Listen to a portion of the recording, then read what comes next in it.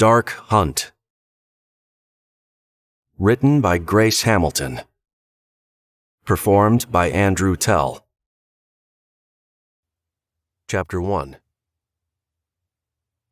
Megan put her finger to her lips, shushing the group scurrying about, gathering supplies. Everyone froze, nodded, and quietly took their designated positions. Megan's heart raced as she peeked out the window. They were coming. Wyatt had gone over the plan so often over the last few days, she thought she was prepared. She wasn't. Rosie was crouched behind the center island in the kitchen with Willow right beside her. Wyatt stood sentry, flattened against the wall by the front door. When they came through the door, they wouldn't see him until they were practically on him. Albert was hiding in the bedroom closest to the front door. Chase was crouched on the stairs where he couldn't be seen from the doorway, but would still be able to see Megan signal him. Jack had chosen the closet where all of the guns and ammo were stashed to take cover in, while Megan stood on the other side of the door. Her hiding spot allowed her to see the entire room. She was in charge of giving the signal to move. Megan held her breath and met Wyatt's cobalt blue eyes. She could stare at his dark blue eyes forever. The black hair, which was a little too long, was falling around his face, making his eyes appear even darker. He nodded calmly. The silent move was to settle her nerves enough for her to catch her breath.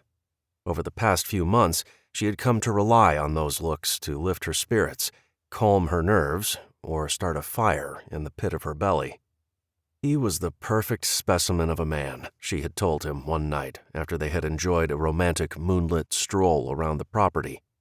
He was kind and gentle with her, which was a contradiction to his hard looks. He was her gentle giant, and she knew she had fallen head over heels in love with the tall, dark, and handsome man. Megan looked around the room and thought about how much work had gone into making it such a comfortable place to live. Over the past 6 months, she and her daughter had been made to feel like a real part of the family instead of outsiders. Before the EMP, the world had been hectic and technology-driven. Humans spent more time staring at their cell phones and tablets than they did enjoying each other's company. With no electrical power, the world had reverted to a much simpler life where family and friends were everything. Megan often wondered how she ever thought she'd survive on her own. High-stress situations always made her reflect on her life. People said their lives flashed before their eyes when they encountered near-death experiences. Now she understood what they were talking about. Times like these always brought out little snapshots of the past, flashing through her mind like a slideshow. It made her smile. Catching herself daydreaming, Megan brought her attention back to the situation at hand. This was it. It was the moment they had been waiting and planning for. Megan closed her eyes, adjusted the hat that was secured on her head, and waited. "They're here," Wyatt whispered to no one in particular. Duke barked, sounding the alarm that intruders were coming in. "Now!" Wyatt shouted. There was a flurry of motion as 2 people came through the doorway, causing everyone to spring into action at once, which sent Duke into a frantic state of barking and spinning around. He didn't know who to pounce on first. "Surprise!" Caitlin screamed as all of the adults jumped out of their hiding places. Her best friend and the only kid she knew, Ryland, hooted with laughter. Megan rushed over to her daughter. Wrapping her arms around her, she squeezed her tight before kissing her forehead. "Happy birthday, baby!" Caitlin stood in the doorway, looking dumbfounded. Her dark hair was still plastered against her face as she took in long, deep breaths. The rest of the group circled around her, hugging her and affectionately rubbing her head. "Oh my gosh!" she exclaimed. "You guys scared me!" Ryland was clearly proud of himself. "Gotcha!" Everyone burst out laughing. Megan grabbed Caitlin's hand and pulled her to the center of the downstairs living area. "Come see!" Caitlin's eyes widened at the elaborate decorations that covered the kitchen table. There were paper chains made from magazine pages draped around the table and along the stair rail to the upstairs. Brightly colored cloths had been cut into strips and hung from the chandelier to resemble streamers. The table was covered with a pretty flowered tablecloth. Pine cones were arranged in a teepee on the table with bits of ribbon wrapped around the centerpiece. Candles placed inside empty jars with rocks covering the bottom were scattered around the room.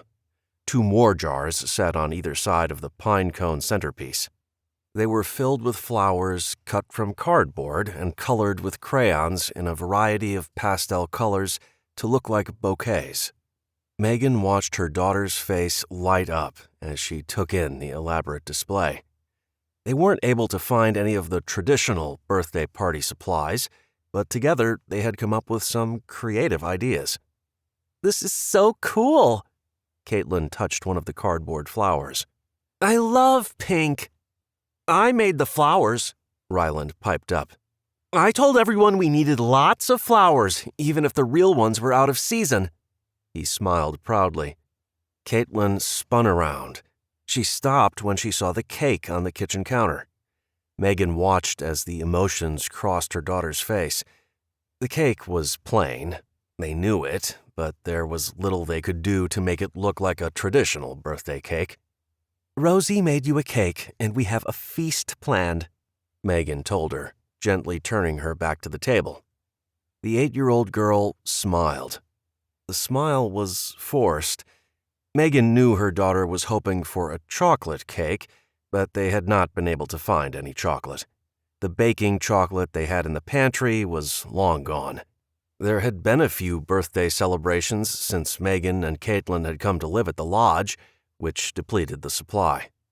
The last of the chocolate powder had been used for their harvest celebration. They had been splurging, celebrating small successes, and were running out of the little luxuries like sugar, chocolate, and even coffee. They all pretended like it didn't bother them, but it was an adjustment. Chocolate made the world a little better, but it was disappearing quickly. "Let's get your party hat on," Megan exclaimed, hoping to lift Caitlin's spirits. The cone-shaped hats looked like traditional birthday hats, but were made from magazine pages carefully folded together. At the top of each hat, wildflowers created a tassel of sorts. It was very comical and made everyone laugh. Each hat had a length of paracord attached to hold it secure on the head. Even Duke had a hat. Wyatt handed out half sticks of gum, and everyone hustled outside, chewing and laughing. Megan had created a version of pin the tail on the donkey by using charcoal to draw a very crude donkey on the side of the cabin wall. They would use the gum to stick their tails on the donkey. Whoever came the closest won. Albert went first. Wyatt blindfolded him, and Caitlin and Ryland spun him around 3 times as everyone cheered. The kids squealed and tried to run away as Albert chased them around, attempting to pin the tail on one of them. Megan laughed and quickly covered her mouth when Albert turned his blindfolded head to look at her. Ducking behind Wyatt, she ran toward the side of the cabin where the donkey was, while Albert stalked toward her, donkey tail in his outstretched hand. At the last second, she dropped to a squat and scooted out from under him as his fingers found the wall. Pressing the gum into it, he stepped back, whipping his blindfold off. He'd pinned the tail to the donkey's nose. There was a mix of booing and cheering as Albert turned around to take a bow, while Chase clapped him on the back. "Well done, old man," Wyatt called out. "Horseshoes next," Ryland called out. Grabbing Caitlin's hand, he dragged her over to the pitch area and handed out the horseshoes to see who would go first. There was a lot of laughing, screaming, and groans as they played the first round of horseshoes. Ryland had become very good at the game and managed to win almost every time. Megan tossed her horseshoe and sighed when it missed the mark by several feet. "Your aim is improving," Wyatt teased, wrapping his arms around her from behind. She turned and kissed him on the lips before pushing him away, scolding him for teasing her. "Sore loser? You certainly aren't going to win," she shot back. Caitlin threw her horseshoe. The clinking sound as the shoe hit the stake was cause for cheer as Ryland held her arm in the air, declaring the birthday girl the winner. Jack stepped forward, calling everyone to order. In as serious a ceremony as the happy group could muster, he held the golden horseshoe trophy up. "Caitlin, you are hereby the winner of horseshoes. Please take your trophy," he told her solemnly before winking. The trophy had been making its way around the house for the past few months, but it was usually in Ryland's possession. Caitlin grabbed the shoe that had been painted gold with some spray paint they'd found a while back, hugging it to her chest. "I'm going to put this on the wall in my room," she declared. Her room was actually nothing more than a very small space walled off with blankets in a corner upstairs. Ryland and Caitlin had asked to have their own rooms halfway through the summer. Wyatt and Jack were still in the process of collecting wood and other materials to build another small addition on the cabin, but it wasn't going to happen until after winter. For now, they were all going to have to learn to live with each other in tight quarters. The open floor plan on the second floor allowed them to make each end of the U-shape into small spaces for the kids. They had found cots on one of their supply runs at an old hotel, and heavy blankets provided two of the walls and acted as a door. Ryland and Caitlin were free to decorate the two actual walls as they pleased. Ryland had plastered his side with pictures of video games he'd found in a magazine. Caitlin had asked permission to draw on the walls and had chosen to use chalk to draw pictures, washing it off when she got bored or wanted to change it out. "Will you help me hang it, Rye?" Caitlin asked, still hugging the horseshoe. "Yeah, I'll grab the hammer." Jack and Willow joined Megan, walking into the cabin, and together they watched Ryland grab the toolbox from the hall closet and head up the stairs. "I can't believe how much he's grown up right before our eyes," Willow murmured as Jack hugged her to his side. "It's like he's a mini adult," Jack commented. "Not so mini anymore," Willow replied. "He's already taller than I am, and he's only 12. They're forced to grow up so fast now," Megan commented as they turned to smile at her. Jack wrapped his arms around his wife, his hands landing protectively on her belly. "Are you?" Megan wasn't sure how to ask because she knew they'd been talking about having another baby before the EMP, but now they were hesitant. Shaking her head, Willow turned sideways to hug Jack. "Not yet. This is a good thing.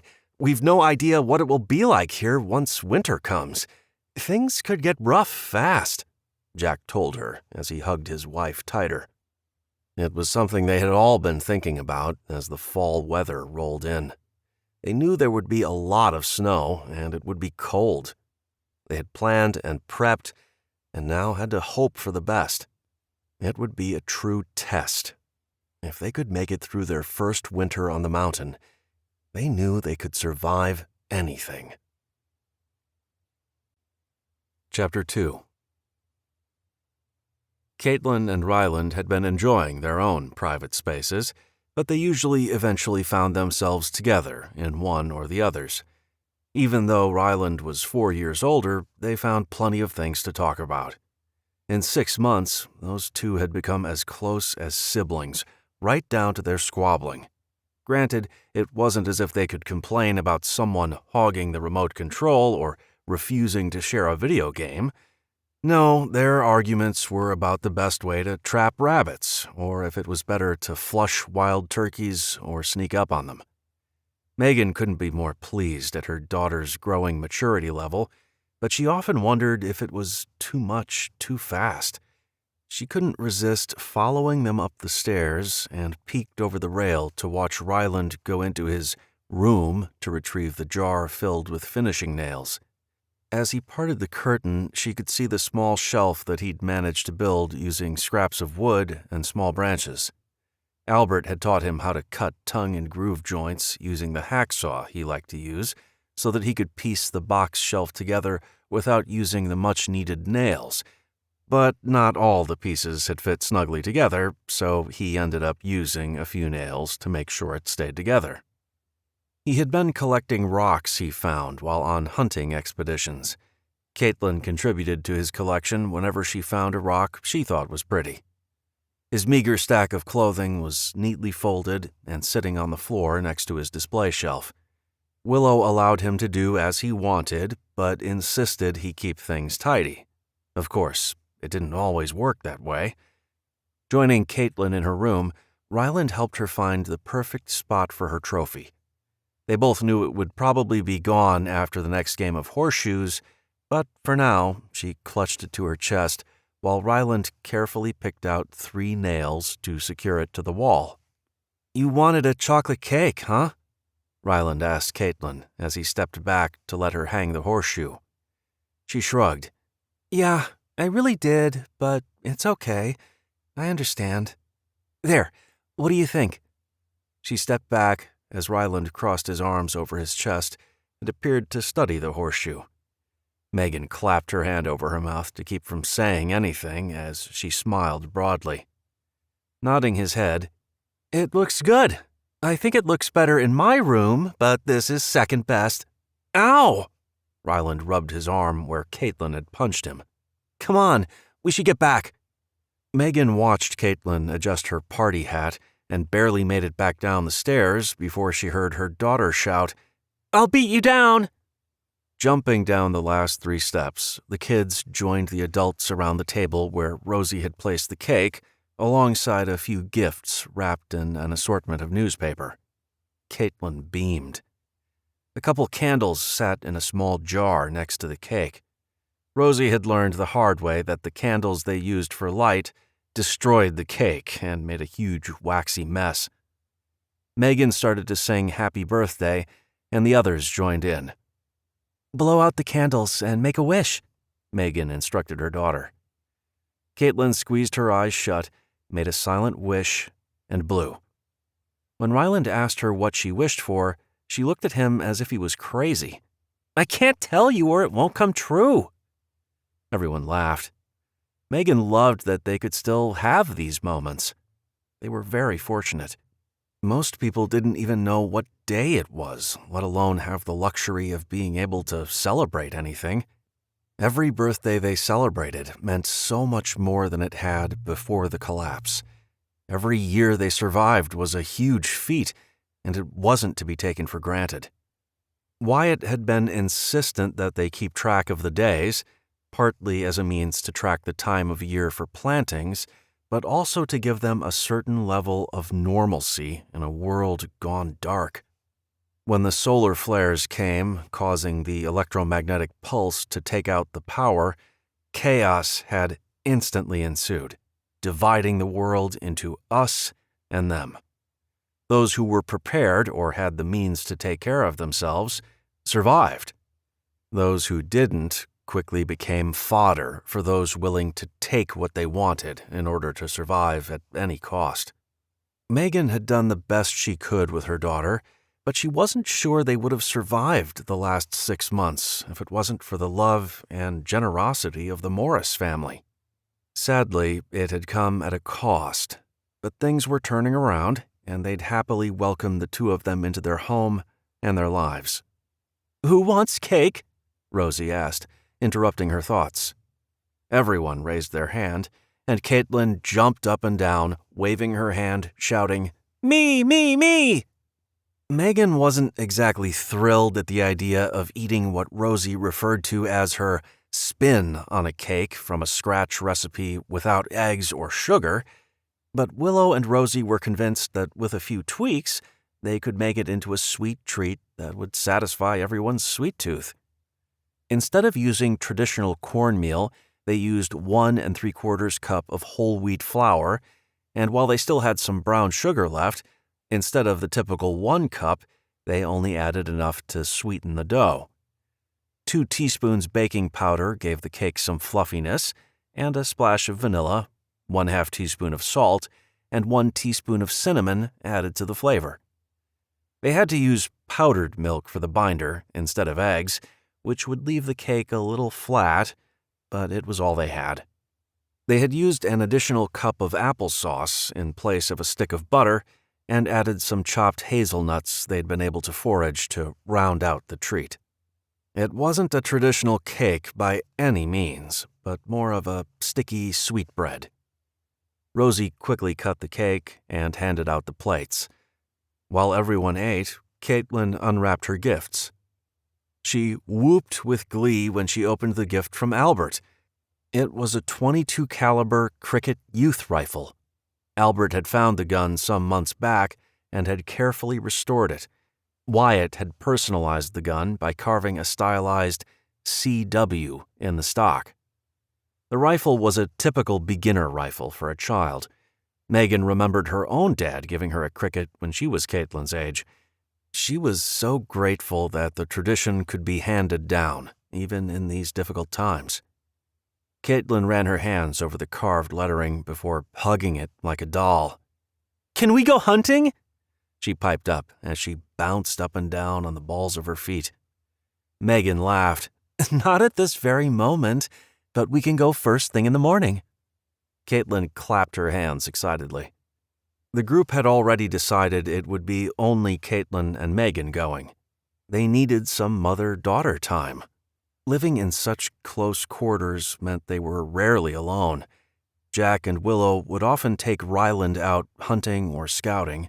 It was a way for them to maintain their family unit and get a little privacy. Wyatt and Megan had made it a point to spend time together both with Caitlin and without her. Starting a new relationship was never easy, but trying to do so under the watchful eyes of 7 other people was difficult, to say the least. Megan watched as Caitlin took a bite of her cake. Her daughter swallowed without even chewing. The cake wasn't so bad, Megan thought as she took a bite. Maybe a little too sticky. She wondered if it might taste better having been toasted a bit on the stove. Caitlin's hand kept disappearing under the table. Megan watched as she slowly tore off pieces of the cake and fed Duke, who was patiently waiting below. Duke certainly liked the cake. Caitlin noticed her mom watching her and quickly stopped feeding the dog under the table. Megan knew trips into town for supplies would probably stop as soon as the snow started to fall. It was unlikely they would find chocolate, sugar, or any of the other treats they were longing for. They were going to have to make do with what they had. Caitlin would learn to adjust. The rest of the evening was spent playing Caitlin's favorite game, Twister. Each scouting trip had yielded another deck of cards or some new board game. Chase had come across an empty Twister box, so they decided to make their own, using a patched tarp, some paint, and markers for the circles, and they made the roulette using the box lid and an electric clock hand. The group's matriarch, Rosie, along with Albert, declared themselves too old to play, so they took turns spinning the dial and cheering everyone on while the rest of the group broke up into teams of 4, with Caitlin playing on both teams since it was her birthday. "Left foot red," Rosie called out. "Hey, you aren't supposed to slide under me, Caitlin. What happens if I fall?" Chase demanded, but Caitlin only giggled. "You'd better not crush my daughter," Megan warned as she laughed. "Damn, my legs are shaking. Rosie, hurry up and call the next one," Chase called out. "Right hand, green," Rosie called out, coughing to mask her laugh. "Now you did that on purpose. How am I supposed to reach that with Jack in my way?" Chase demanded. "Well, considering you're the jolly green giant, well, not so jolly. I believe you can manage just fine," Jack laughingly told him as he shifted into a position to make it harder for Chase to reach a green circle. There was significant jostling and declarations of cheating if anyone shifted position. When Chase finally settled, his feet slipped out from under him and he went crashing down on top of Jack to a chorus of "ows" from both men and much laughter. Megan wiped her eyes. She'd been laughing so hard before finally declaring it was time for bed, which Willow quickly seconded. Both kids grumbled about wanting to stay up later until Megan reminded Caitlin about tomorrow. "I can't wait to try out my new rifle," Caitlin said excitedly as the kids ran up the stairs to get ready for bed. Kissing her daughter goodnight, Megan headed to the bedroom she shared with Wyatt. Crawling into bed, she nestled against Wyatt as he pulled her in close. "You sure you don't want me to go with you guys tomorrow? I can hang back. You won't even know I'm there," Wyatt asked in the dark. Megan sighed. "I would actually like you to go, but I think I need to spend some time with her." He was silent for a while before answering. "She's been doing well with everything that's happened, but there is a lot to adjust to. She is sharing her mom, inherited a brother, and a pretty big family all at once. And of course, all the other crap she's had to deal with at the hands of that terrorist who poisoned her. The thought of what her life would have been like had Kyle Grice actually killed Caitlin 6 months back still gave Megan nightmares.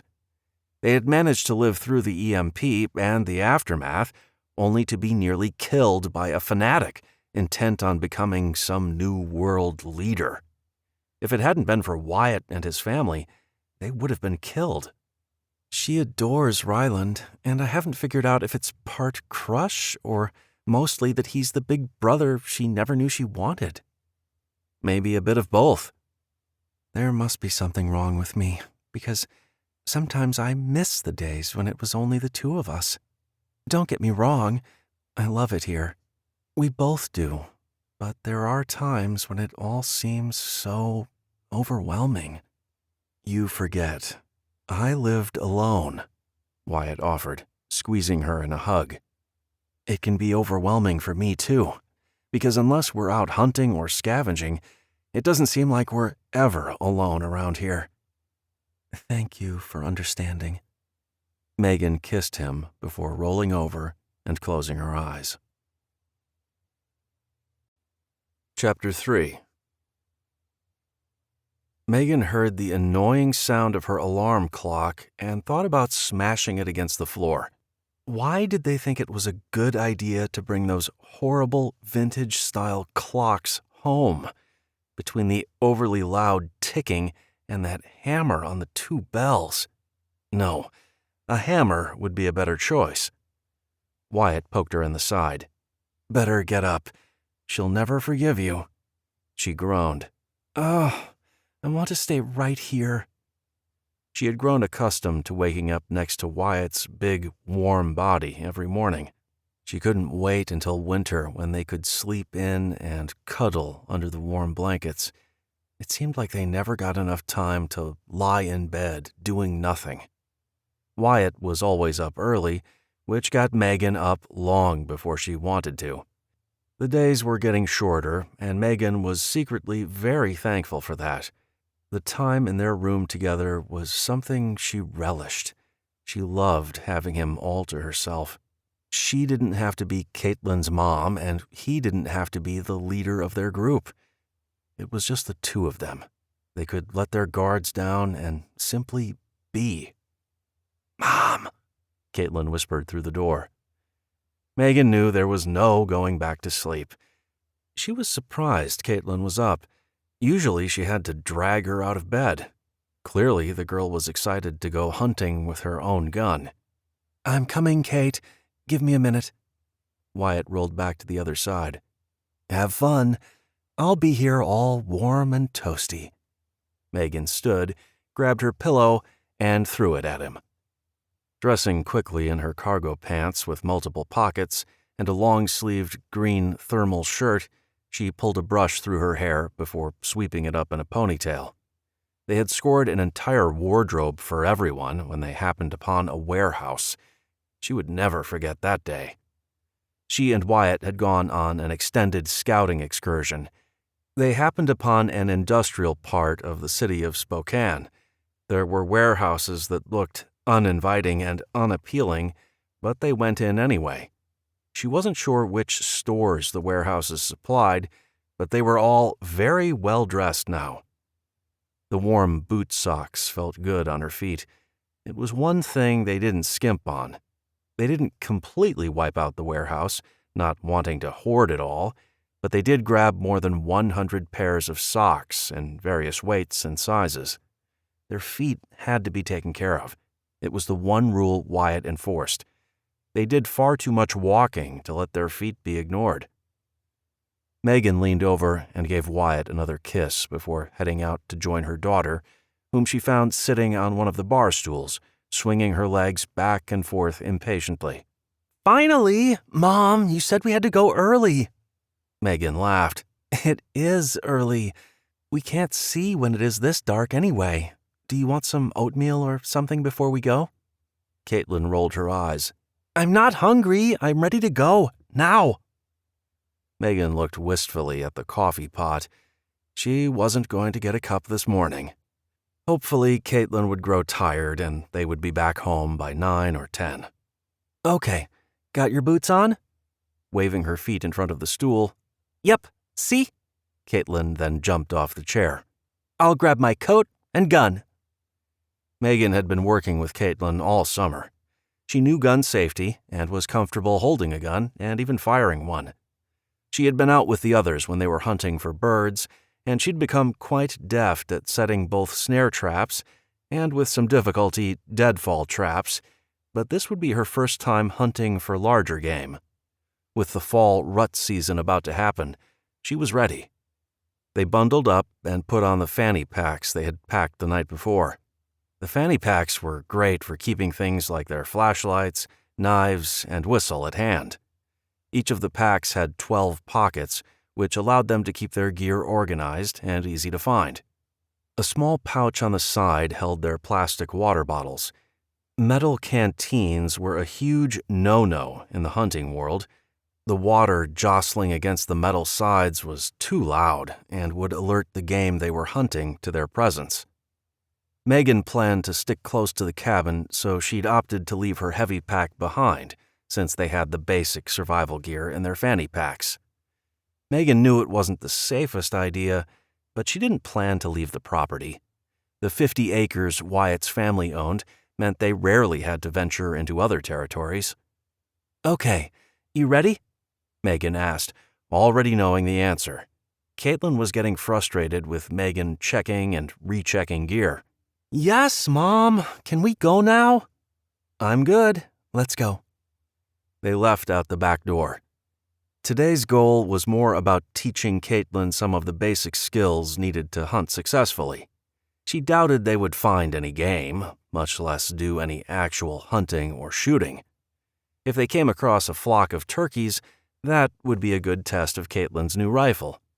Ryland had been out several times in the past couple months and had managed to harvest 4 turkeys on his own, plus what the guys were able to kill. They had been eating turkey regularly for the past 3 months or so, and while it was nice to have fresh meat, it was getting a little boring. The wild turkeys were prolific in the area, which meant they had a reliable source of food, and they were careful not to overhunt the population.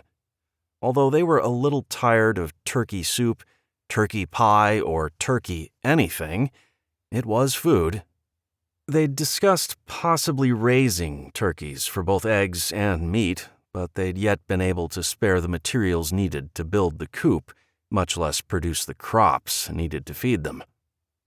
As they walked toward the North Mountain Ridge, Megan kept her eyes open for any signs of big-horned sheep. She suspected they would be in the area, but she had yet to see one, but both deer and moose would likely be seen in the area within the next month or so. Megan loved to watch the magnificent creatures, and she knew that bringing down a bull moose could possibly feed everyone for up to a year if they only had the means to store it. There would be only so much jerky they could handle. Megan thought back to when she had decided to run away and leave Wyatt. Although it was a mistake to leave, she was glad she had. They would have never known Kyle was on his way to ambush them if she hadn't gotten cold feet and bolted. This was the first time she had been back to the area where they had first heard Kyle's evil plan. At the cabin, they had been working on how to lure in deer using antlers they had picked up. They didn't have the luxury of going to the outdoor store to buy an actual deer call, so they had to do it the old-fashioned way. Caitlin was pretty good at making the telltale grunting sound that mimicked a buck, and they practiced as they walked. It had been entertaining teaching the men how to grunt like a buck on the trail of a doe. There had been more laughter than actual grunting, but they eventually got it worked out. Megan explained how important timing was. They were trying to imitate the sounds of two bucks fighting over a doe. There had to be grunting and then about 20 seconds of antler rattling. When the full rut season was in swing, usually in early winter, the rattling would be more intense. An occasional snort, followed by 2 loud exhales of breath, was meant to sound like 2 bucks in a serious brawl. The sound would draw in another buck who was hoping to get in on the action. Megan had stressed the importance of making the right sounds. There were plenty of black bears in the area. The bears would come running if the calls happened to sound like a wounded animal. While a bear would definitely provide a lot of meat, much like a moose, Megan didn't like the risks. Wyatt and Jack were mulling over the idea, but for now, they were going to stick with deer. Caitlin had heard wolves one night and had been perfecting her wolf calls as well. The entire group marveled at how good she was mimicking the various animal sounds. She was a natural. "You ready to try calling?" Megan asked, knowing Caitlin was dying to put her grunting sounds to the test. "Yep." They found some trees to hide in case they did actually manage to call in a buck. Megan reminded Caitlin how to hold her gun with her finger on the stock and not on the trigger. If a buck came into sight, she needed to be ready to take the shot. The shot had to be perfect. Caitlin knew to aim behind the elbow. Hitting a deer in the belly or backside would destroy the meat. It was a small target, but Caitlin had been practicing over the summer and had become quite proficient. Megan knew that a .22 caliber LR wasn't the best choice for hunting, especially if Caitlin missed the kill shot, but truth be told, she was really hoping that they wouldn't find anything today. As much as she knew her daughter needed to grow up far more rapidly than she would like, she wasn't quite ready for her baby girl to kill a deer. Caitlin stayed alert and did an excellent job of not talking. She scanned the tree line and listened for any sign that a buck was coming into the area. After about an hour of calling and waiting and calling again, Caitlin grew bored. "I'm hungry," she pouted. Megan sighed. "So am I. We should have eaten before we left." She checked her watch. It was almost 9, which meant they had already been out for 3 hours. Caitlin lasted longer than she thought she would have. Dark clouds were rolling in. Megan wanted to get back to the lodge before the storm hit, but they were so close to the mountain ridge, she wanted to peek first. "Let's go see if we can find any deer trails that way." She pointed toward the ridge. As they were walking, the first raindrops started to fall. "That was fast," Megan grumbled. She thought they had more time. "Mom, we better go back. We can look tomorrow." They were so close. Megan could see the clearing, indicating they were close to the cliff's edge. She had never been to this area before and wanted to see if there was a stream or meadow that would attract the deer. "Look," Megan said with excitement, calling Caitlin over. Down below, there was a meadow. Megan looked around to see if there was a way to climb down the hill. She just knew that would be an excellent place to hunt. The rain started to fall harder, and the wind picked up. "Mom, let's go." The fear in Caitlin's voice brought Megan back to the situation at hand. She had gotten so excited about the meadow, she had ignored the weather. She should have paid more attention to the weather signs, as both Wyatt and Chase had been instructing her. Okay. We are going to come back up here tomorrow, though. We'll bring Wyatt and find a way down." Megan pulled her hood over her head and made sure Caitlin's was up as well. "Wow, this storm came out of nowhere, huh?" she said to her daughter, hoping to lighten the mood a bit. The wind was gusting strong enough that it made it difficult for them to move forward. "Let's get back into the trees!" Megan had to shout to be heard over the howling wind. The rain was slamming into the ground, making a loud drumming sound. Caitlin nodded and struggled to move against the wind and into the trees. Just as they reached the shelter of the trees, they heard a horrible cracking noise. Megan looked up in time to see a large tree branch falling through the thick trees. "Caitlin!"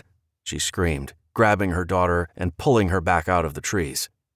More cracking and a loud boom. Megan knew a tree had just fallen.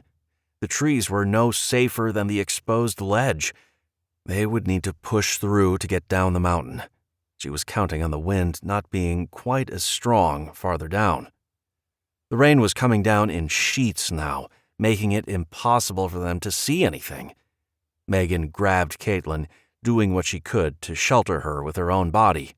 "Just hang tight, baby. It will be over soon." Megan didn't know if her daughter heard her. She could barely hear herself. The wind blew the rain sideways, soaking them both and making the ground quickly turn to mud. Megan knew the walk back to the lodge would be difficult. She hoped they could manage without twisting an ankle. She silently prayed for Wyatt to come and save the day. As she stood there with her arms wrapped around her daughter, pushing her head into her belly, she couldn't help but get angry with herself. She should have been paying attention to the weather. She knew it could change within minutes. She should have known better. Wyatt had drilled into her the cardinal rules of survival. Being aware of your environment was at the top of the list. The rain began to subside a little. "Let's go, Kate," she said, untangling her daughter's arms from around her waist. "The rain is slowing down. We can make it back now." They started walking along the ledge, with Megan walking on the outside. The wind was still gusting, and she didn't want to risk a strong gust blowing her daughter over the edge. Just when she thought the rain had stopped, it picked up with a force she wasn't prepared for, blinding her. Puddles formed all over the ground. It was so loud she couldn't hear anything but the rain beating the earth. And then, suddenly, she was sliding. Megan screamed as the ground beneath her disappeared and she landed on her back. She reached up to grab Caitlin, but her daughter wasn't there. She heard a faint scream and saw a blur of pink whip by her. Caitlin was sliding down the face of the ridge, with Megan right behind her. Megan's descent down was brutal. Her right leg had been bent behind her, and her left leg seemed to be smashing into every rock on the way down. She desperately grabbed at the ground, hoping to slow her fall. She could feel her fingernails breaking as she clawed at the rocks. Her body rolled, and her forehead smacked into a jagged rock. She could feel the rock slice into her skin and prayed it was only a shallow cut. Worried that she might break her leg, or worse, she managed to pull both her knees toward her chest, but hadn't quite succeeded when she made contact with a large boulder. The landing sucked the wind out of her as she took gasping breaths.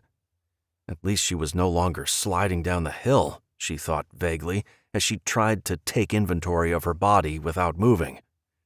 Megan opened her eyes and tried to focus. Blood was pouring down her nose and into her eyes. She used the back of her hand to wipe the blood away, but it did little to help her see. She was definitely at the bottom of the ravine. Using her elbows to prop herself up, she looked around the area, yelling for Caitlin. Nothing. The rain had come to a sudden stop, as if a faucet had been turned off, and the wind wasn't nearly as bad at the bottom, which made her thankful. "Caitlin!" she yelled again. Her head was spinning from what she was sure was a concussion, and her left foot was swelling. She tried to move her injured leg. A powerful shooting pain tore through her body. Rolling to her side, Megan vomited before collapsing back down. The world was spinning. Taking a few deep breaths, she waited for the pain to subside. She called for Caitlin again and waited. Nothing.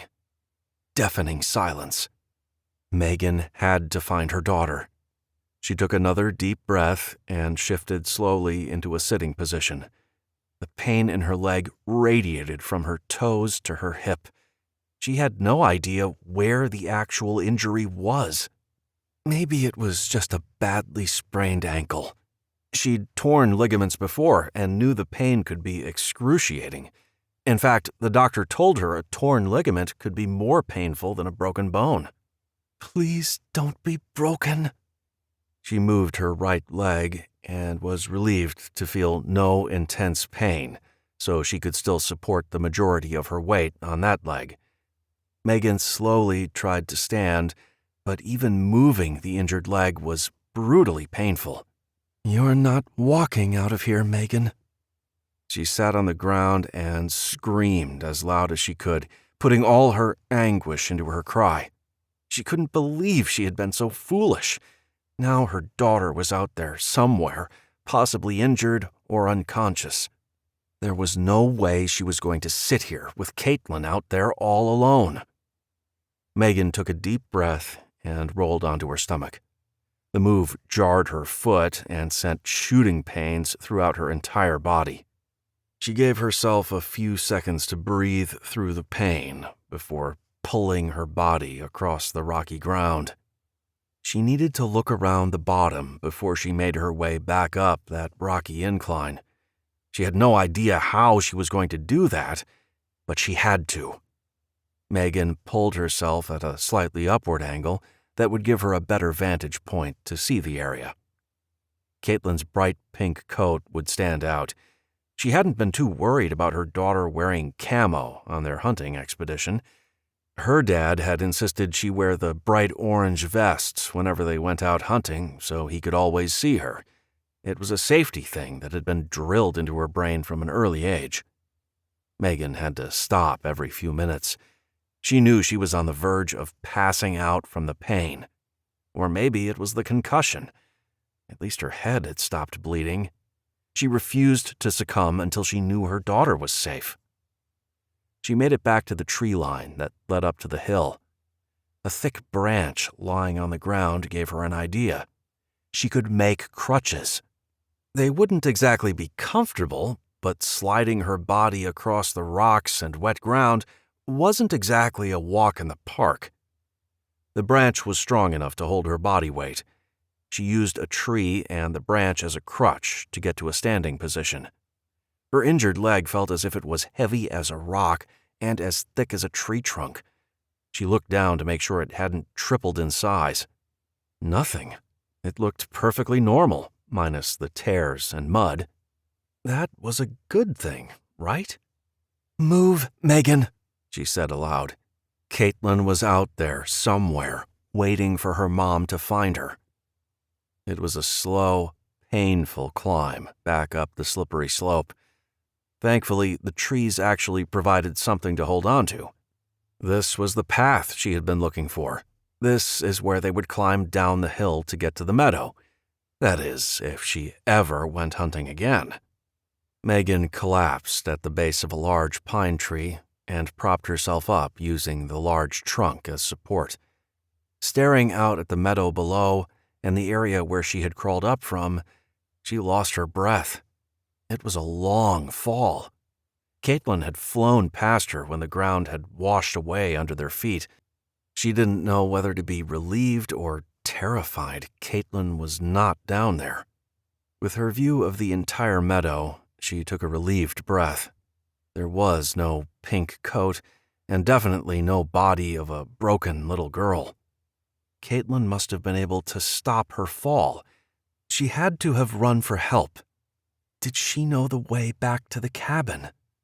It was becoming increasingly difficult to stay awake, and Megan shook her head, trying to clear the increasing fuzziness that was wrapping around her vision. She had no idea how much time had passed. It could have been an hour or more. If Caitlin knew her way back to the cabin, it would take her about an hour to get there. Help could be arriving any minute. She hoped. Chapter 4. Wyatt finished splitting another cord of wood, stacking it neatly next to the woodshed on the platform they'd built. This would make 10, but he wasn't convinced it would be enough. As the old adage said, better safe than sorry. Sweat dripped from his brow, even though the temperature hovered around 50 degrees. He grabbed the bottom of his shirt and wiped his face. A cool breeze whipped through, cooling his skin. Looking up at the sky, he wasn't very surprised to see dark clouds building up in the north. He expected Caitlin and Megan would return any time. She knew to watch the weather and get back home before it hit. Rosie stuck her head out the back door. "You want something to eat, hun?" "No, Mom, I'm good, thanks. Is Albert still in there?" "Yep, just gave him some ointment for his knee. His arthritis is really acting up. I would say we are in for a good storm," Rosie said matter-of-factly. Wyatt used to question her theory about arthritis pain and incoming rain, but she was usually right. The clouds confirmed it. Megan better get her butt home. He tried to stay busy, but the nagging feeling in his gut wouldn't be ignored. Megan and Caitlin hadn't taken any gear with them besides the basics. She should be back by now. He had been fighting back the need to go with her, wanting her to learn to be independent, but it wasn't easy. He was so used to protecting those he loved, and he loved Megan and Caitlin. His mother had lectured him repeatedly about his overprotective nature, but it was like trying to tell him not to breathe. The thought of not being there when a loved one needed him made him crazy. When he had seen Kyle holding the gun on Megan, rage and terror gave him superhuman strength. The only thing he thought of as he fought against the man who threatened Megan was her safety, her well-being, her life. Wyatt helped his mom carry in a basket of laundry and hang it by the fire. The rain was starting, and the wind was picking up. If Megan didn't come walking through that door in the next minute, he was going to lose his mind. Suddenly, the door swung open, slamming against the wall with a loud thunk. Looking up in relief, he frowned to see it was only Jack and Chase. "Wow, that wind came out of nowhere," Chase said, brushing crushed bits of leaves and pine needles from his hair. Wyatt went to the back door to check out what was happening outside. This was the downside of not having any large windows on the ground floor. He pulled open the back door and was nearly blown off his feet. The wind gusted through the open door, blowing the clothes that were hanging near the stove. "Oh my," Rosie said, quickly grabbing a sock that had been ripped from a clothespin, holding it on the rope. "You should see what it looks like from up here," Willow called out from upstairs. Wyatt slammed the door shut and took the stairs 2 at a time. He stared out the huge windows. It was the middle of the morning, but the sun had been blocked out. He could see the tops of the trees bending sideways with the force of the wind. "Give her some time," Jack said from below. "She is a smart girl. She probably saw the storm and took shelter somewhere." Wyatt slowly walked down the stairs. "She better have," he grumbled. "I need to secure the root cellar." "I'll help you," his brother said, grabbing a rain jacket from the hall closet. He grabbed another and handed it to Wyatt. The brothers struggled against the wind and the rain, beating them with tiny, sharp pellets. They heard a loud crashing sound and watched as a tree fell onto the cabin. Jack raced inside to make sure everyone was okay. Wyatt struggled to walk against the wind. The tree was resting on the metal roof of the lodge, but there didn't appear to be any serious damage. It was a fairly small tree, and the cabin was well built. It wouldn't be a problem. Another cracking sound had him frantically looking around to see where it was coming from. He couldn't see any falling trees, but he could hear it happening all around him. Jack slapped him on the shoulder, pulling him back into the house. He was shouting something, but Wyatt couldn't make it out. When he walked through the door, everyone was huddling in the kitchen, terrified. Megan and Caitlin were in this storm, exposed and alone. "The heart of the storm will pass within minutes," Chase assured Wyatt. "Then we'll go." The small kitchen window shattered as a tree limb burst through, spraying glass all over the counter. Duke started barking as Rosie gave an involuntary scream. Wyatt looked at Jack. His little brother was worried about his own family. This storm was a wild one. The lodge was sturdy, but he wasn't sure it could take a larger tree coming down on it. One was more than enough. "Rye, Mom, Willow, you guys need to move away from the windows. They are small, but I don't want anyone getting hurt. You can sit at the table for now, but if the wind gets much worse, I'd feel more comfortable if you sat next to the staircase, which will provide some additional protection and support. Chase, help me put together some go bags, would you?" He knew his friend was chomping at the bit to get out there too. Jack started to help Chase, but Wyatt put his hand on his brother's shoulder. "You'll need to stay here with Albert and take care of any damage from the storm." The two brothers looked at each other and communicated without words. Jack needed to stay behind and protect his family. They packed quickly, hoping to leave the second the storm started to subside. Wyatt threw in extra first aid supplies, just in case the worst had happened. He added some bread that had been left over from yesterday's batch. A pack of dried apple slices from this year's harvest was also added. He dug through the other bug-out bags they kept at the ready, pulling out a couple of ponchos, mylar blankets, and more paracord. Wyatt wasn't sure what they would find, but he wanted to be ready for anything. They were planning a rescue mission, not a survival mission. If Megan and Caitlin had been caught in the storm, they would be cold, wet, and likely injured. Their first goal would be to assess any injuries and then get them warmed up in a hurry. Wyatt was praying they could walk, but if not, he was prepared to carry them home. He added in a pair of leather gloves for himself and Chase. Wyatt stared into the open backpack and did a mental checklist. He hoped this would be enough. Ryland stood up. "Dad, you have to go with them. I will take care of Mom and Grandma." Jack looked at Wyatt, who was about to say no. "I would appreciate that, Rye." "Jack," Wyatt started, but was cut off by his mother. "I think he's right. The three of you can cover more ground. Ryland and Albert can hold the fort down." Willow laughed. "We aren't exactly incapable here, guys. Thanks for the confidence, but we aren't a bunch of wilting flowers." Wyatt knew they were right.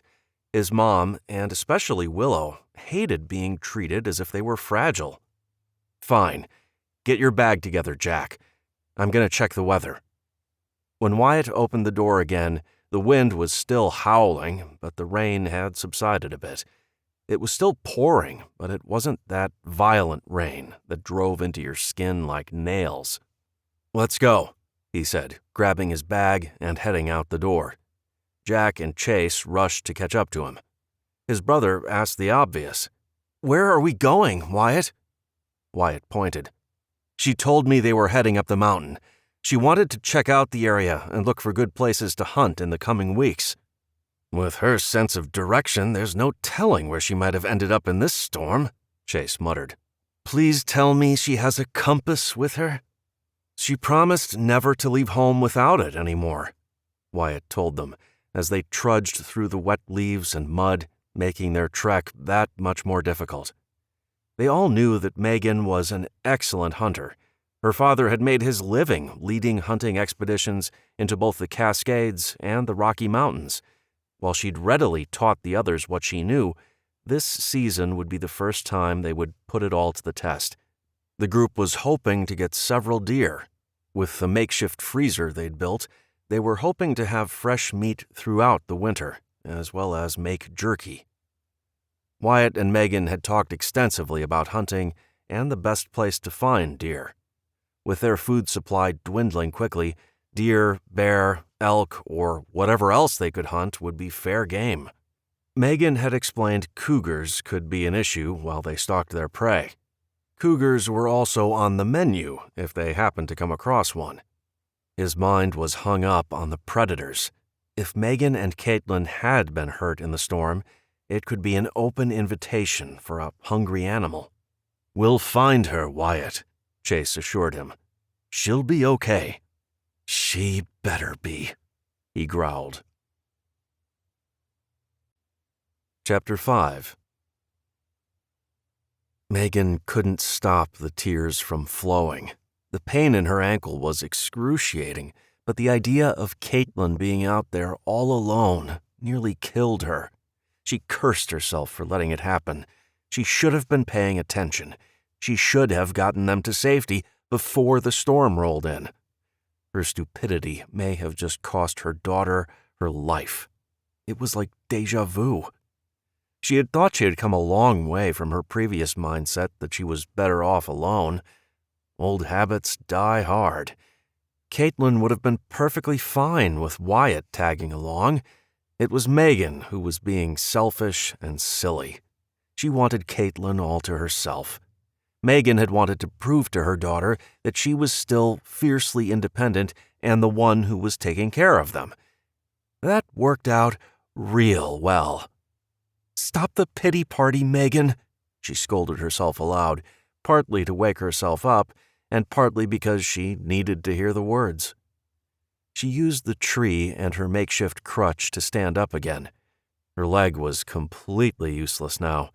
She knew if she removed her boot, she wouldn't be able to get it back on. It was already feeling tight. Megan couldn't deal with the idea of it being broken. How would a broken bone heal without a cast? It wasn't as if a surgeon could go in and put the bones back together. It would heal on its own, but if it didn't heal correctly, she could be crippled for the rest of her life. The thought made her realize she wasn't a superwoman. She sat back down and dug in her fanny pack. Walking on a broken leg or ankle would make it worse. She had packed a whistle in hers and Caitlin's packs, just in case they were separated. Megan couldn't believe she hadn't thought about it sooner. She put the whistle to her lips and started to blow. After several loud bursts, she stopped and waited to hear if Caitlin would return her call. Nothing. Nothing but the wind and the rain answered her. She scanned the area, looking for any sign of movement. The wind blew the fall leaves from the birch trees in the area, but she couldn't see much else. The putrid smell of wet, decaying leaves made her nauseated. Usually she liked the smell of the damp earth and the fresh smell of rain. Being on the ground was a completely different story. Caitlin was gone. She had vanished. The only thing Megan could think happened is her daughter had gone for help. That had to be it. She needed to hold on to that thought. Megan continued to blow the whistle every few minutes. She was going crazy, sitting on the ground and doing nothing. She was freezing as well. The ground was soaked, which soaked her pants. She knew hypothermia could be an issue if she didn't get out of her wet clothes soon, but with everything as wet as it was, there was no way she could make a fire, even if she wasn't injured. The pain was a constant throb shooting up her leg every time she shifted, which made it hard for her to focus on much else. She wasn't sure how long she had been sitting there, but it was time to move. She was going to have to drag herself back to the lodge and get help. She assumed Wyatt would be out looking for her, but with her own clothing green and beige, he could walk right by her and not see her. Megan once again became frustrated with her own poor decisions. She should have worn a bright color. So stupid. Wyatt was starting to panic. He wasn't prone to do so, but this situation was different. He could feel it in his gut. Something was very wrong. There was no way Megan would stay out in this weather. Even if she had been caught in the storm, they would have heard or seen her by now. He thought about Evan Grice, who had sworn revenge on them for killing his brother, Kyle. Maybe he had found Megan and Caitlin and had hurt or killed them. They hadn't seen or heard from him in months, but they knew there were still people in the area. They suspected it was Evan's group and had kept to their side of the mountain to avoid any confrontations. Now, Wyatt questioned their decision to ignore them and hoped they simply went away. The thought of Megan and Caitlin being harmed at the hands of a lunatic made him physically ill. He had to find them. "Let's split up," Chase said, interrupting Wyatt's thoughts of murdering Evan Grice. Wyatt nodded. "Stay close. Look for tracks or any sign of trouble." He didn't have to say to look for blood or a body. They had all expected to find Megan and Caitlin quickly and easily. The sense of foreboding weighed heavy on them all. They fanned out and spent another 45 minutes walking in a semicircle up the mountain. "Stop!" Wyatt shouted. They all froze, looking around. The noise that alerted Wyatt cut through the silence. A whistle. They all moved at once, following the sound coming from the mountain ridge. Wyatt's heart raced. He knew what that meant. They had fallen off the ledge. They had to stop every few minutes to wait for the whistle to guide them in the right direction. Wyatt started shouting Megan's name and then Caitlin's when he didn't get a response. A short blast from the whistle led them into the trees on the sloped hill that led to the meadow below. Wyatt was familiar with the area and knew a little of what to expect. He wasn't prepared for the mud that made walking downhill almost as slippery as leather-soled shoes on ice. "Megan!" he shouted, waiting to hear the sweet sound of her voice. It floated through the trees. "Wyatt! Wyatt! Wyatt, I'm down here!" Wyatt slipped and slid halfway down the hillside. When he saw her muddy, bloody face, he couldn't stop the tears from welling in his eyes. She was alone. His eyes instantly looked down the hill and into the rocky bottom below. Chase quickly realized the situation and took off running down the hill in search of Caitlin. "She's gone. I don't know what happened. She just vanished." Megan was crying. Jack dropped to his knees, pulling off his pack. He quickly pulled out the emergency blanket and covered her.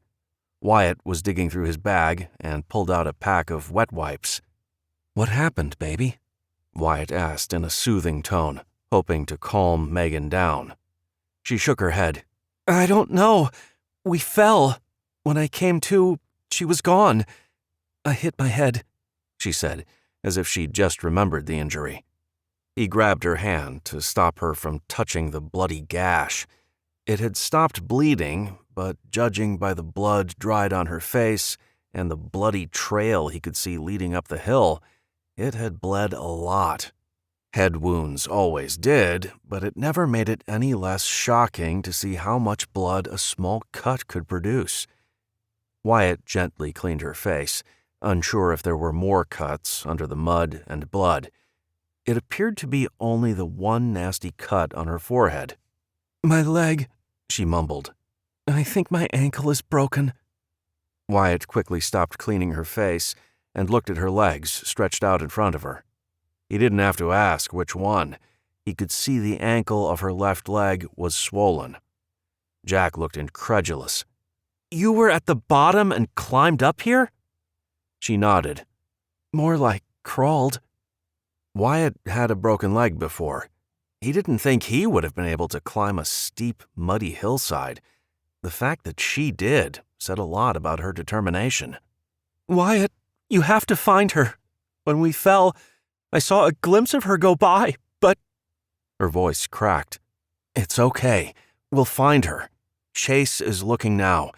We need to get your leg splinted and get you back to the house." Jack was already on it. He came back with a couple of branches, about an inch in diameter.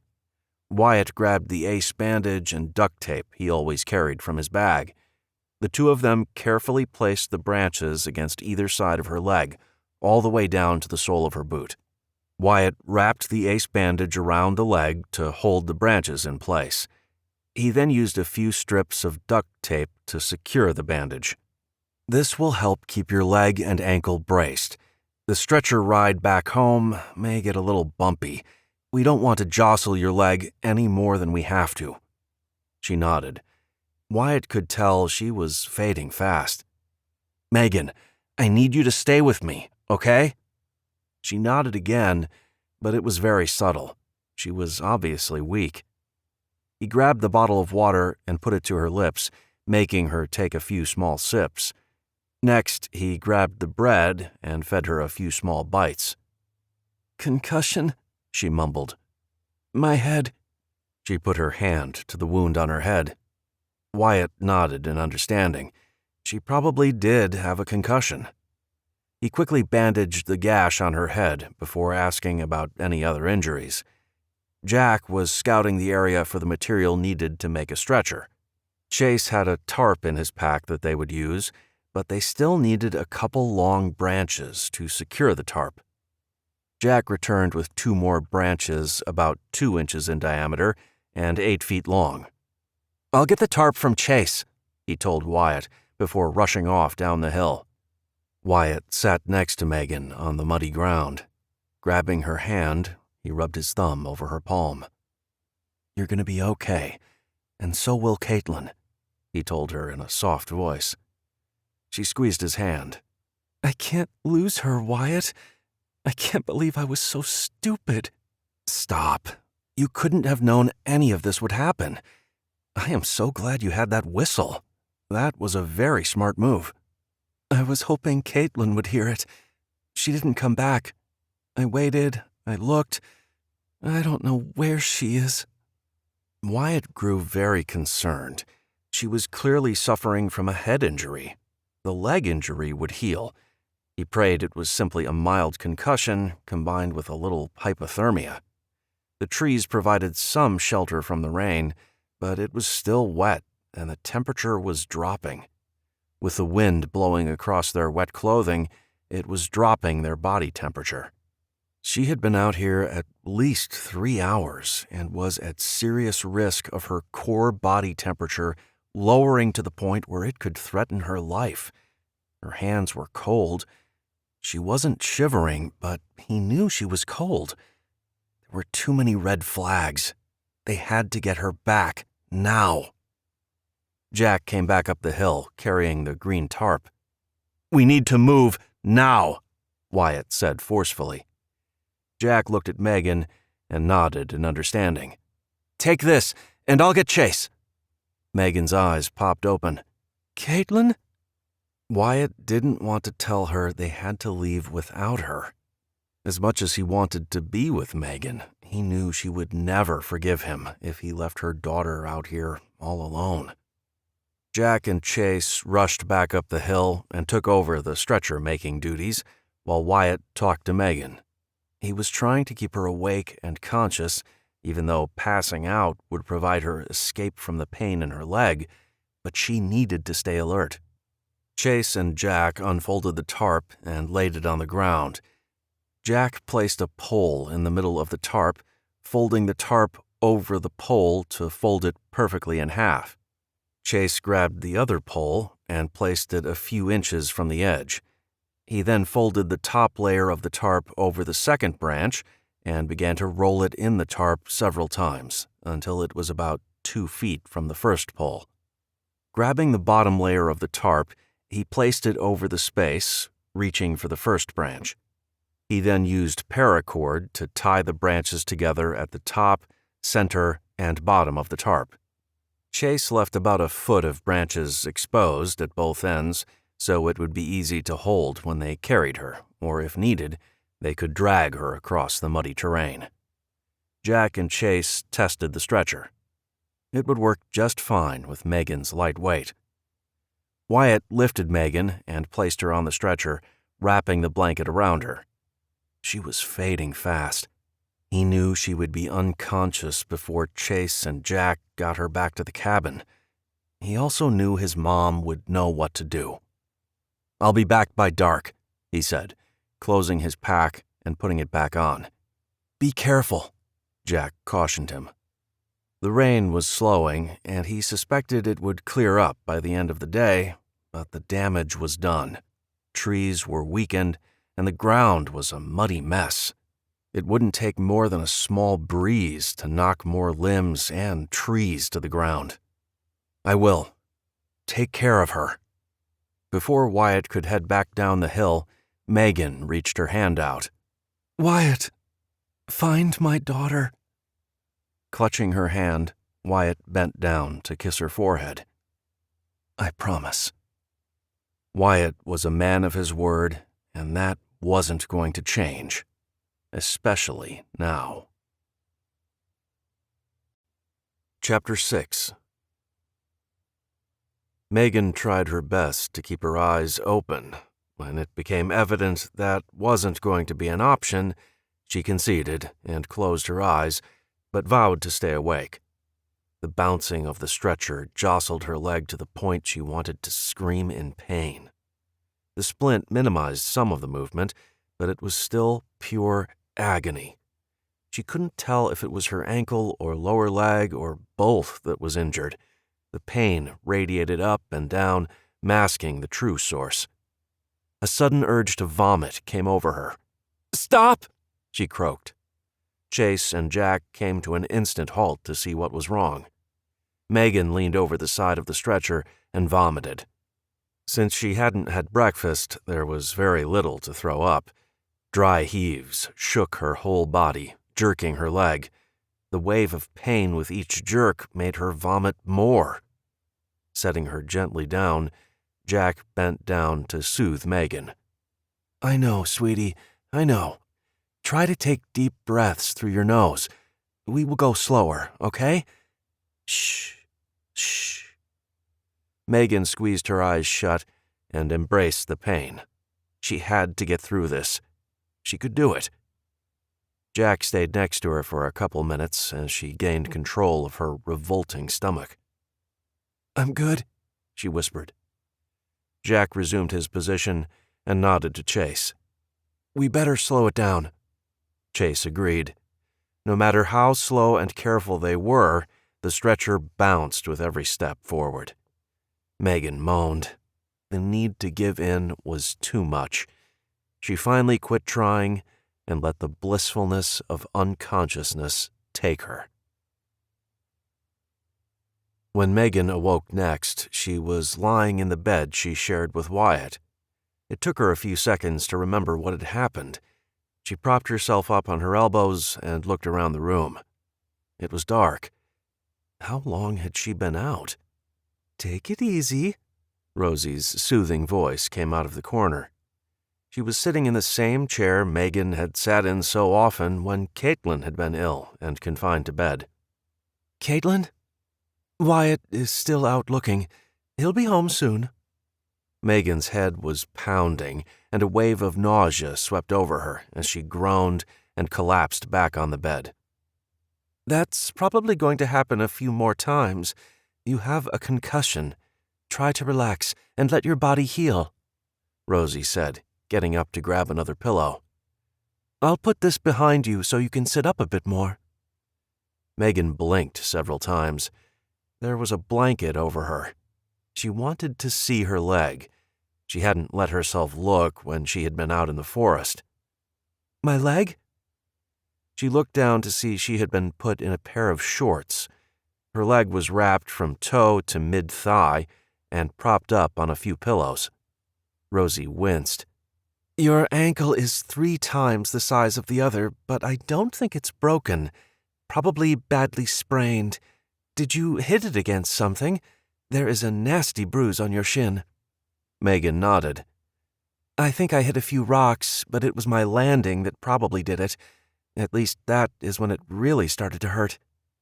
Your leg is wrapped, but I didn't splint it yet. We need to leave it elevated and wait for the swelling to go down a bit. I also want to keep a close watch on your circulation to make sure there is no trouble. That means I need to be able to see your toes to make sure they stay a nice, pretty pink." She winked. Megan reached up and felt her forehead. There was a bandage on it. She remembered Wyatt carefully cleaning and bandaging the area. I put a couple of stitches to get it to heal quicker, and hopefully with less scarring. You got a pretty good knock there." Megan leaned back against the pillow and sighed. Willow came in and smiled when she saw Megan was awake. "Hey! How are you feeling? You gave us all a good scare." Willow sat at the foot of the bed, being very careful not to jostle Megan's leg. "I'm okay," Megan replied, feeling uncomfortable with all the attention. "Well, you just sit back and relax. I made some homemade soup stock with the leftover rabbit Ryland managed to catch.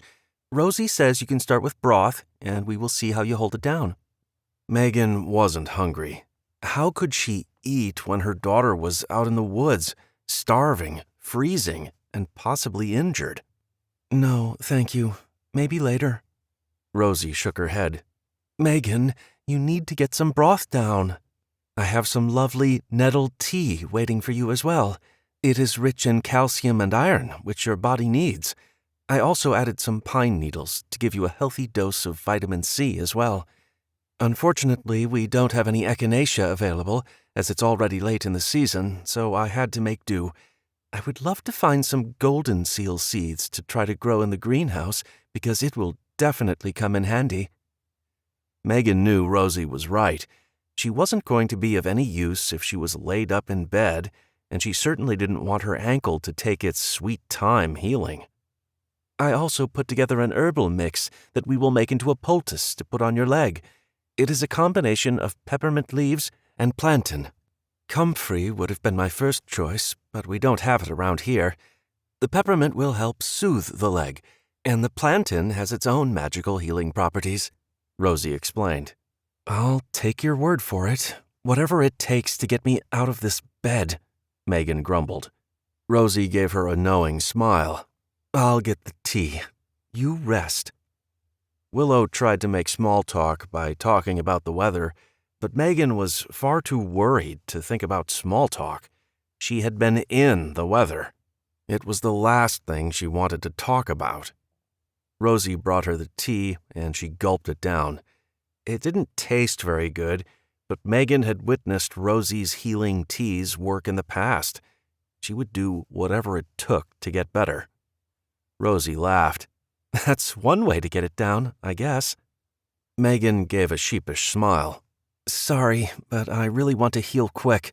I will take double doses or whatever it takes." Wyatt's mother reached out and patted her on the shoulder. "I know, dear, I know. But time is really the only cure. Well, that and rest." Duke barked, signaling someone was coming. Wyatt felt horrible. As he approached the cabin, he tried to think of what he would say to Megan. He wasn't even sure she would be conscious. The whole time he searched for Caitlin, he worried about Megan. She had been in bad shape when they found her. His initial reaction was to go with her and stick by her side, but he remembered his promise. He walked through the door, not sure what to expect. The house was silent. Duke barked, which brought Albert out of his room. Jack, Chase, and Ryland appeared at the top of the stairs.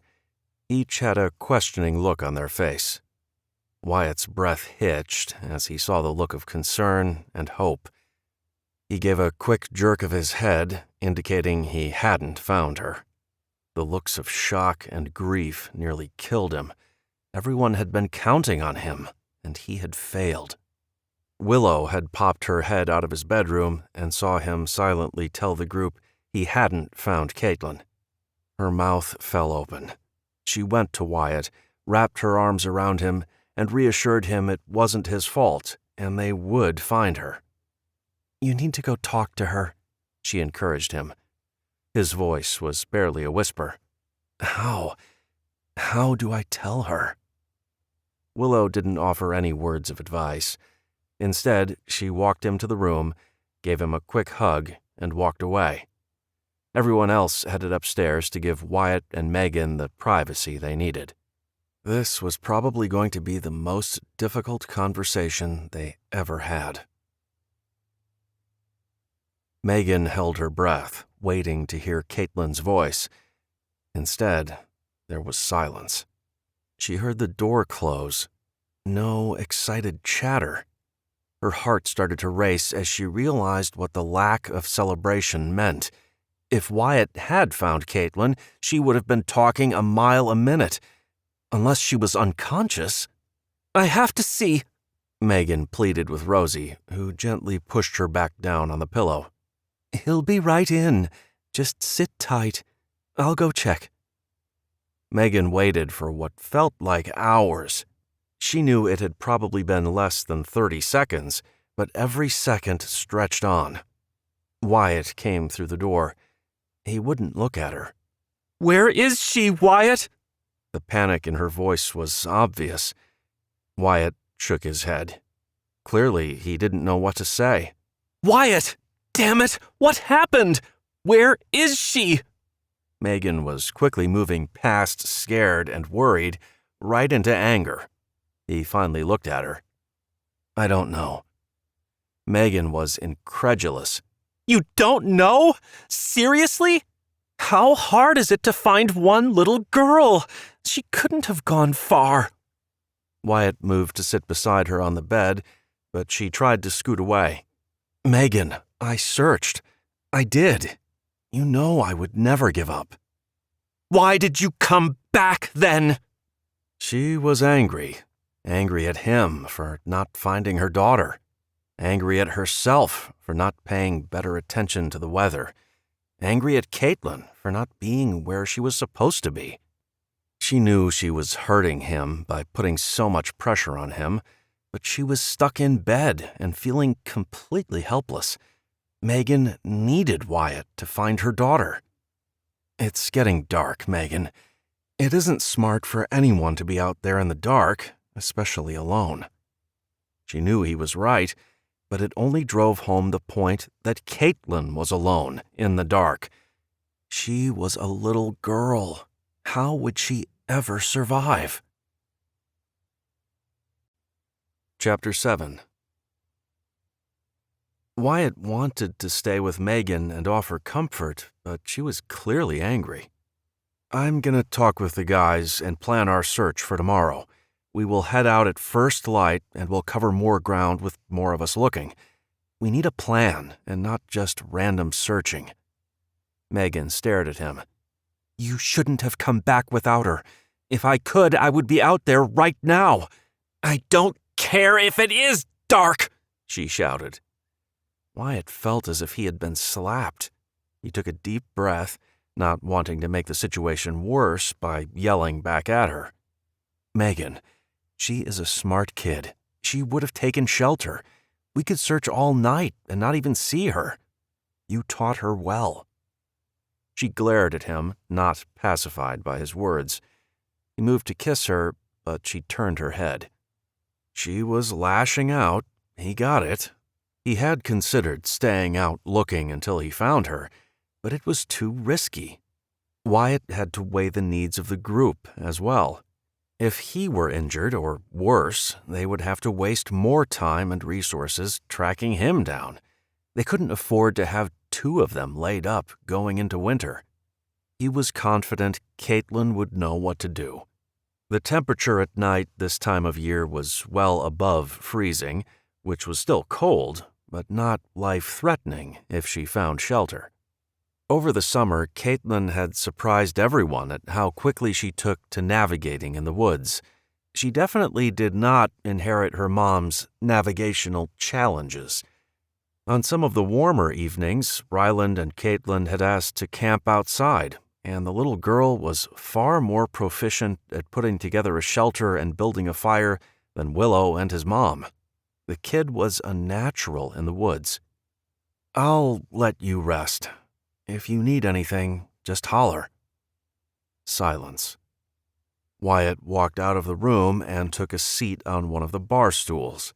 He needed to compose himself after that episode. He heard his mom coming down the stairs. She didn't try talking to him. His mom knew him all too well. The rest of the group trickled down the stairs. Each passed by and patted his shoulder or offered some words of encouragement. It didn't help. The woman he loved hated him right now. Chase dropped several maps on the counter and pulled up a stool to sit next to Wyatt. "We start with this. We make a grid and do it the right way." Chase was all business. This is an area in which he excelled. Wyatt nodded. The idea of actually doing something instead of sitting and waiting, doing nothing, made him feel useful. "I'm gonna have a chat with her," Albert said, grabbing a piece of paper from the notebook. Wyatt looked at him. "Probably not a good idea, man." Albert waved him off. "Right now, she is mad at you three for bringing her back." He pointed to Wyatt, Chase, and Jack. "I was right here, innocent as can be. Let's just say we play a little good cop, bad cop. I'm the good cop." He winked before leaving the room. Wyatt wasn't so sure his plan would work or what he hoped to accomplish, but he would go with it. Megan would probably throw a lamp at Albert. Megan sighed in frustration when she heard someone come through the door. She wasn't in the mood to talk to anyone. She simply wanted to wallow in her own misery. "Hey, hun!" Albert's voice cut through the silence. Megan turned her head to make sure it was actually Albert. He was the last person she expected to come in. "Hi." "Pretty crappy deal, isn't it?" He limped to the chair and sat down. "I know what it feels like to want to get out of that bed and help out. It sucks when your body fails you." Megan nodded. Albert couldn't possibly understand what she was going through, but he would know the pain of not being able to move about freely. Albert looked wistful. "I do understand what it feels like to be helpless when a loved one is in danger or hurting." Megan turned to look at him. He sat in the chair for several minutes without saying a word. "You know how I got this bad knee?" She had always assumed it was from his time in the Vietnam War. He took a deep breath.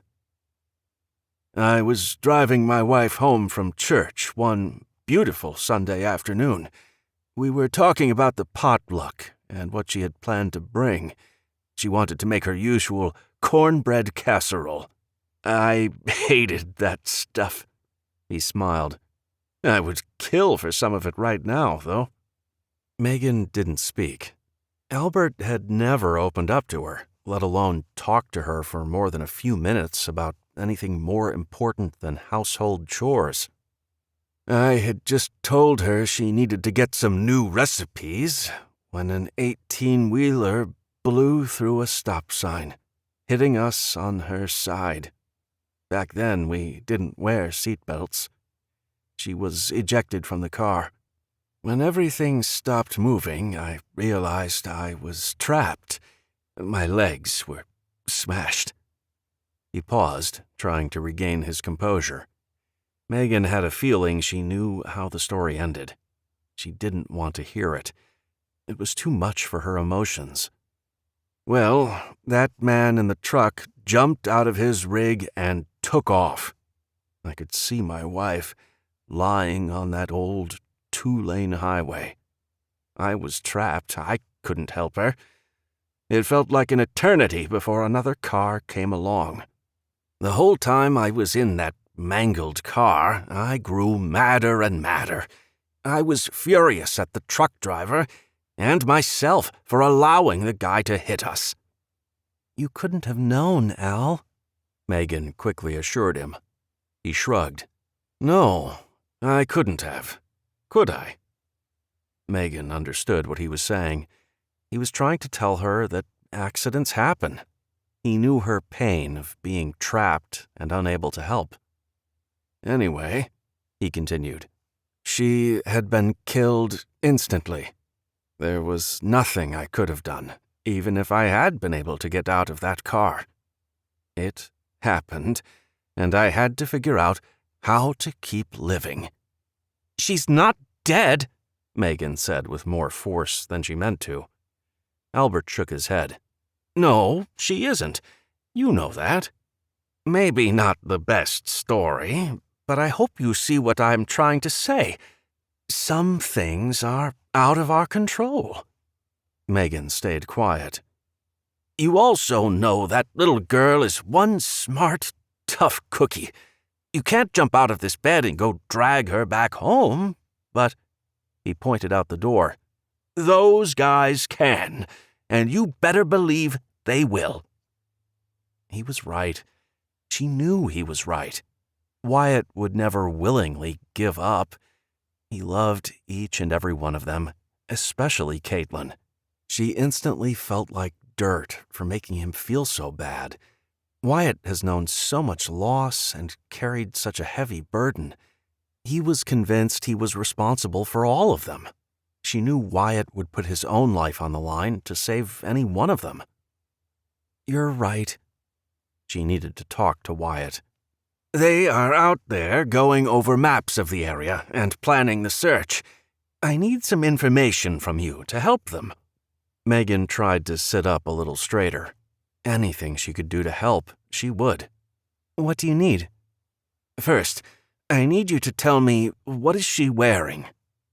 Megan realized he used the present tense. He wasn't accepting anything other than she was out there, huddled in some fort either. That was reassuring. She quickly described what Caitlin had on, including the blue fanny pack. "Can you tell me the last moment you saw her?" Megan winced. The last moment had been nothing but a blur. She told Albert all she saw was a flash of pink pass by her as she tumbled down the steep slope. He nodded. "You tell me what you think she would have done. Imagine she reaches the bottom or manages to catch her balance and stop the slide. Where would she have gone?" "I had assumed she had come back here to get help. I am pretty sure I was out for only a minute, but maybe it was longer." Albert scribbled on the paper. "That makes sense, and quite frankly, I think that is exactly what she would have done. I'm guessing she got turned around and couldn't find her way back. That gives us a better idea of where to start looking." It gave them a place to start. She only wished she could go with them. She vowed to find a way to help, even if she couldn't get out there and physically search. She would do everything she could around the lodge to free up more time for them to look. She looked at her leg. Albert must have known what she was thinking. "You can use the crutches. I'm good for now," he told her, slowly getting out of the chair and leaving the room. With her mind made up and something to focus on, she felt a little better. Except the part where she had hurt poor Wyatt. She needed to apologize. Albert stood to the side to allow Willow to come in. She was carrying a tray with a bowl of soup and a chunk of bread on it. Duke slipped in behind her to stand at the edge of the bed, silently asking to jump on. Willow told him no and to go lay down somewhere else. "Rosie says you need to eat so that tea doesn't give you an upset stomach." Smelling the soup, Megan realized she was hungry. "Thank you. It smells great, Willow. I'm sorry about earlier." Her friend smiled. "It's okay. I can't even imagine what you must be going through. We are here for you. If you need anything, just say the word." Megan finished her soup and tried to get comfortable. Her ankle was throbbing, her head ached, and her heart was broken. She started to feel groggy and knew Rosie had dosed her with some kind of sleeping herb. At first, Megan was a little irritated, but she was exhausted and she knew she wouldn't be able to sleep. Her worry for Caitlin, combined with the pain, would make sleep impossible. The low murmur of voices in the kitchen area was soothing. She could hear Wyatt's voice from time to time, which gave her a little comfort. He was near. She knew he wouldn't leave her, and he wouldn't give up on finding her little girl. She sank back into the pillows and let the herbs work their magic. It felt good to let it all go. Chapter 8. Wyatt crept into the bedroom to find Megan sound asleep. His mom had cautioned him against jostling her leg when he got into bed. He watched her sleep for several minutes, trying to think of a way to crawl into bed and hold her tight without waking her or disturbing her leg. He couldn't. He wouldn't risk waking her up. She was in so much physical and emotional pain, it would be cruel. Instead, he made a bed on the floor next to her in case she woke up in the middle of the night and needed to use the bathroom. He was so glad they had the composting toilet in the cabin functional again. They only used it in emergencies, which limited how often the bucket needed to be emptied, making life a little easier for them all. The hardwood floors throughout the cabin were easy to keep clean, but they were not fun to sleep on. He did what he could to make the bed as comfortable as possible, but he knew he wasn't going to get much rest. Wyatt heard her moan and quickly sat up. "What's wrong? You okay?" he whispered in the dark. He didn't turn on the small battery-powered touchlight they kept in the room in case she was still asleep and just restless. "My leg fell off the pillow." The pain in her voice had him bolting up, turning on the light. "Hold on, don't move. Let me do it." He gently put her leg back on the pillow, being careful not to put too much pressure on the ankle area. Tears streamed down her face. "I'm so sorry," he said, leaning down to gently wipe the tears from her face. He couldn't imagine the pain. She had been adamant she didn't want any pain meds, but his mom had ground some up and put them in her soup. They had a very limited supply, but this injury was worthy of a couple Percocets they had been hoarding after finding them on one of their scavenging trips. He couldn't stay away from her. He carefully sat and then slowly laid down next to her, pulling her in close. She didn't say a word, but he could feel the tears soaking his bare chest. "Baby, I'm going to get you a pain pill. You don't have to suffer." "No, I'll be okay." He sighed. "Yes, you will, but a pain pill will help you be okay sooner." He got out of bed and went to the kitchen where Rosie had left the bottle of pills. She had suspected Megan was going to have a rough night and would need them to take the edge off. Wyatt took the pill and a small cup of water back in the room. Megan tried to refuse, repeating that she would be okay, but he insisted. In the end, she took the pill. He grabbed the pillow off the floor and made a small wall around her leg to keep it from sliding off again. Lying down next to her, he held her close as she drifted off to sleep again. He knew she would heal, and within a couple of days, the pain would subside. At least the physical pain. The only thing he could do to help her was to get Caitlin home safely. He'd made her a promise. Wyatt woke with a start, quickly looking down to make sure he didn't wake Megan, but she was still asleep and softly snoring. Thank God. Carefully extracting his arm from around her, he gave her a quick kiss on the forehead as she mumbled something in her sleep. Pulling his t-shirt on, he headed into the kitchen to find Chase and Jack had already put their packs by the back door and were quietly sipping coffee.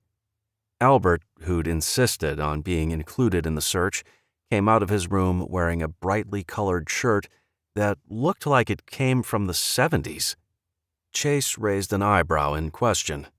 "Hey, if I get lost, I want to make sure you guys can find me. I am too old to be lying around in the woods." That got a chuckle out of all of them, which helped lighten the mood. But Albert did have a point. They all needed to be hyper-vigilant. No one said it, but they had to wonder if someone had found Caitlin. Would they keep her safe? Was she injured? There were so many possibilities. They couldn't ignore the fact that Evan and his group were somewhere out there. Caitlin's role in Kyle's death was obvious, and Evan swore to get revenge. Kidnapping the little girl was certainly an effective way to bring his family to their knees. Although Evan was a possibility, they were operating under the assumption she had gotten lost in the forest. The night before, they'd pored over the map of the area, creating a grid pattern that they would follow. Albert was given the quadrant closest to the lodge. His knee was on the mend, but after walking around on rough terrain for a day, he would be laid up in bed tomorrow. Chase, Jack, and Wyatt were all going to fan out over the mountain. With a plan in place, they all felt a little better. Rosie insisted they stay positive. No one wanted to accept the possibility that she could be seriously injured or captured. Everyone was outfitted with a whistle and a flare gun. If they found her, they were to start with the whistle, but if they didn't get a response, then shooting a flare into the air would be the next option. They didn't want to risk anyone staying out longer than they had to. Ryland came bounding down the stairs, dressed and ready to go. He would be teaming with Albert. Jack had made him put on a bright orange hunting vest that had belonged to Dale Morris, the family patriarch who had died trying to protect his family. It was much too big, but it would do the trick. None of them wanted to take the chance of anyone else getting lost in the woods. It was the middle of September, and a winter storm could strike at any time. They quickly went over their plans for their specific search grid. Each of them would be carrying a well-stocked backpack that would see them through up to 3 nights out in the woods, if the worst happened, as well as additional supplies to support Caitlin should they find her. Jack insisted they keep the packs under 25 pounds. Ryland's was about 15 pounds. Wyatt had explained that in a typical bug-out survival situation, they would carry around 40 pounds of gear. The formula was no more than 20% of their body weight. Since all the men were at least 200 pounds, 25 pounds was very light.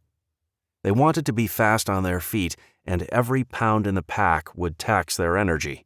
They had to conserve their strength in order to cover the miles in their respective search grid. If their packs were too heavy, it could throw them off balance, which would only make the situation far worse. They had spent an hour the night before carefully packing the most essential gear. Water was an absolute necessity. Caitlin would need water when they found her. Jack, Wyatt, and Chase were going to be the farthest from the cabin and from safe drinking water. They intended to carry a gallon each just in case one of them found Caitlin, but after a lot of debate, realized it was simply too heavy. A single gallon of water weighed 8 pounds. Even distributing it in several water bottles was too much weight. They opted to carry half a gallon each, along with purification tablets they could use, since there was plenty of water to be found on the mountain, especially after the rainstorm last night. Old tree stumps were plentiful in the forest, which often served as natural water basins. There would also be plenty of little creeks around the area to draw water from. They ate quickly and drank plenty of water.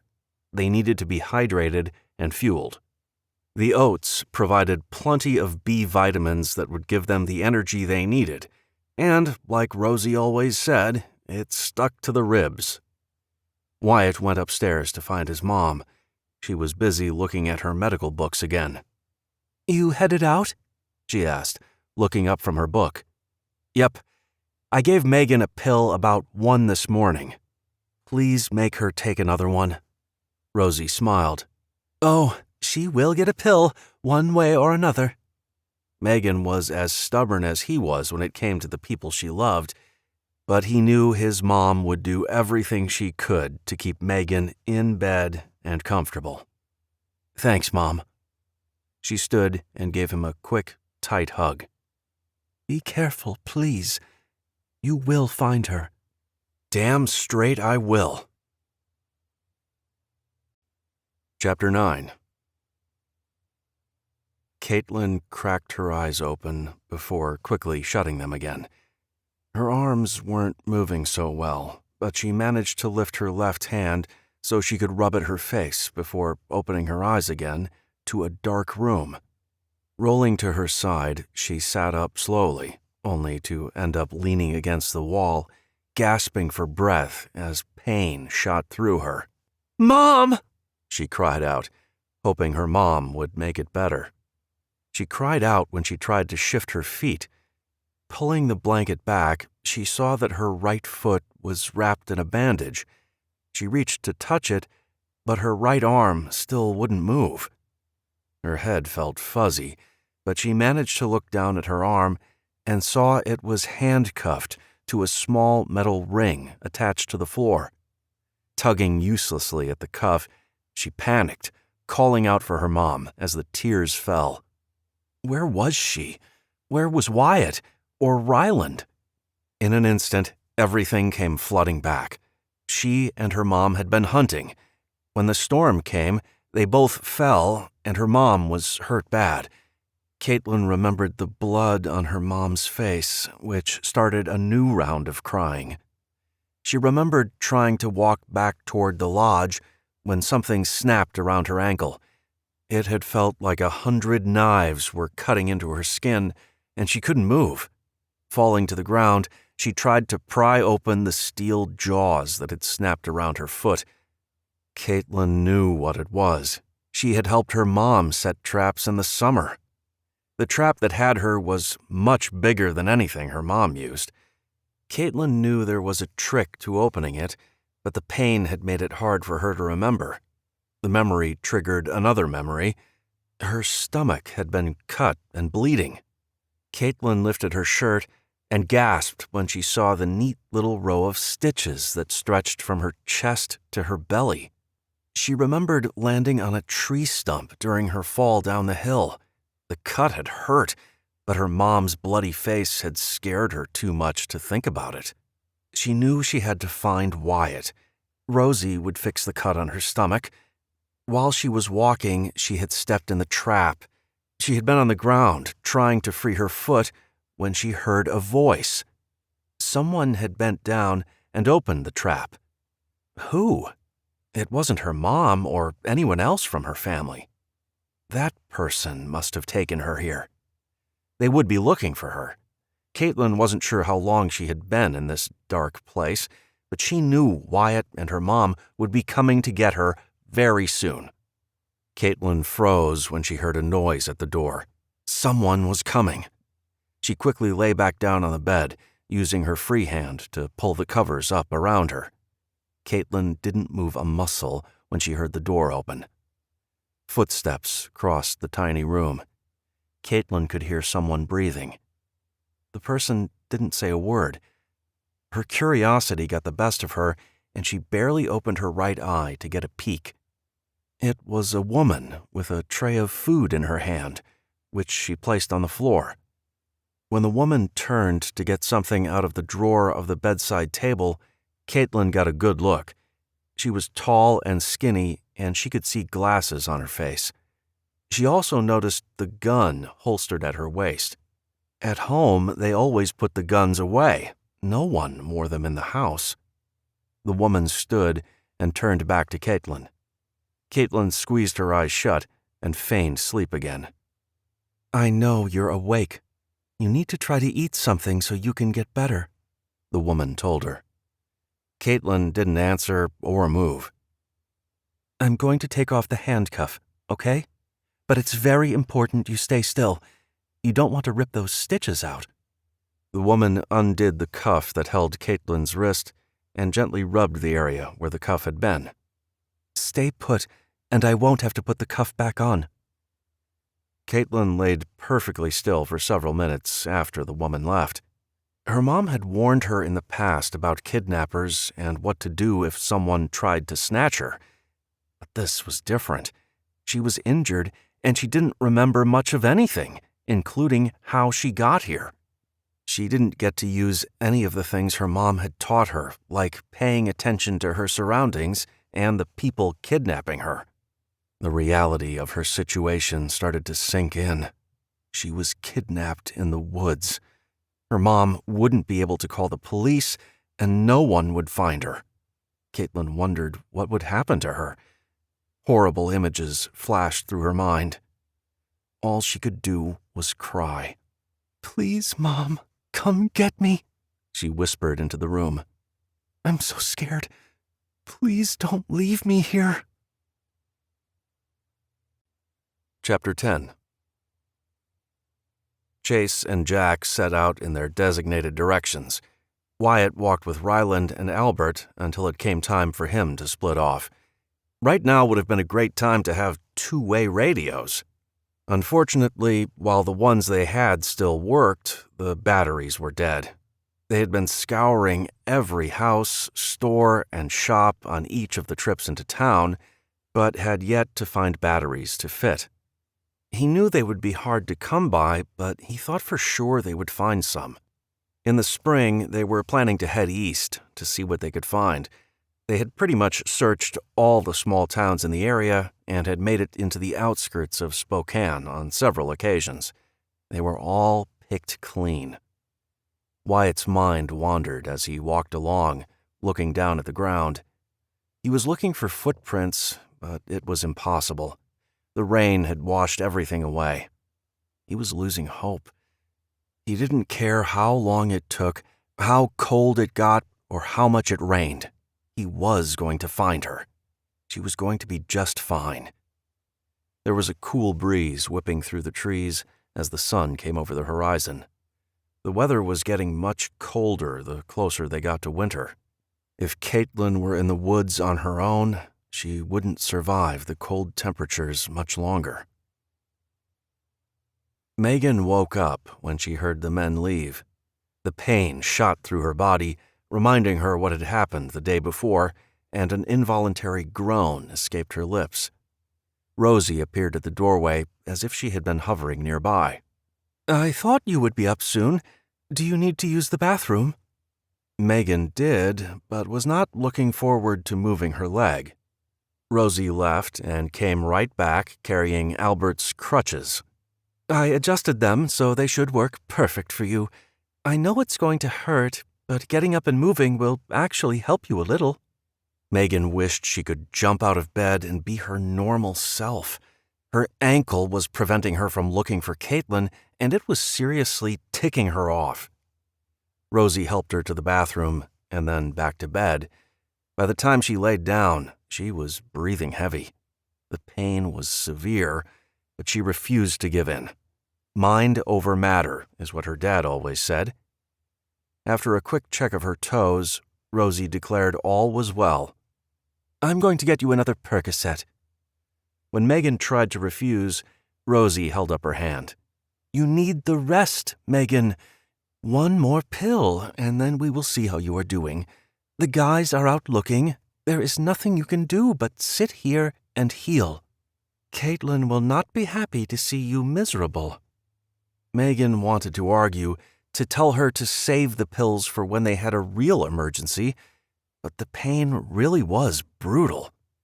She figured she would take a pill, sleep a few hours, and when she woke up again, Caitlin would be waiting to talk her ear off. "Thank you, Rosie. I'm sorry I'm being difficult." The older woman smiled. "No, Wyatt was difficult when he was injured. You are just fine. I'll get the pill and something for you to take it with." Megan ate a few bites of the oatmeal Rosie delivered and swallowed her pill like a good patient. She closed her eyes and imagined holding Caitlin in her arms. She drifted off to sleep, knowing Caitlin would be there when she woke up.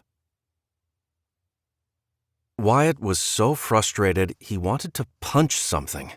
The sun was setting and no one had shot a flare-up.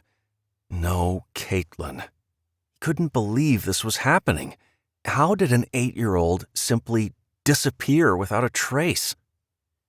He heard Chase coming before he saw him. "What the hell, Wyatt?" Wyatt shook his head. "I don't know. We have scoured this area. She couldn't have disappeared. Are we dealing with a kidnapping here?" Again, Wyatt shrugged his shoulders. It was looking that way, but he didn't want to jump to any conclusions. They had to widen their search. Caitlin could have wandered away and kept going in the wrong direction. The two men started walking with no particular direction in mind.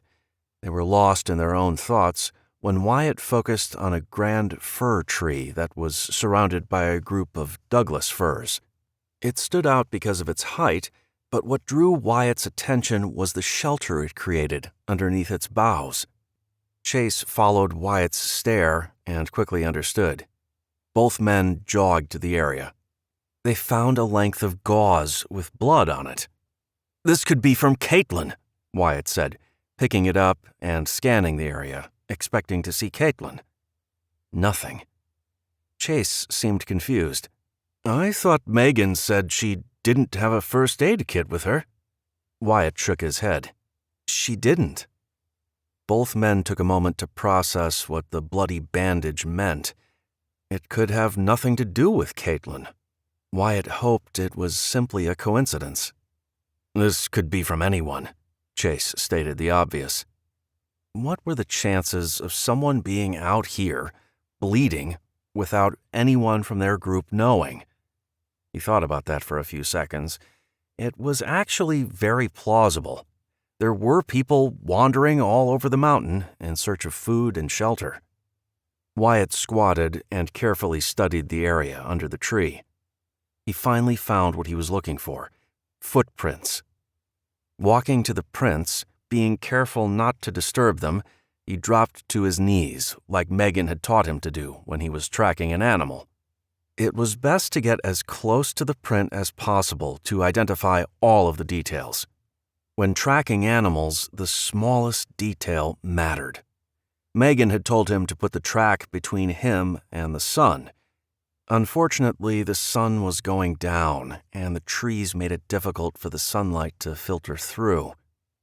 The track was nothing more than a heel with a light impression of the toe.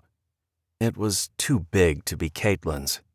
He tried to find the trail by following the direction of the print. He was rewarded with another print that was barely noticeable in the mud. Wyatt stayed low to the ground, envisioning where the next footprint would be. There was only one set of obviously adult footprints leading out from under the tree. The trail was lost once the shield of the heavy branches was gone. Whoever it was had boots on. It could have been male or female.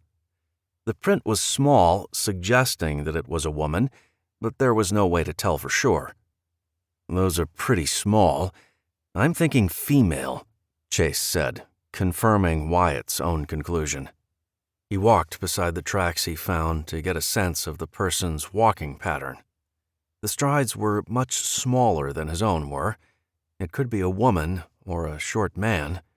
Maybe the strides were closer together because the person was carrying something heavy, like Caitlin. When he could find no more tracks, he imitated the mystery person's stride and headed in the general direction the prints went. Chase followed. There was nothing but more trees, and the setting sun made it difficult to see too far around them. Wyatt stood still and did what Megan told him to do. He used his senses. Closing his eyes, he took a deep breath through his nose. He couldn't smell any smoke that would indicate someone had a fire nearby, and he didn't hear anyone besides Chase walking on dried leaves and snapping twigs. He opened his eyes and scanned the area. Nothing. This part of the forest looked like every other part of the forest. "We better head back," Chase said, breaking through the quiet. It was almost 5, and the sun was well on its way out of the sky. It would be dark by the time they got back to the lodge. As they walked, they hashed out the various possibilities. Assuming it was Caitlin who was injured, someone obviously took the time to take care of whatever injury she had. "That has to be a good sign, right?" Chase asked. Wyatt nodded. "Yeah, but why wouldn't they bring her home? Caitlin would have a general idea of where home was." "Maybe she was unconscious or disoriented," Chase offered.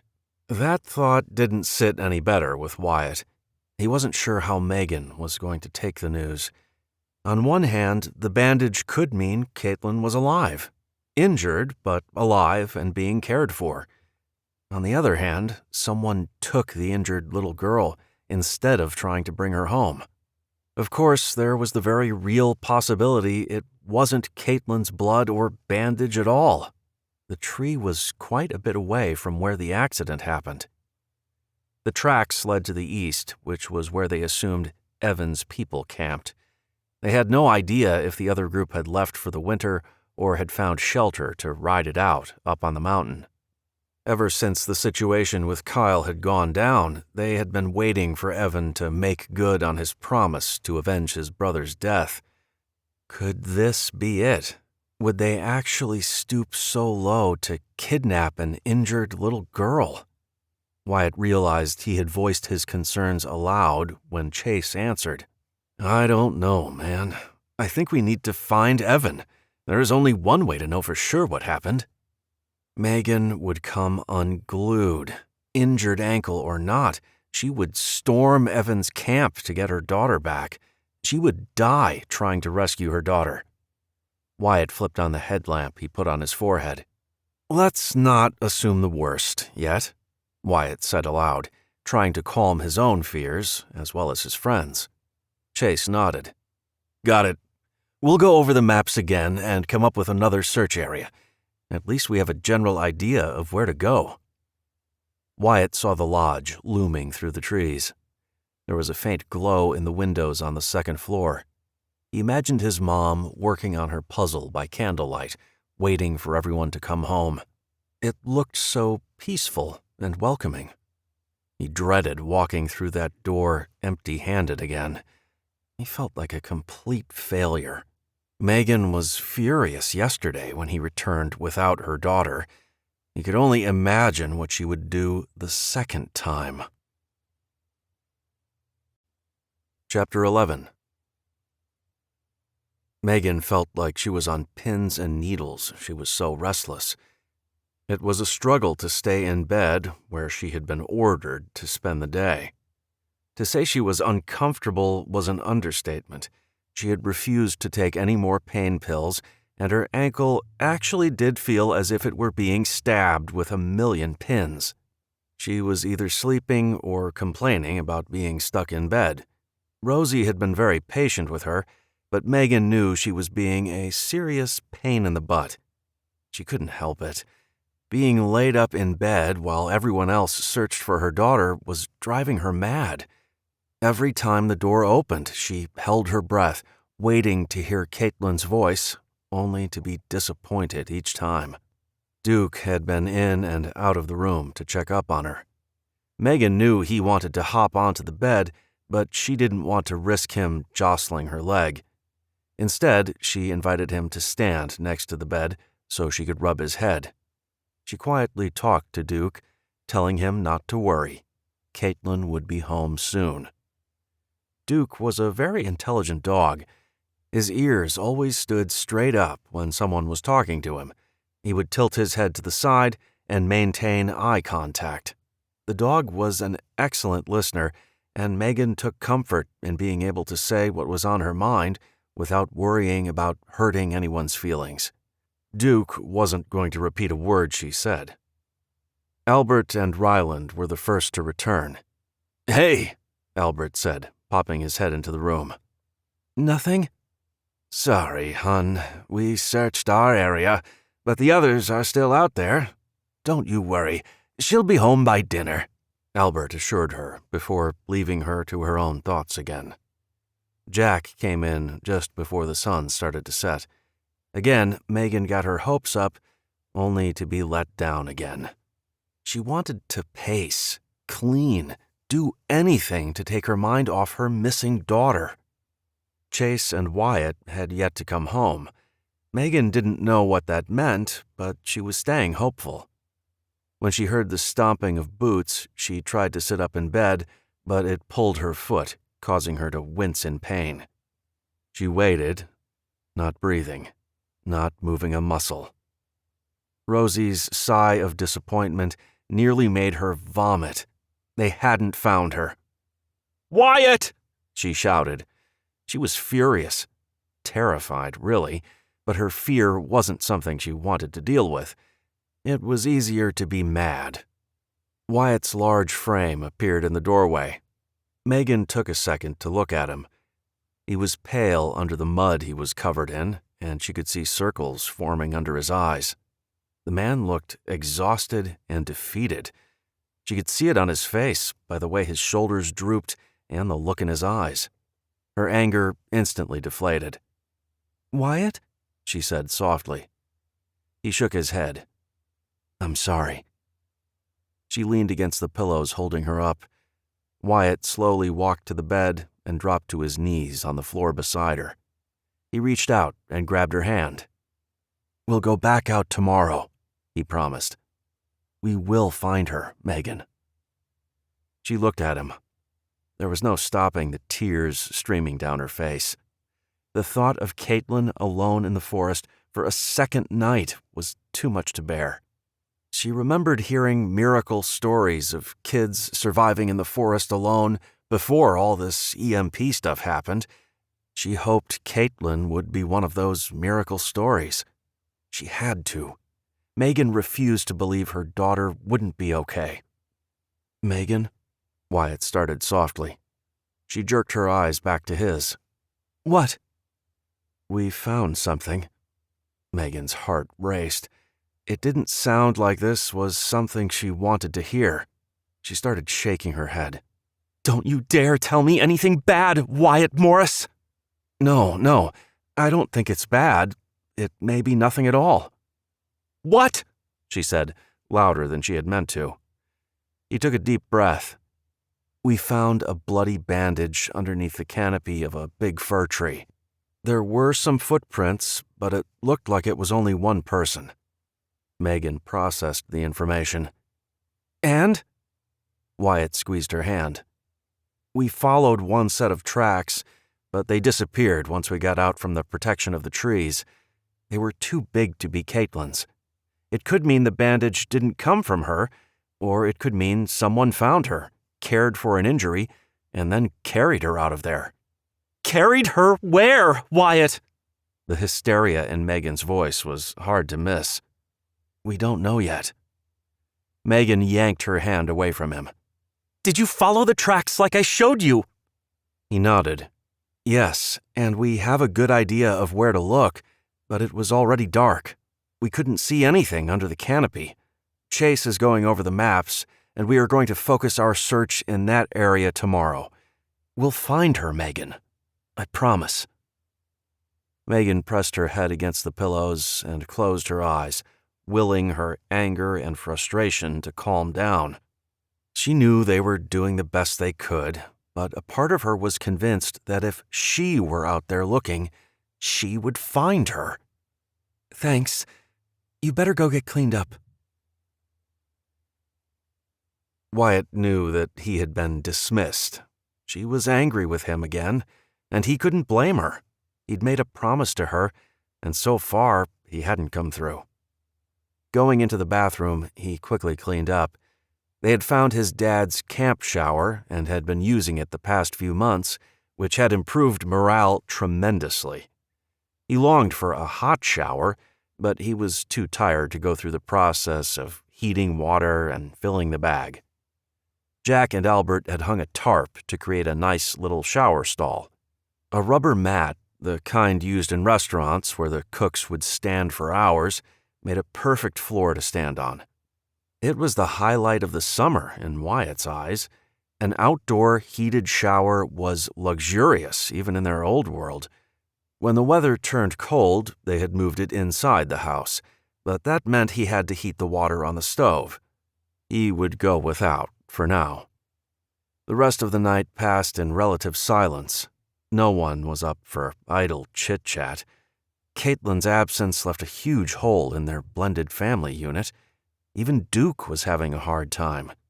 The German shepherd paced the floor, continuously looking for his friend. Ryland had the idea that Duke should go out with them tomorrow.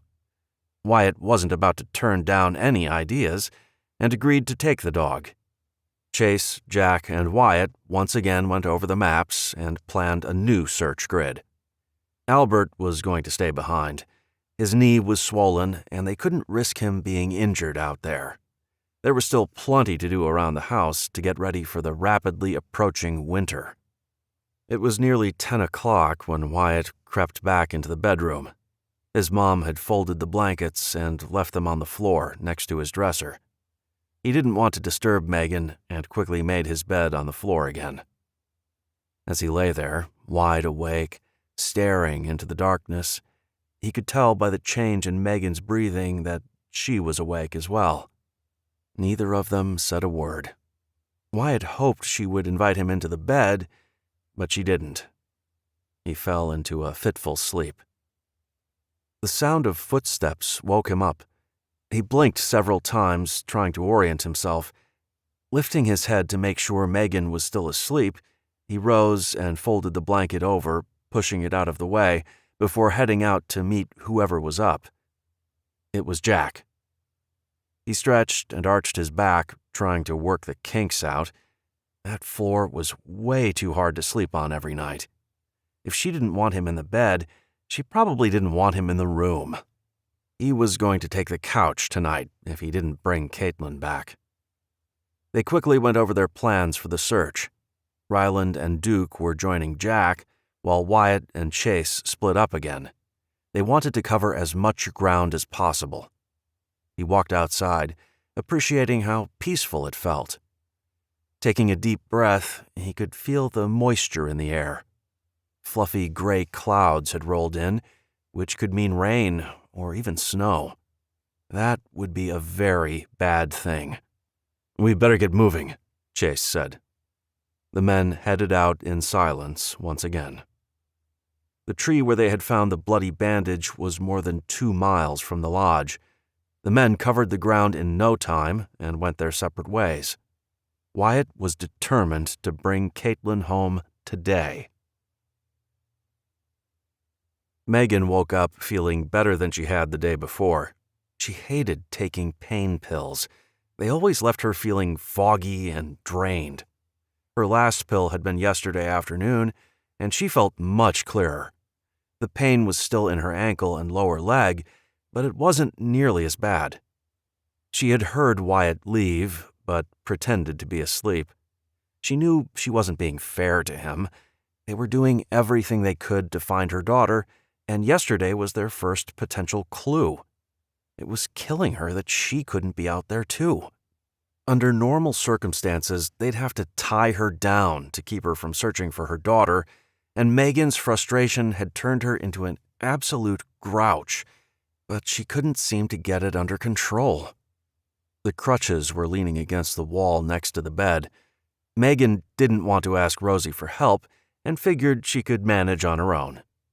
She used her hands to lift her leg gently off the pillow. The moment she let it hang off the side of the bed, she hissed through her teeth. The pressure of the hanging limb was always painful for the first few seconds.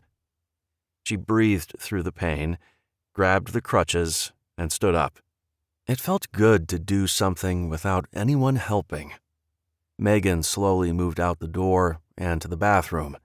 She would use the outhouse once the ankle healed a bit more, but for now, she wasn't dumb enough to risk falling and possibly breaking the ankle or even her leg.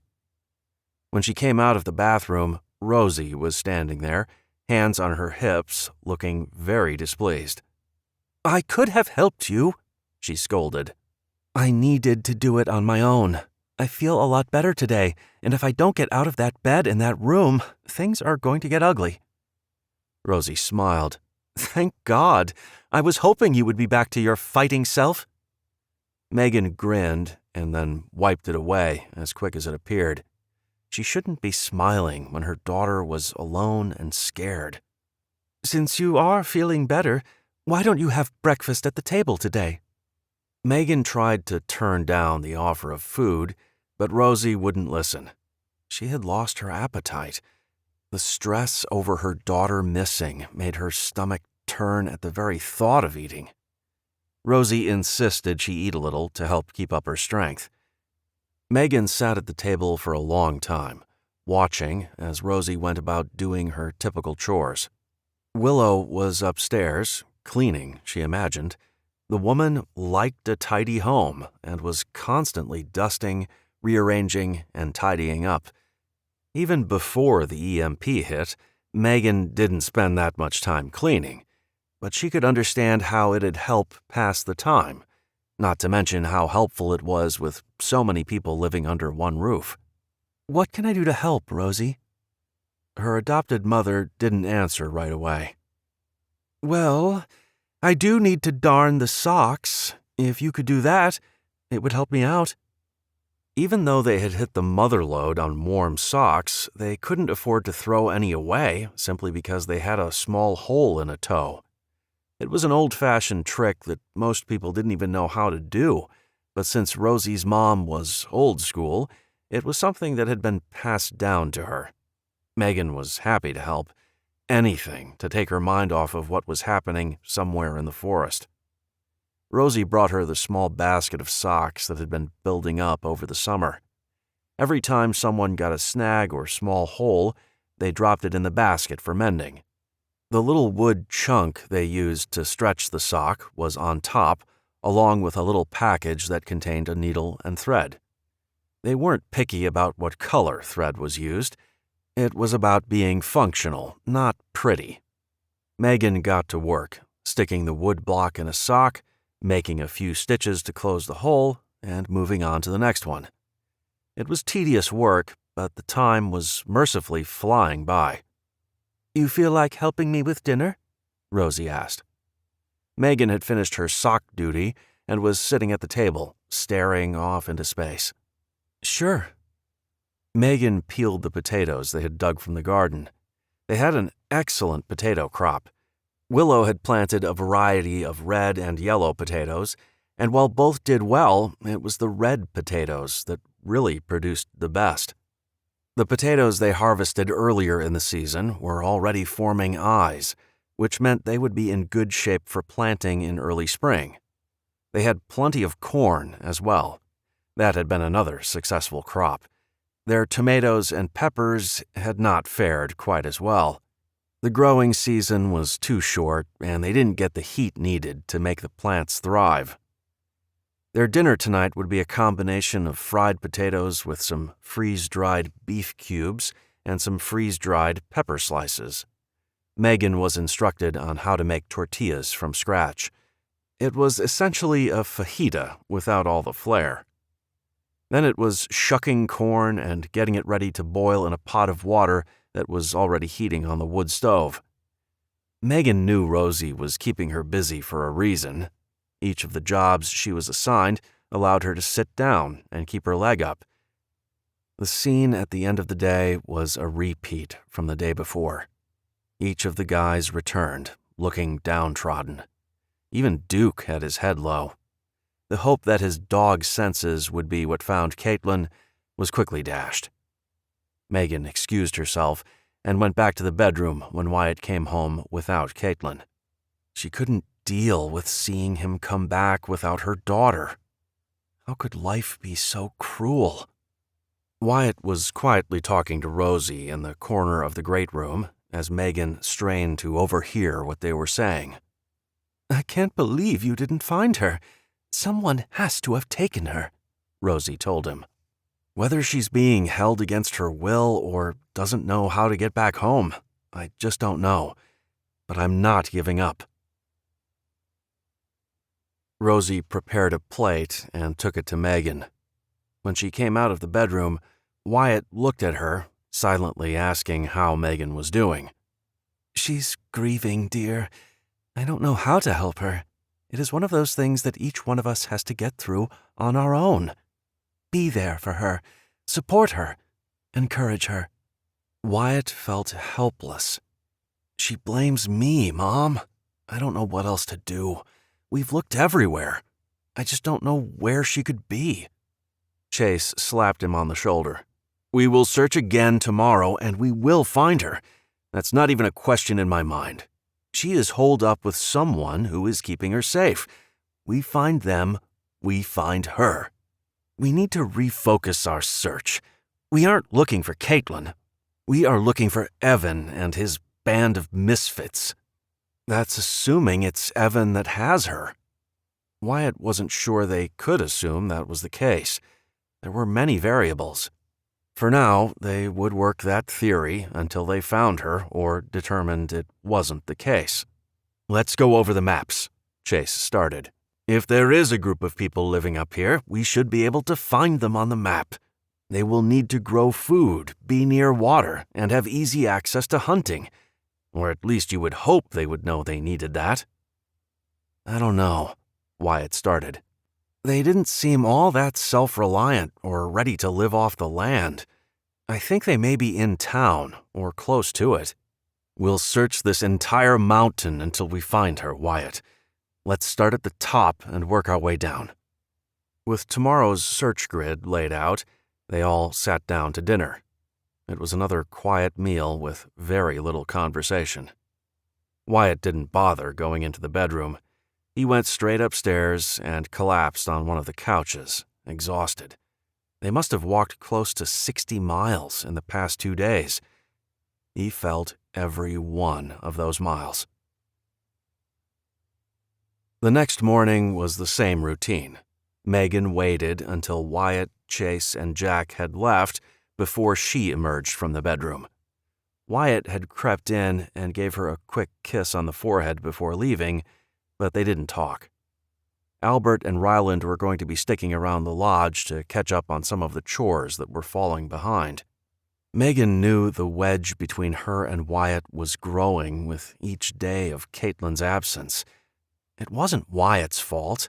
In fact, it was her fault. But she wanted to be angry with someone, and he just seemed to draw her ire. Her day was filled with preserving apples. They had more than they could possibly eat fresh, so it was time to start drying them. She washed and peeled each of the apples before carefully cutting them into thin slices. She spread them out on a tray, drizzled some of the lemon juice they had over the top, and laid them on the window screens they'd collected. Willow carried the screens to the rack by the stove. The rack was a dehydrator of sorts that would rely on the heat from the wood stove to dry the food. The contraption stood about 4 feet high and 2 feet deep. There were 4 legs made from thick tree limbs. Smaller 2-foot-long branches were lashed to the legs to create a ledge, similar to what was inside an oven. The ledges were just wide enough to hold the window screens where the food was laid out. It looked like a bread rack and actually served multiple purposes. They dried fruit and veggies on it, and when it wasn't being used for that, they hung clothes on it to dry. Willow tried to make small talk, but Megan wasn't up for it. Her ankle was throbbing, and her mind couldn't focus on anything but Caitlin and what she was going through. Once the screens had been filled, Megan started making applesauce. They had plenty of jars and clean lids. Willow had explained that fruit was safe to preserve in a boiling water bath because of the high acidity levels. They didn't need a pressure cooker like they would if they were trying to can vegetables or meat. Once again, Megan peeled apples, sliced them up into chunks, and put them on the stove to cook for a bit. The actual canning would be done on the stove, where they could reach a good, rolling boil. They wanted to preserve as much fuel as possible and used the water that was already heated on the wood stove.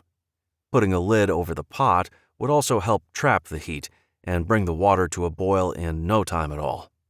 "Just put all the peels and cores in this big pot," Rosie instructed. "These are going to be great for making apple cider vinegar. I miss having that stuff around." Before the EMP, Megan had heard about ACV, as it was called, as an excellent weight loss remedy. Rosie laughed when Megan told her that. She said it probably did help, but she liked it for other reasons. "I use it to treat colds, sinus infections, and for relieving the pain of a bee sting. It's one of those all-purpose things you want to have around." Spotting the apples Megan had prepared, Rosie beamed. "Wow! Look at all those slices! This is great! You ready?" she asked, wiping her hands on the flowery apron she was wearing. "Yep. Show me how to make your magic potion." Megan tried to be upbeat, but it just wasn't there. Rosie grabbed the bucket of raw honey. The honey was a staple around the house and used in meal preparations all the time. While chopping wood last month, Jack had sliced his finger nearly clean off. Rosie stitched it, slapped some honey on it, and it healed in record time with no sign of infection. She always joked that if she could only have one thing in this world, it would be her raw honey. "So, we are going to put all these peels and cores in this big pickle jar. I'll go get some water. Can you spoon about 8 tablespoons of honey into the jar? Just put it on top of the slices." Rosie came back in carrying a pitcher of fresh water from the potable water supply. She poured it over the slices until all were covered. Then she grabbed a pair of old pantyhose, stretched a piece over the opening of the jar, and tied a string around the edge to keep it in place. "There. That's it. Now we let nature take its course. In 2 weeks we'll strain it, saving the liquid. It will be time to toss out all the chunky stuff and let the liquid ferment for about 4 weeks. One of us will need to give it a good stir every day." "That's it?" Megan was incredulous. All these years, she had been throwing away apple peels and cores when she could have been making her own magic potions. "Yup. Now, since we didn't use all the apple slices, we will make us some nice potpourri. We'll just let them dry and put them in a bowl on the table. I love the way they smell for the first week or 2. After that, into the compost heap they go." Willow chimed in. "Those bad boys are super high in nitrogen. That is going to get that compost heap cooking." Megan had to laugh. Willow got very excited about her compost heap. At times it stunk so bad it made Megan want to vomit, but Willow said that was a good sign things were really cooking. She would give it a good stir, and the smell would die down after a day or so. There was so much to learn, but Megan enjoyed every minute of it. Chapter 12.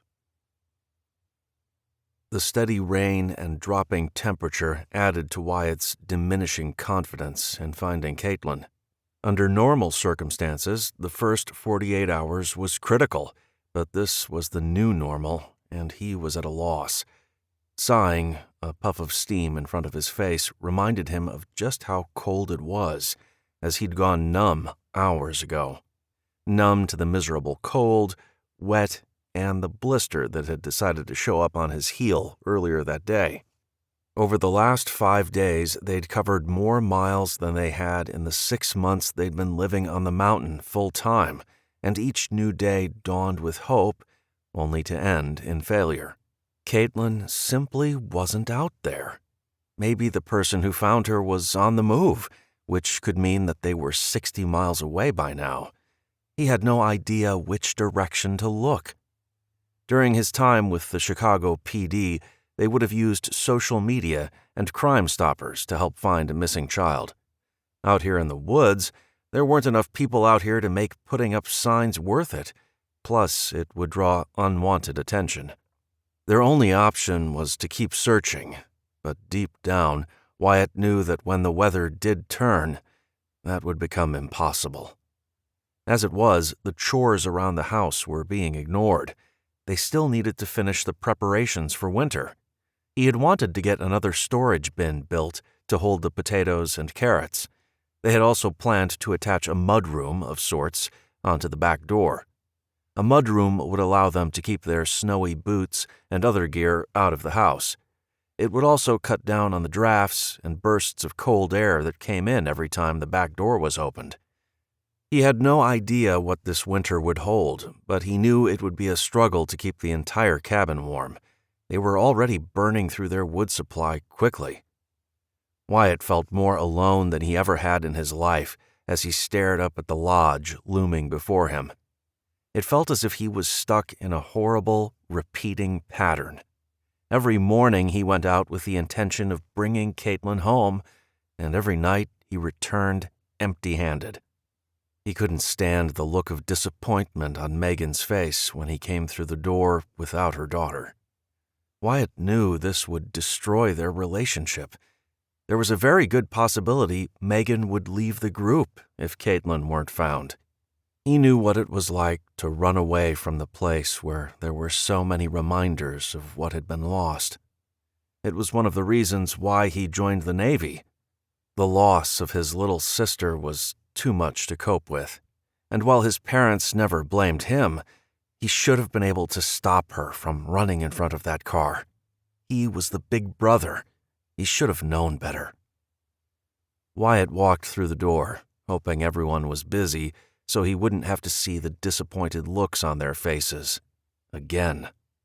He wasn't so lucky. Chase and Jack had already returned and were sitting at the kitchen table with Megan. The maps were spread out in front of them, showing Megan where they had already searched. No one looked at him. They all knew he hadn't found her. Their focus was on the maps. His mom and Willow were busy folding laundry and quietly talking. Duke gave out a bark. He was under the table, lying next to Megan's one good foot. Ryland looked over the railing from upstairs.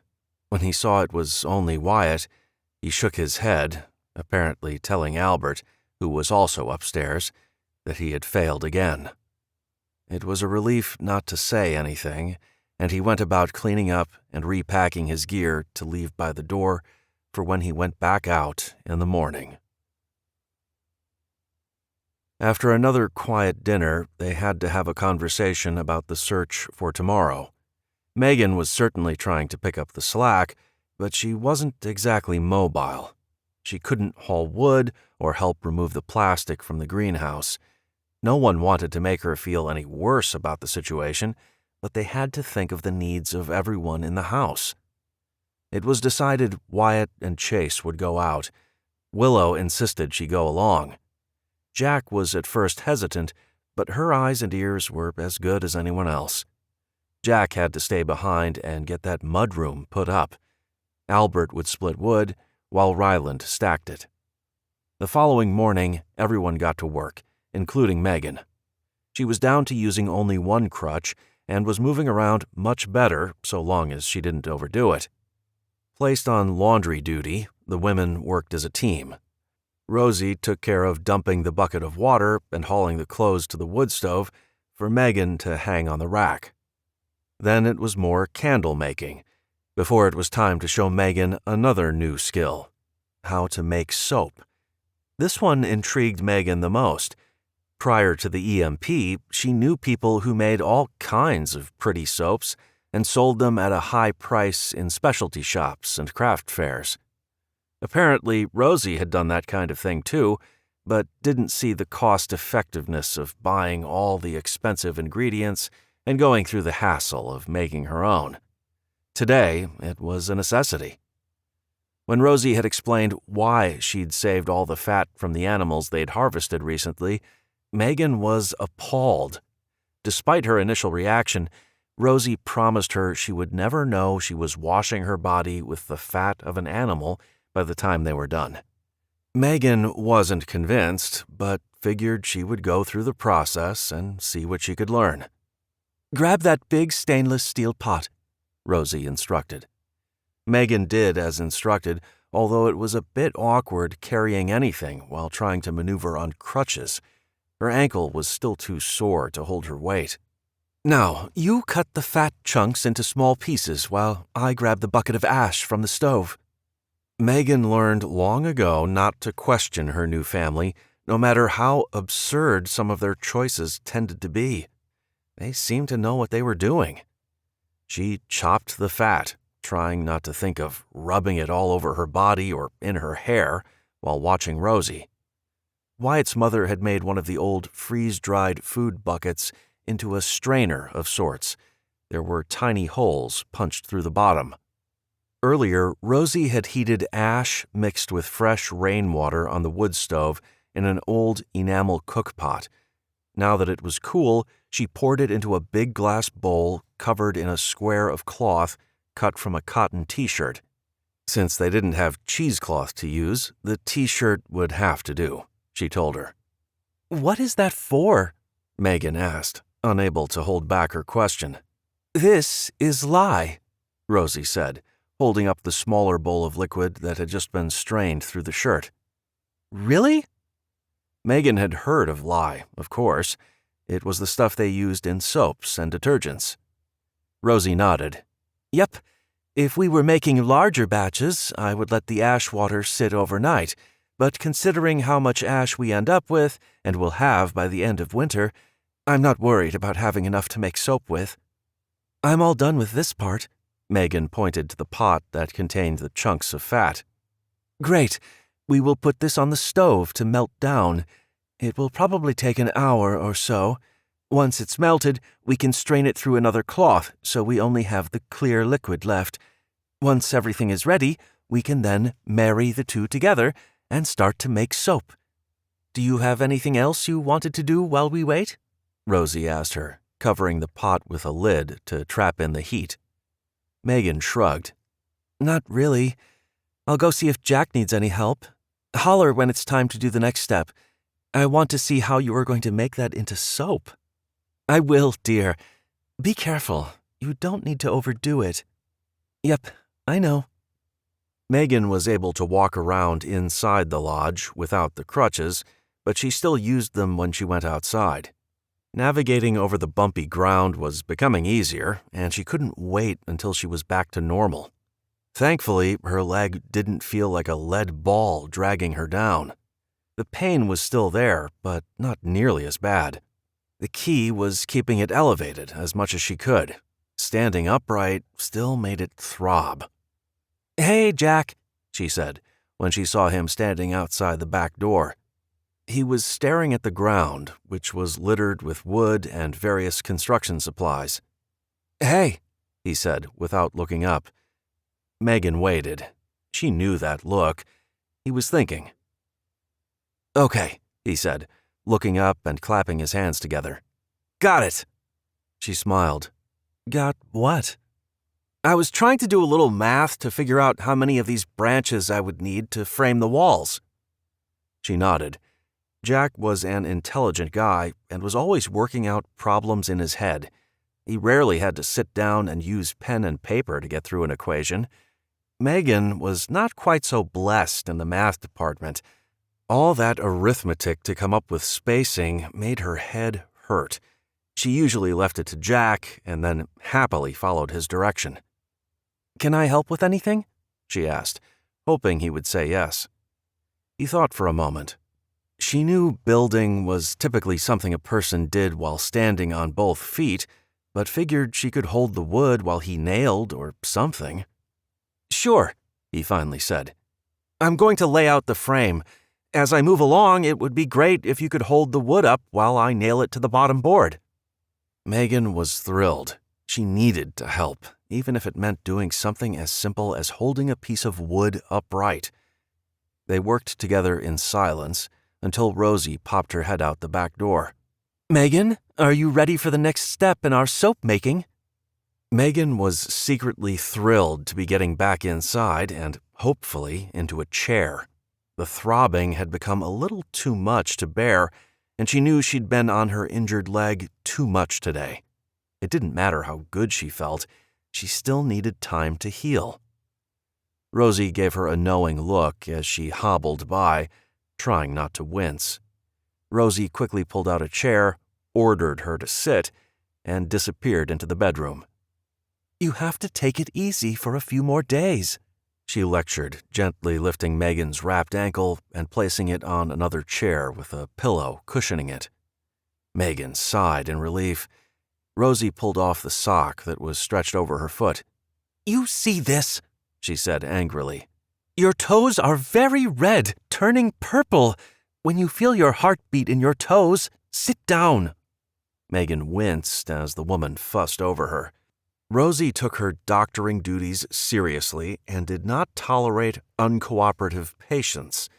She didn't want to lose a foot or a leg and promised to obey. Rosie brought the pot to the table. "Since you were busy outside, I went ahead and mixed the lye with the tallow, which is what's left after melting and straining the animal fat."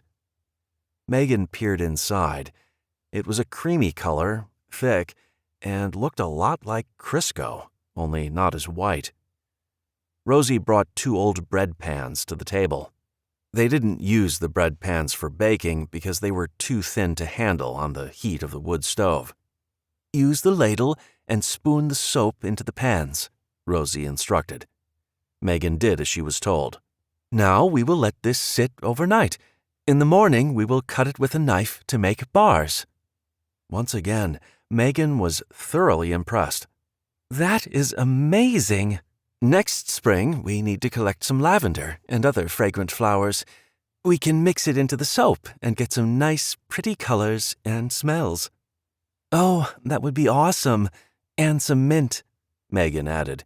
She loved the refreshing smell of mint, and it always made her skin feel so alive. "Definitely. If we do end up getting a couple of dairy goats, a little milk goes a long way for making soap. The goat's milk will leave your skin nice and soft. I imagine after another long summer in the sun, working in the garden, we could all use a little skin pampering." Megan was excited. The group had talked a lot about getting some goats.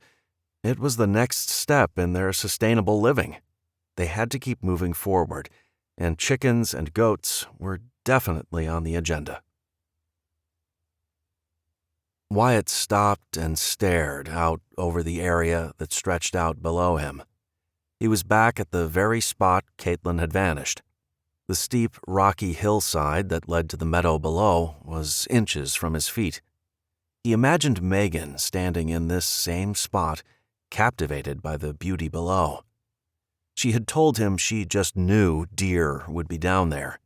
He looked to the left. The slope was a little easier to navigate, but it would still be a difficult climb down. He couldn't believe Megan had managed to climb up that hillside with a seriously sprained ankle. The woman was tough.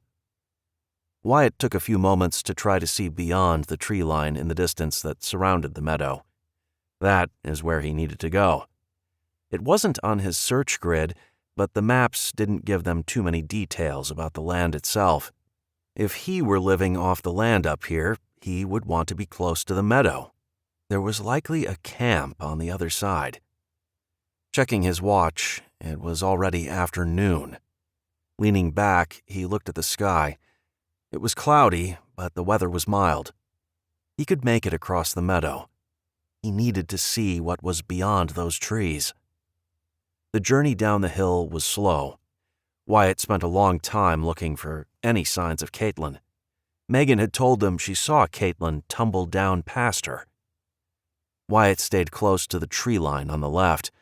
This is where Megan had climbed up the hill, using the trees to gain support. He looked at the trunks to see if there were any signs of blood that would indicate Caitlin had hit one of them on her way down. Nothing.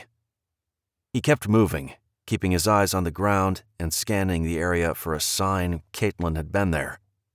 He heard a noise and whipped his head to the right. 2 beautiful deer were in the meadow. One was looking around while the other one grazed.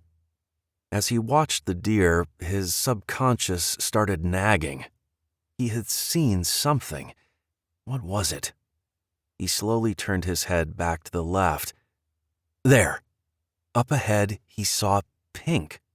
He ran towards it and whooped with glee when he discovered it was a piece of pink material. Snatching it off the branch, he looked at it, recognizing the material from Caitlin's coat. Tucking it in his pocket, he took a moment to orientate himself. The tree with the bloody bandage was through the trees on his left. Caitlin may have been a little confused and headed in the wrong direction. Someone found her, bandaged her, and then where? Wyatt spent some time searching for more clues about what happened to Caitlin on that fateful morning. He couldn't see any tracks. Walking in a semicircle back and forth, widening his search, he searched for more clues. It was the most frustrating thing he had ever encountered. A little girl didn't simply walk into the forest. Well, maybe typical little girls did, but Caitlin was smarter than that. She knew better. The past 6 months had given her a lot more knowledge about the forest than an average 8-year-old would have. Wyatt checked his watch. He had spent a couple hours searching this one area. Now he didn't have enough time to get to that far tree line and back home before dark. He would take Chase with him tomorrow and head east. It was about a 2-hour walk from the lodge. With the days growing shorter, that only gave them about 8 hours of daylight. If they left at dawn, that would give them about 4 hours search time, plus travel to and from the location before it got too dark to see. Walking through the forest with a flashlight was tough business. He couldn't afford to trip over a root or log and hurt himself. Wyatt started the trek back, alone with his thoughts. He missed Megan. He hoped she was willing to talk to him and would welcome him back in their bed. It had been a lonely few days, and even lonelier nights without holding her close. Chapter 13. With Chase already back for close to an hour, Megan anxiously waited for Wyatt's return. She no longer expected him to walk through the door with Caitlin, but a part of her remained hopeful that her daughter would be found safe. It had been 4 long days since the mudslide, and about that long since she had talked with Wyatt instead of yelling at him. Megan knew she was wrong for putting so much pressure on him. The guy had been out from dawn to dusk every day, working himself to the bone to find her. Megan wanted to apologize for being so awful. She knew he was trying and had nothing to do with her getting lost in the first place. Her injury and feelings of helplessness were tearing her up inside.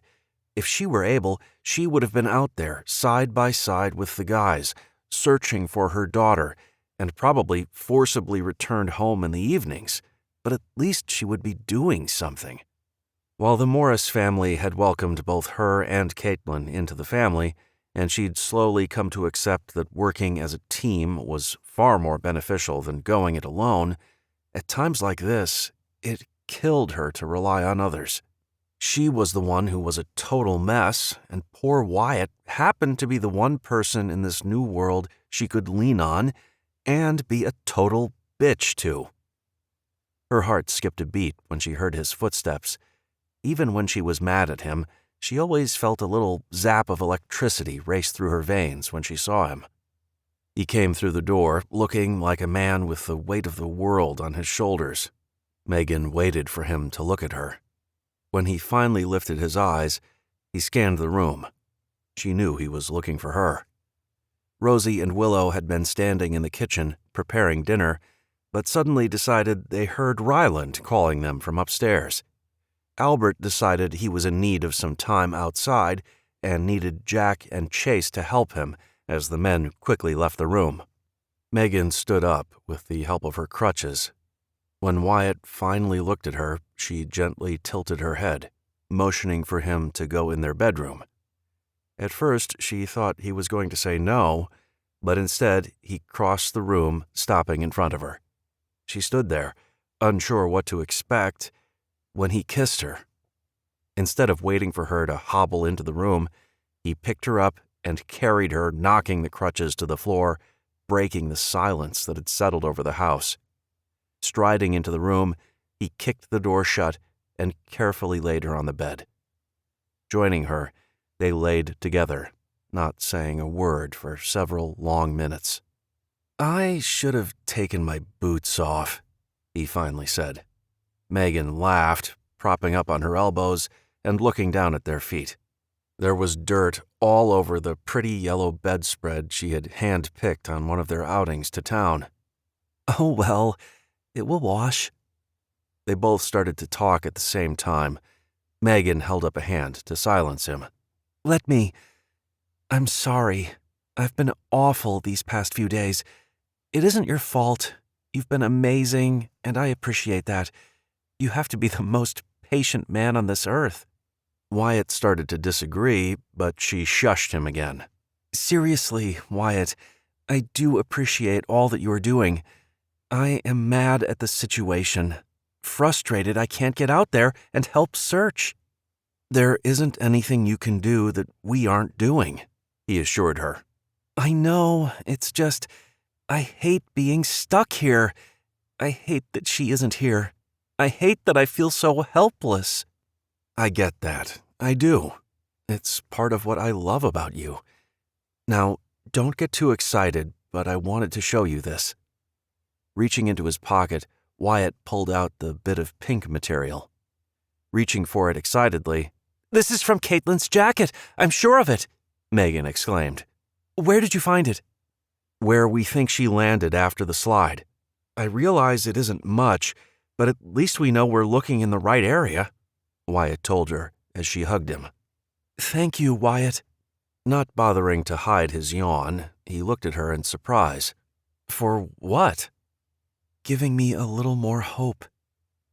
They lay together on the bed for close to an hour. She missed being held. He was her rock. Megan could hear the others in the kitchen and figured they better get up for dinner. Hopefully they hadn't held up the meal, waiting on the two of them to emerge from the bedroom. Megan started to ask Wyatt if he was hungry when she realized he was asleep. The man was clearly exhausted. She considered taking his boots off for him, but didn't want to disturb him. Instead, she lay perfectly still with her face pressed against his chest. The soothing sound of his heartbeat lulled her to sleep. She didn't know how much time had passed when Megan felt the change in Wyatt's breathing. He was awake. She knew he couldn't be comfortable wearing those heavy boots. "Go ahead, get comfortable," Megan said in the darkness. "Okay." He quickly shed his boots and clothes and climbed back under the covers. She leaned over, kissed him, and settled back in against his bare chest. Wyatt woke early, feeling refreshed and energized. His night with Megan had restored him and given him the hope he needed to keep going. He was positive today would be the day he would find Caitlin and return her to her mother's arms. Chase clearly hadn't had such a good night's rest. He stumbled down the stairs, his hair sticking up in various places around his head. The glow from the candle he was carrying gave his face a yellow pallor and highlighted the heavy bags under his eyes. No one was sleeping well. Chase had been going just as hard as Wyatt had the past week and was clearly exhausted. Wyatt considered telling him to stay home, but knew his suggestion would be ignored. Chase would be insulted. They didn't say a word as they grabbed their gear and prepared to set out. Today was going to be a long hike. With only the two of them, they could move fast, but it was still going to take a couple hours to get there. It was hard to say for sure what was beyond the tree line. He hadn't made it that far yet. There had been no need. He knew it was more forest land that stretched into Idaho. The maps indicated there was nothing out there. The nearest town was at least 20 miles away. It would be very easy to get lost. Once you were that deep into the forest, it all tended to look the same no matter which way you went. Because there was a very strong possibility they would encounter other people, Wyatt and Chase were each carrying a handgun in a holster. The last time they had seen Evan, it hadn't been a friendly occasion. Guns had been drawn, and Wyatt had been shot. They weren't taking any chances. The two men made good time, only stopping for a few minutes here and there to drink water. Wyatt had skipped dinner the night before and was pretty hungry. He should have made time to eat something before they left, but he was too excited to get out there. Chase gave him a Ziploc bag filled with turkey jerky and a biscuit from last night's dinner. It wasn't the best tasting stuff in the world, but it provided energy, and he needed to eat in order to have the strength to make it back home with Caitlin. Megan woke up, stretched, and felt beside the bed for Duke's head. "Good morning, buddy. What do you think? Is today the day we get our girl back?" Duke's tail started to thump against the wood floor. "I know. I'm excited too. She is going to be so happy to be home and to see you, of course." Duke carefully put his front paws on the bed to give Megan better access to his head. He lifted a paw, indicating he wanted a belly scratch as well. "Fine, one quick belly rub, and then I have to get up." Not all of us get to lie around and be fed all day. Megan made her way out to the kitchen. The house was still very quiet. She used the peace and quiet to go over the maps. Wyatt had made a small X on the area where the bloody bandage had been found. From there, she slid her finger in the direction Wyatt said he saw the footprints go in. It was all forest land owned by the government. She doubted there would be any cabins in the area where a person or even Evan's group could take shelter. She grabbed another map of the same area and compared the two. The second map was a little more detailed and appeared to be more recent. As she studied the map, she saw a small area that appeared to be privately owned land. It was surrounded on 3 sides by forest, but it was not designated as managed by the Bureau of Land Management. She got excited and turned to Duke. "This has to be it. This has to be where Evan and his group are. I bet you Caitlin is there." Duke jumped up, excited. His tongue hung out of his mouth as he rapidly wagged his tail. She turned back to the map and then back to Duke. He gave her a big lick to show his own excitement. "I know, buddy. I can't wait to tell Wyatt. We have to get over there." She continued to study the map. It was going to be quite a hike. She used the key to determine how far the area was from the lodge. She was guessing 15, possibly 20 miles. Carrying a backpack and walking through the forest would mean a person would travel about 2 miles per hour. The area looked to be about the same elevation as the lodge, but they would have to go up and then down, which would slow them down a bit more. Using the hiker formula of 1 hour for 3 miles, she figured on the high side of about 7 hours. That was assuming the hiker didn't stop to eat or didn't have to climb any steep cliffs. The idea of her daughter being that far away from her was frightening. Megan grabbed the pencil and circled the area on the map. She was certain this was where Evan or another group would have set up camp. This had to be where Caitlin was being held. Megan was convinced more than ever her daughter was kidnapped and not simply missing. The rest of the day, Megan tried to keep busy. She helped Jack with the mudroom as much as she could before Rosie demanded she sit down. Dragging a chair outside, she rested her bad leg on it while she held the wood for Chase to pound in the nails. Her leg was feeling much better, so she felt more comfortable standing with her weight on her good leg. She handed Chase nails and let him know when the boards were straight. As dusk fell, Megan waited for Wyatt. She knew in her heart he wouldn't be bringing Caitlin home, but she was okay with that. She was certain she knew right where her daughter was. Now it was figuring out how to get her back. She hadn't shared what she believed with Jack or anyone else. She wanted to wait for Wyatt. She knew they would all be hesitant to storm into an enemy camp and demand Caitlin be returned. They might be cautious, but Megan would walk right through the front door and take her daughter. She didn't care what might happen. Caitlin was hers. Wyatt and Chase were famished. Megan was dying to tell them her news, but wanted to make sure everyone had full bellies and would be willing to listen to her idea. Duke sat next to her the whole time, offering his moral support the only way he could. Wyatt went outside to use the bathroom and grab some water to clean up. He felt her before he heard or saw her. "What are you doing out here?" he asked before turning around. "I need to talk to you about Caitlin," Megan said softly. Wyatt sighed, prepared to get the brunt of her anger again. He put down the water, turned, and wrapped his arms around her. "I'm trying, Megan. I swear to God I am doing everything I know to do." She pushed back. "I know. I have an idea. Will you give me 10 minutes to explain?" "Of course.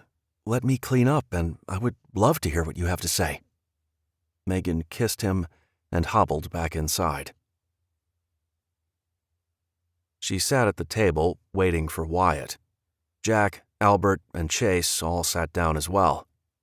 At first, she was going to excuse herself and take the maps in the room to talk with Wyatt in private, but figured one or more of them would have to go along, so they may as well know her idea.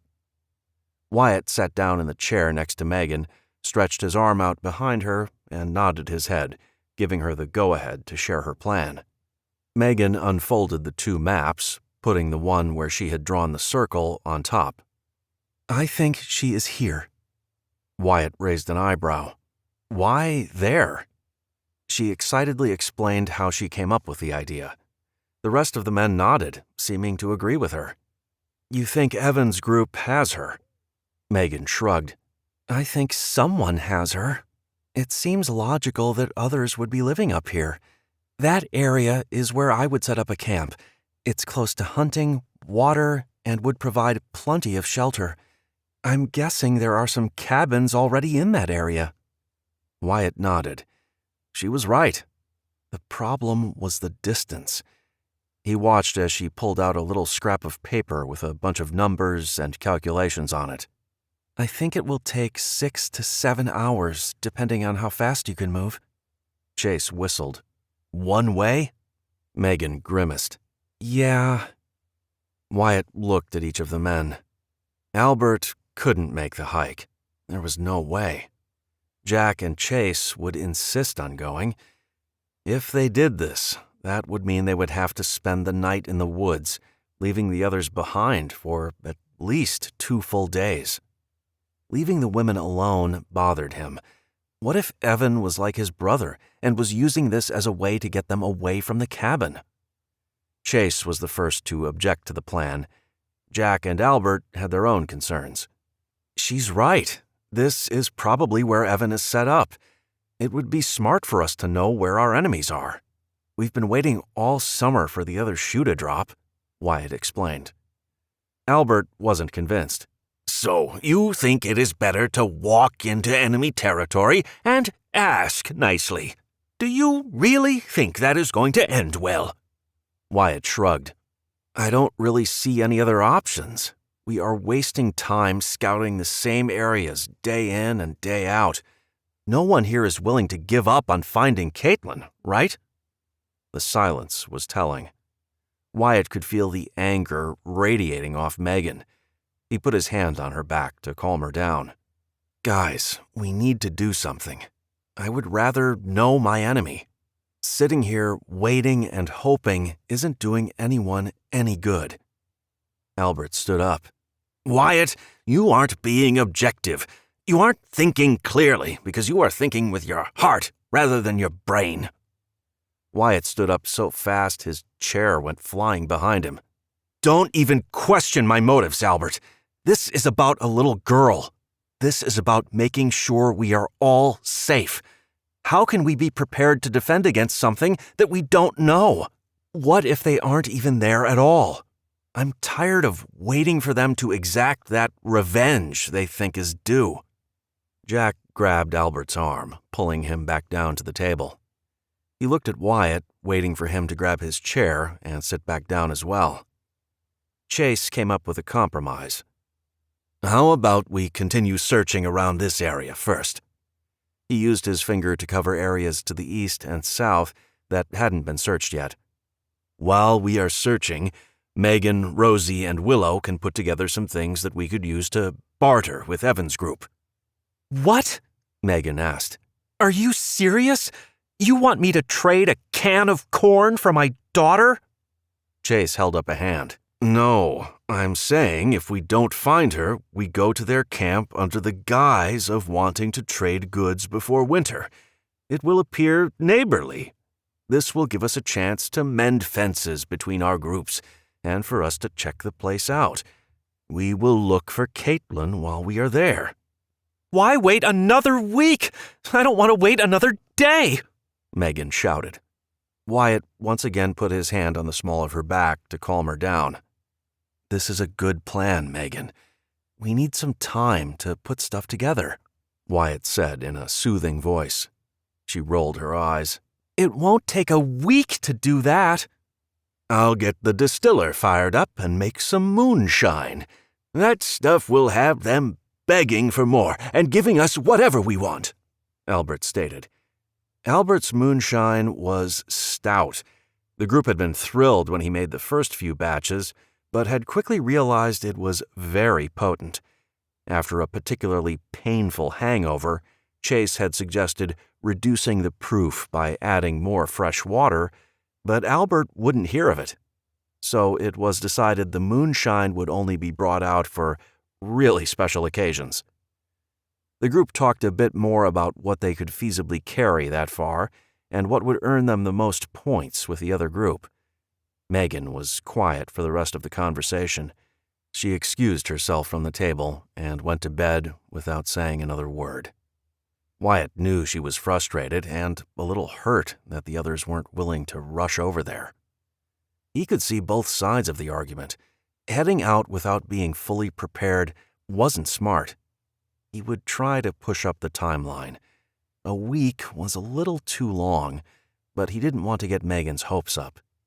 He would talk to Chase tomorrow when they went out on their next search.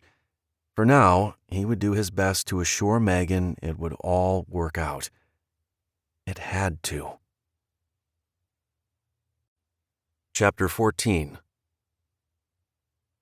Megan wasn't happy to wait for the cavalry to rescue her daughter, but she was doing her best to be patient. Rosie kept her busy, digging through boxes, looking for things that would make good trades. They needed to give up some of their valuable items in order to appeal to the other group. If they walked in there with a bunch of stuff that could be easily found elsewhere, they would never get information on Caitlin. The sock warehouse was proving to be a very valuable find. They had chosen 20 pairs of wool socks to offer for trade. Socks were a big deal, especially during winter in the mountains. People had to walk, often in snow and frigid temperatures. Keeping their feet warm and dry at all times would be a priority. Having extra socks to change into once a pair got wet was just common sense. "What about these?" Rosie said, holding up a couple pairs of worn but still functional boots. They were her husband's and didn't fit anyone, but could be another invaluable trade item. Megan was tasked with putting in new laces and cleaning them up. Ryland pulled together some books that he and Caitlin no longer read for any kids that may be in the camp, as well as some old magazines. Even though the magazines were outdated, they were entertaining to read, and once they had been read, they could be used for other purposes.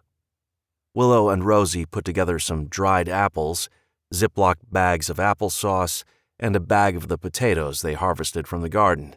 The applesauce had been removed from the jars and stored in the Ziploc bags to make it easier and lighter to transport. While they really couldn't afford to part with the food, they were willing to if it meant getting Caitlin back. The items were distributed into piles to try to balance the weight. No matter how they did it, the backpacks were going to be very heavy. The heavier the bag, the slower the trip would be. They also had to account for the extra supplies the guys would need to stay out in the woods overnight. Going back through the items they were willing to part with, they pulled out the heavier or harder to carry items and set them aside, only going with those they thought would be of the most value. Megan grew restless. Every passing hour could be jeopardizing her daughter's life.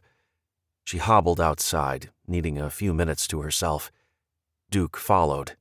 "They sure are taking their sweet time," she told the dog, knowing he would never betray her confidence. "I don't think I can wait another day, buddy. What about you?" Duke sat down and leaned into her one good leg, nearly toppling her over. She took that as a sign he was on her side. Caitlin had witnessed Kyle Grice murder a young man and had inadvertently become a target. The man had gone to great lengths to try to kill her and Megan. At the time, Evan didn't seem any more stable when he'd sworn to avenge his brother's death. Caitlin being stuck alone in that group could not be a good thing. Wyatt had done his best to calm her fears, but it wasn't helping. He reasoned if they took the time to bandage an injury, assuming the bloody bandage was Caitlin's, then they wouldn't hurt her. Maybe there were other mothers in the group, and they were taking care of her. Megan always had the same question. Why won't they let her come home? Duke tilted his head to the side. You are pretty much the only one willing to listen to me, big guy. You know I'm right, don't you? She rubbed his ears. Maybe we should go get her ourselves. What do you think about that? Duke thumped his tail and turned to lick the hand that was petting him. Megan took that as a yes and contemplated taking matters into her own hands and what that would mean. Her ankle was definitely better, and while it wasn't 100%, she was able to walk around without using the crutches. She chewed on her lower lip, agonizing over what her heart was telling her to do. Could she do it on her own? It wasn't as though she'd never walked that kind of a distance before. She'd managed to walk much farther carrying Caitlin when she'd fallen ill. At least now she'd have both her hands, even if she only had one good leg. Megan heard laughter from in the house, cementing her resolve. She was tired of waiting. She was tired of relying on others to do what had to be done. Time and again, life had taught her she could only rely on herself. No one else was willing to help. The next morning, she made her move. It was early Tuesday morning. Wyatt and Chase had set out to follow their plan to search another area. They were leaving no stone unturned. Megan knew they wouldn't find her. Her gut told her Evan had her, and they were nowhere near where Chase and Wyatt were searching. Rosie was upstairs making beds. Willow was busy organizing the root cellar. Ryland and Jack were finishing the mudroom. Megan looked around and thought about what she was going to do. Could she do it? She didn't hesitate another second and hobbled back to the bedroom as fast as she could move and tossed her emergency gear into her pack. Planning to stay the night in the woods meant she would need to be able to start a fire, need a way to clean water, some sort of shelter, and food. She threw in extra socks and a couple Mylar blankets.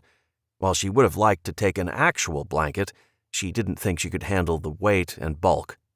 Her leg was going to slow her down, even if she was able to walk around the cabin now without crutches. The one thing she knew she needed was the gun Wyatt kept in the top drawer of the dresser.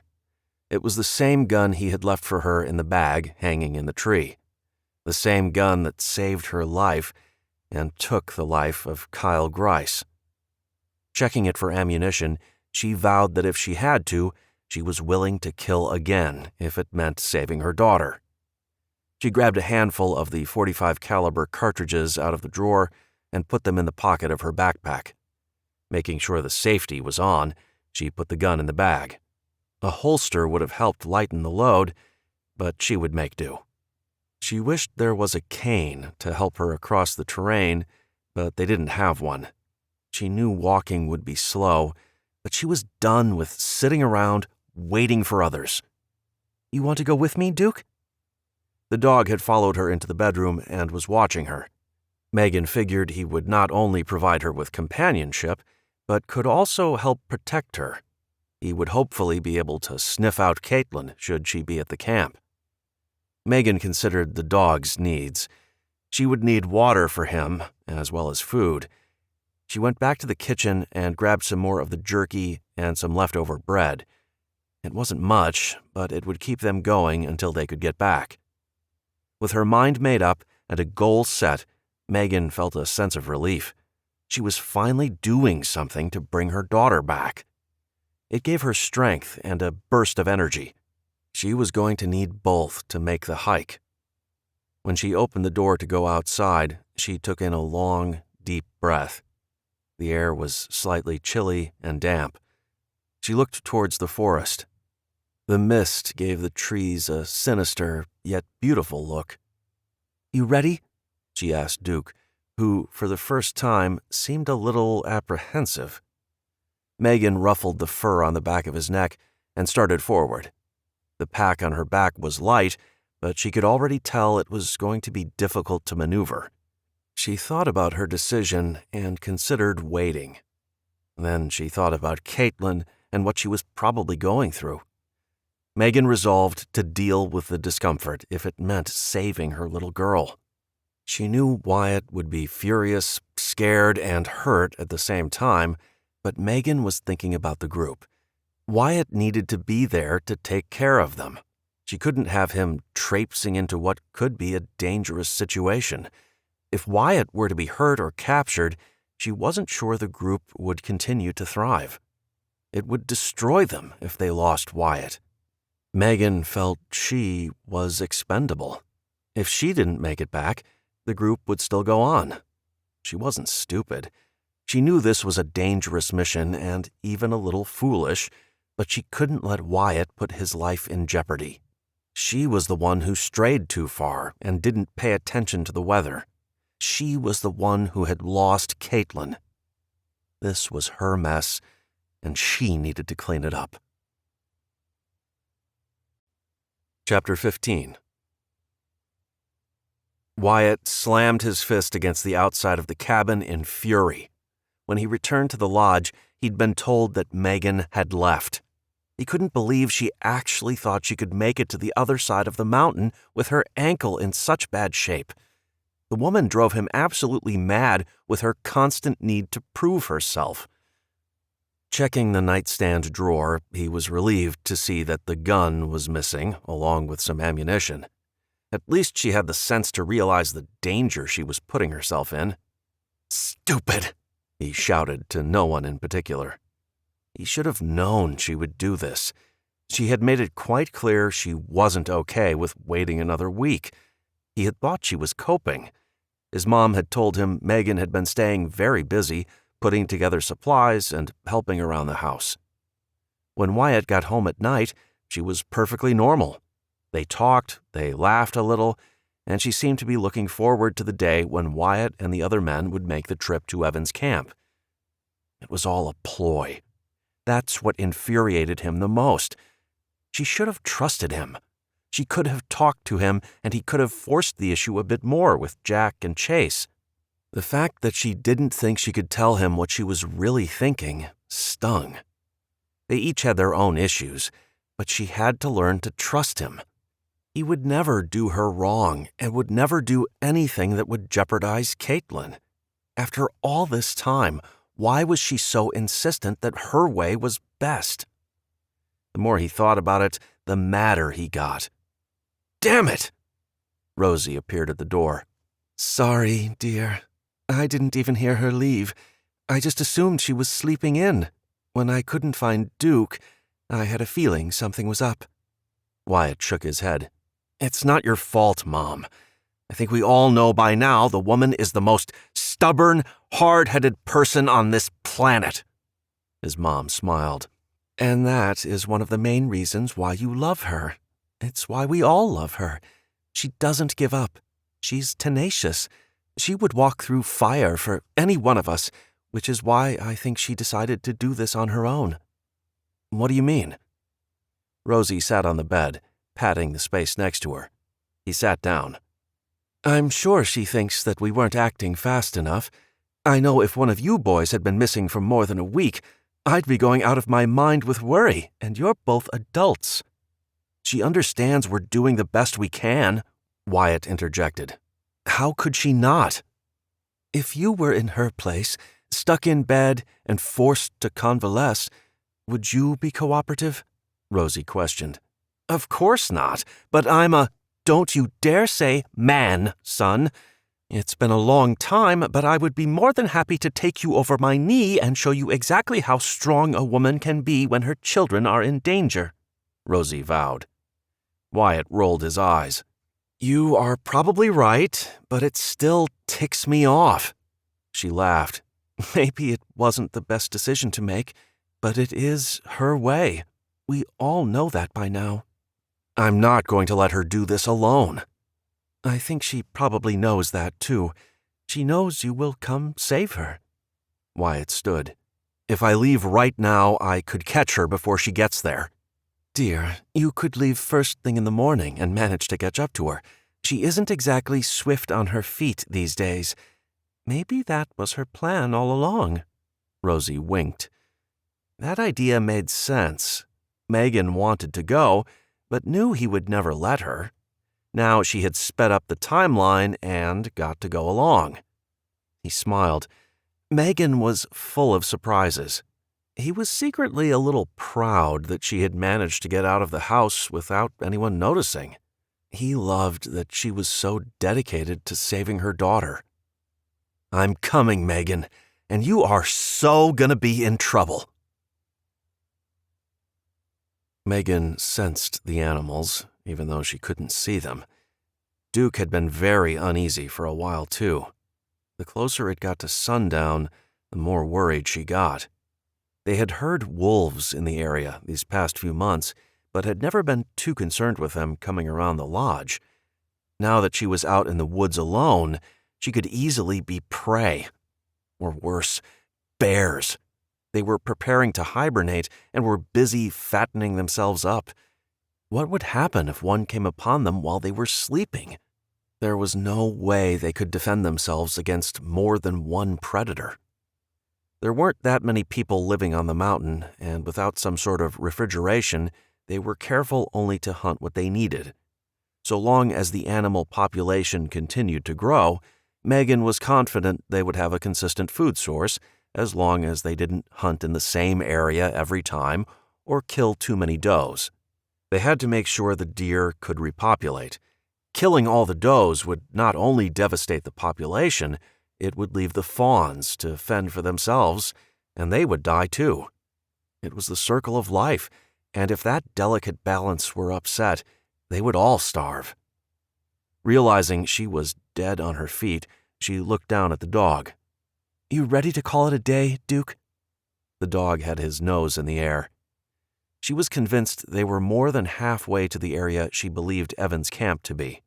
"Okay, buddy, let's make camp here. I need to get off my foot." She found a place that provided some natural shelter under the trees. It didn't take long to find some small twigs and branches for a fire. She made sure to collect wood that wasn't directly on the ground. With all the rain, it would be soaked and difficult to burn. There were plenty of branches that were propped up against other trees, and she hoped this meant the wood would be fairly dry between the wind and the sun drying it out. Once Megan got her fire going, she built a small nest to sleep on using pine needles and one of the mylar blankets as a sheet to protect herself against the prickly makeshift bedding, which kept her off the ground. She added a few sticks to the fire before stretching out and pulling the second blanket over the top of her. It was cold. Duke seemed to know what to do and laid behind her with his back pressed into hers. The warmth of the dog's body helped take away the chill almost instantly. It was times like this she remembered how appreciative she was for her warm bed under a roof at night. Megan started to doze when she felt Duke tense. Reaching her hand around to pet the dog, she felt tremors rolling through him. Sitting up cautiously, she tried to peer out into the dark, but couldn't see anything.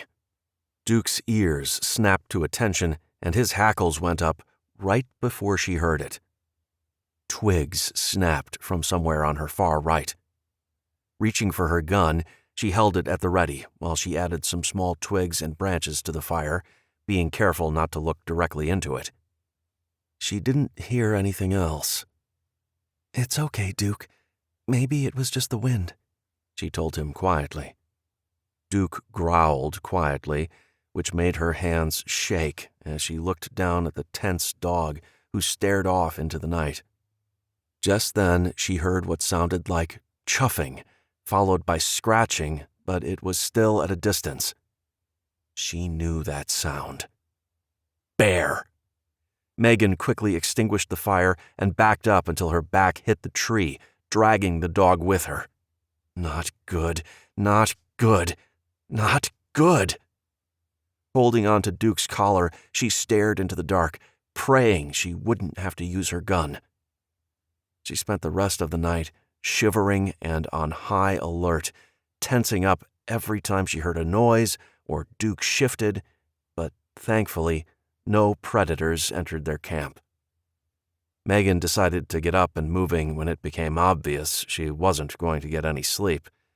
The sun was peeking through the trees, which gave her just enough light to see. She poured some water into the collapsible bowl she carried in her pack, and Duke quickly lapped it up. She ate a piece of the jerky before giving some to Duke. Cleaning up her camp, she made sure to leave nothing behind, and together they headed out. When they walked past where they'd heard the noises last night, Duke stopped to sniff at one of the trees. Megan's hand shook as she reached out and plucked a small tuft of hair from the heavily scratched tree trunk. It had been a bear. Grateful the bear never came any closer, Megan vowed that she would never again go out alone like this. It was just plain stupid, especially with her injury. Suddenly, Duke barked and bolted ahead of her, wagging his tail as he sniffed at the bushes and then raising his leg. Megan took that to mean the predator was long gone, as the dog happily marked his own territory while they walked. Megan did her best to keep up with the energetic dog, but after yesterday's walking, her ankle was extremely sore. About midday, they stopped near a stream, and Duke drank his fill, while Megan munched on more jerky before giving the rest to the hungry dog. It was late afternoon when Megan came to a barbed wire fence that had been haphazardly strung around some trees. This had to be Evan's camp. "We found it, Duke! We found it!"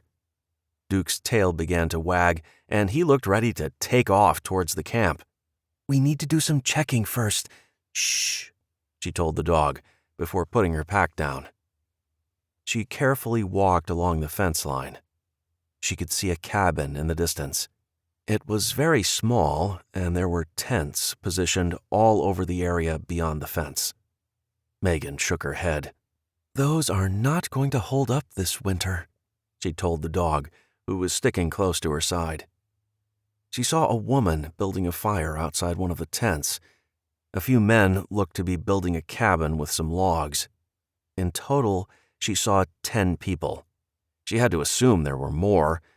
The property looked to be completely fenced in with barbed wire.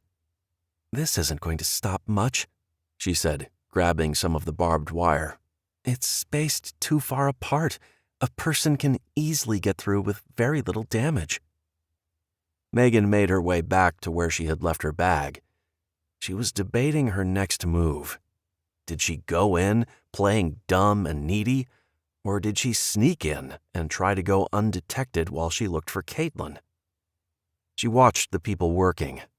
They seemed normal, doing things she and her own group of people did on a typical day. "What do you think? Should we go for it?" Duke appeared uneasy. Megan looked around, trying to see what had him nervous. She didn't see or hear anything. "Okay, let's play up the injured leg and poor woman all alone." Duke didn't move. Megan instantly knew something was wrong. Someone was out here. She should have known they would have better security than a stupid line of barbed wire. Before she could move, a hand clamped over her mouth. An arm wrapped around her chest and pulled her backwards into the trees. Megan bit down on the hand. Chapter 16. "Ow, damn it! Stop it, Megan!" "Wyatt?" Megan spun around and saw Rosie and Jack trying to hold back a laugh. Wyatt was standing there with his brow furrowed and looking at his hand where she had just bit him. "Why would you do that? You don't sneak up on a person and then do that," she said, frantically waving her hands at his injured hand. "How stupid! And why would you do that?" she asked again. Wyatt glared at her. "Because you were about to alert those 2 men holding very big guns to your presence. I didn't want you end up being held captive as well." Rosie and Jack pretended to be busy whispering, but Megan knew they could hear the exchange. Wyatt continued, "You want to talk stupid? Stupid is a one-legged woman walking 20 miles by herself to go into an enemy camp and demand they give back a little girl they may or may not have kidnapped." Megan jerked back as if she had been slapped. He was mad. No, furious. She had known he would be upset, but she didn't count on him being this angry. I am about sick of you thinking you're Wonder Woman and running off on your own to save the world all the time. I am tired of having to worry about you and wondering what kind of danger you're in. Wyatt stepped close to her, grabbed her face between his hands. Stop running away, damn it. Let us help. Before she could say a word, he kissed her. Wyatt stepped away from Megan, wondering if he should apologize, but then decided he was still too mad. After they'd discovered that Megan had set off on her own, Jack and Rosie had decided to make the trek with Wyatt, while the rest of the group stayed at the cabin. They didn't want to appear too threatening and hoped that with Rosie and Megan, it would soften the approach, so long as Megan didn't go off half-cocked, otherwise they were all in trouble. Fortunately, they had made good time and managed to catch up with Megan before she did anything stupid. Well, more stupid than heading off into the forest all alone and already injured. Megan actually seemed relieved to see him as she jumped into his arms, hugging him tightly. When he set her down, she smiled and waved at Jack and Rosie. Rosie grinned. Jack shook his head at her and waggled his finger. She shrugged her shoulders sheepishly. I don't want to get into it all now, but believe me, Megan, this isn't over. We are going to have a long talk when we get home. Megan met his eyes. He thought she was going to give some flippant response, but instead she said she was sorry. Her voice cracked as she spoke. Fine, but still not over it, he said, grabbing her hand and gently pulling her back into the trees a bit more. We brought along as much of the stuff to barter with that the three of us could carry, he explained. Megan frowned, staring at the straps straining against Wyatt's shoulders. I don't recall seeing the kitchen sink on the list of things to barter. Wyatt knew she was making an attempt at humor, but he wasn't in the mood for it. Leveling her with a stare, he adjusted the pack. It would have been a much easier load if Chase had come along as we'd originally intended, but as it is, we made do with our revised options. He could tell from the way Megan visibly winced that she understood his meaning. Our plan is to go to the front gates, there. Wyatt pointed to an area off to the left. Oh, I was going to go under the fence there and sneak into the camp to take a look around. I figured if anyone caught me, I'd play the injured woman card. Megan's declaration earned another glare from Wyatt. Which is why you should have waited for us or let us do it like we had planned. Wyatt's firm tone came across a little harsher than he had wanted, based on the warning look his mom gave him. When he had discovered she had set off on her own, he had been scared to death and mad as hell. This morning, they had covered a lot of ground in a short amount of time. When they came across what they assumed was her camp and saw the bear markings, his anger had turned to terror. She had put her life in serious jeopardy this time, and it scared him to death. He didn't want to live without her. The idea of something happening to her made his nerves feel raw. Wyatt was convinced he couldn't possibly go on if she were to be seriously hurt or killed. He loved Megan and Caitlin, and those feelings helped him to empathize, but he still wasn't happy with her choices.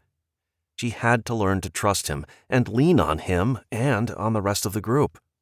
We need to approach like we are friends and not here to tear their camp apart, Wyatt explained. That works, but what if they decide to shoot us? Megan asked in all seriousness. Wyatt rolled his eyes. I don't think they want to shoot us, Megan. They probably would have already done that if that were their plan. It isn't like they didn't know where to find us. Fine, let's go. Megan was anxious to get inside and find Caitlin. She just knew her daughter was in there somewhere. The foursome slowly walked to what appeared to be the entrance into the camp. Several men carrying semi-automatic rifles stood in front of the makeshift gate. They raised their rifles when they saw them approach. Wyatt held up one of the backpacks. "We would like to make some trades, if you are interested." A short, stocky man looked Wyatt up and down before turning his gaze to Megan. "You're the ones that killed Kyle." When he said that, the others shifted the barrels so they pointed directly at them. Wyatt winced, and he felt Megan and Jack tense beside him. He was hoping that had all been forgotten. Clearly not. Another of the men stepped forward. Wyatt remembered him from that fateful day on the hill. He was the one who demanded Evan walk away. He looked weary, but didn't appear to be set on revenge. At least that's what Wyatt hoped, since he was the only one not pointing a gun at them. "I'm Brian.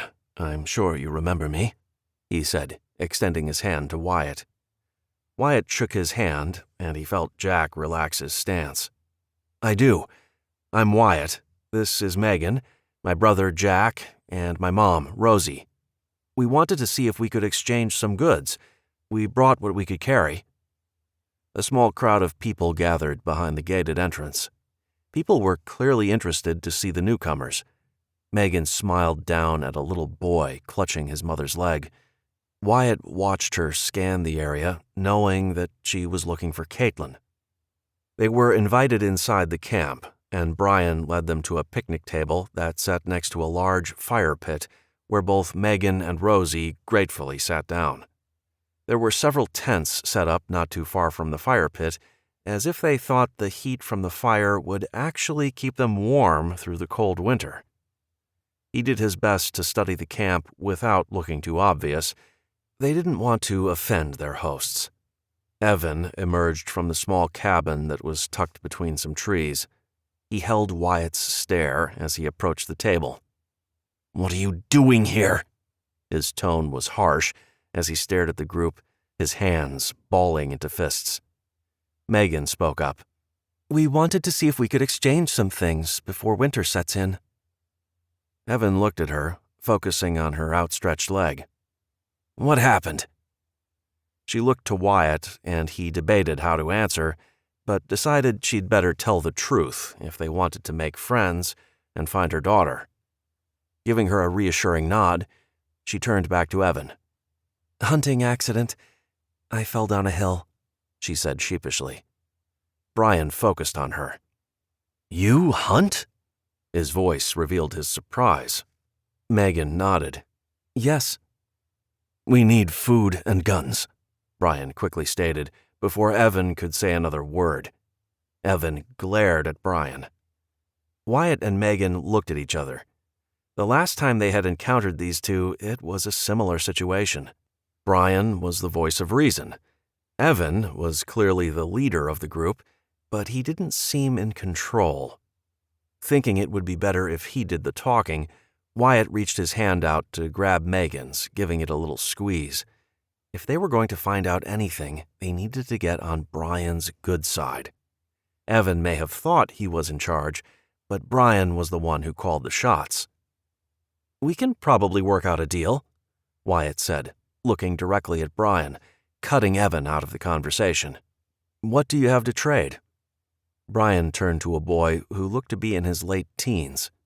"Daniel, will you please go get Sharon and tell her to bring the stuff we have to barter?" "Do you barter with others?" Jack asked. The revelation took Wyatt and the group by surprise. If they could expand their trade market, so to speak, it would really help. However, it could also put them at risk. If they went around flaunting everything they had, the other groups may try to take it. They could band together and overpower Wyatt's family. "We do sometimes," Brian answered slowly, seeming reluctant to answer. No one spoke after that, and there was a tense silence as the men chose to stand around the picnic table rather than sit. "Maybe we should all sit," Wyatt asked, hoping to break the tension a little. "Oh, yes, sorry. Pardon my lack of manners," Brian said, gesturing for everyone else to sit. He looked at Megan. "You walked all the way here on that bum leg?" "Yes, Wyatt cut her off. She was going a little stir-crazy, so she demanded to come along. Daniel came back with another woman, each carrying a box. Sharon smiled and introduced herself as she set the box she was carrying on the table, and Daniel followed. Wyatt quickly looked them over. Much like his own group, it was evident from the clothes they wore that they'd all lost weight.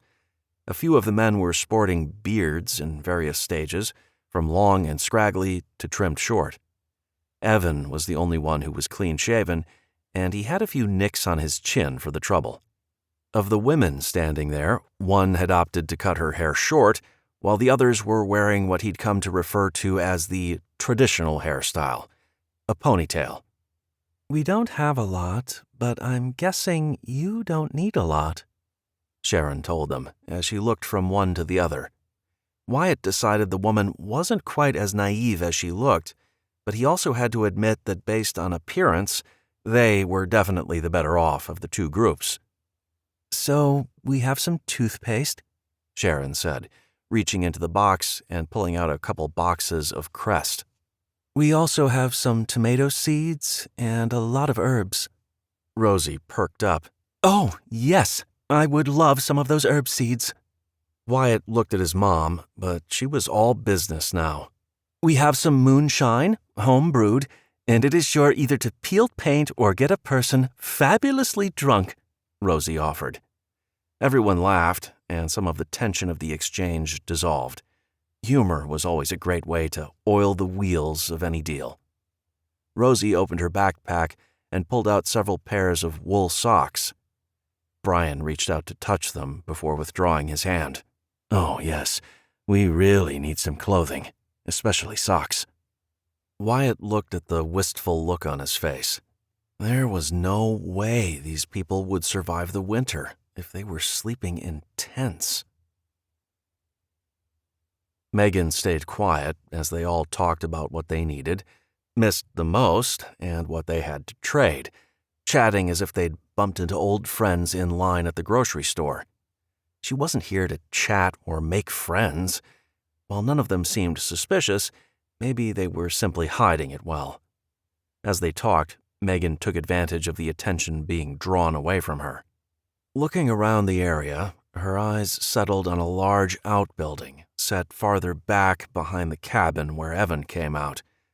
That would be a very good place to hide a little girl. Megan casually stood. Duke watched her. When Evan looked at her in question, she thought fast. "Bathroom?" He motioned to an area where a couple of old shower curtains hung. She hid her cringe. Oh boy, had she become spoiled with the outhouse and compost toilet. "Thanks. Come on, Duke." Evan turned his attention back to the conversation. The others were exchanging goods and listing out what they would like to trade next time. Evan's group had ammunition, but was lacking in guns. The guns the guards had were actually all they had. The semi-automatics were not the best for hunting when accuracy was at stake, which was their priority as well. They worked out a deal to exchange a gun for 3 boxes of .22 caliber ammunition. The .22s were running low at the lodge and were preferred when hunting small game. It would be a win-win for both groups.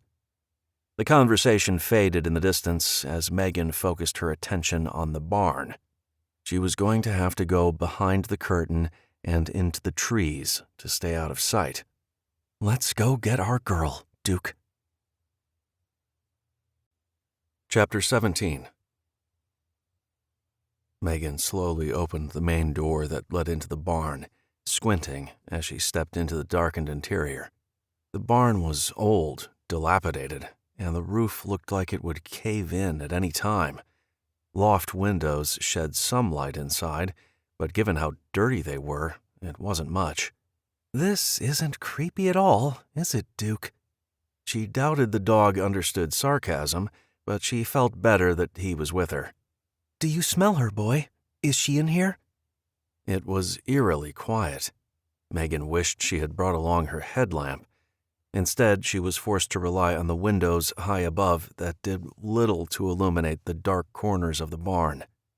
The smell of old straw almost made her gag. Clearly, they weren't using this building to sleep in. If she had the choice between a tent and a barn, she would definitely choose the barn. They had a valuable resource that they were ignoring. Or were they? Megan carefully walked down the center walkway, checking each stall.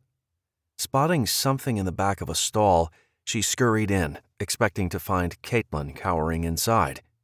Carefully lifting the old horse blanket, she sneezed loudly as a cloud of dust flew up in the air. Throwing the blanket back, she was disappointed to find an old, rotted cardboard box with what looked like rusted tools. The next stalls were completely empty. Caitlin wasn't in here. Megan wanted to cry in frustration, even though she was relieved to know Caitlin hadn't been held prisoner in this dark, stinky barn. No luck, Duke. Maybe she is in one of those tents. Looking up, a beam of sunlight hit the wall in front of her, and Megan's breath hitched when she saw Caitlin's hunting rifle mounted to the wall above the door she had come in. Reaching her hand up, she traced her fingers along the barrel, making sure it was real. Spinning around, she quickly searched each of the stalls a second time.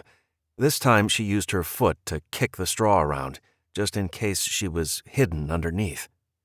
When she didn't find her the second time through, her mind started to race.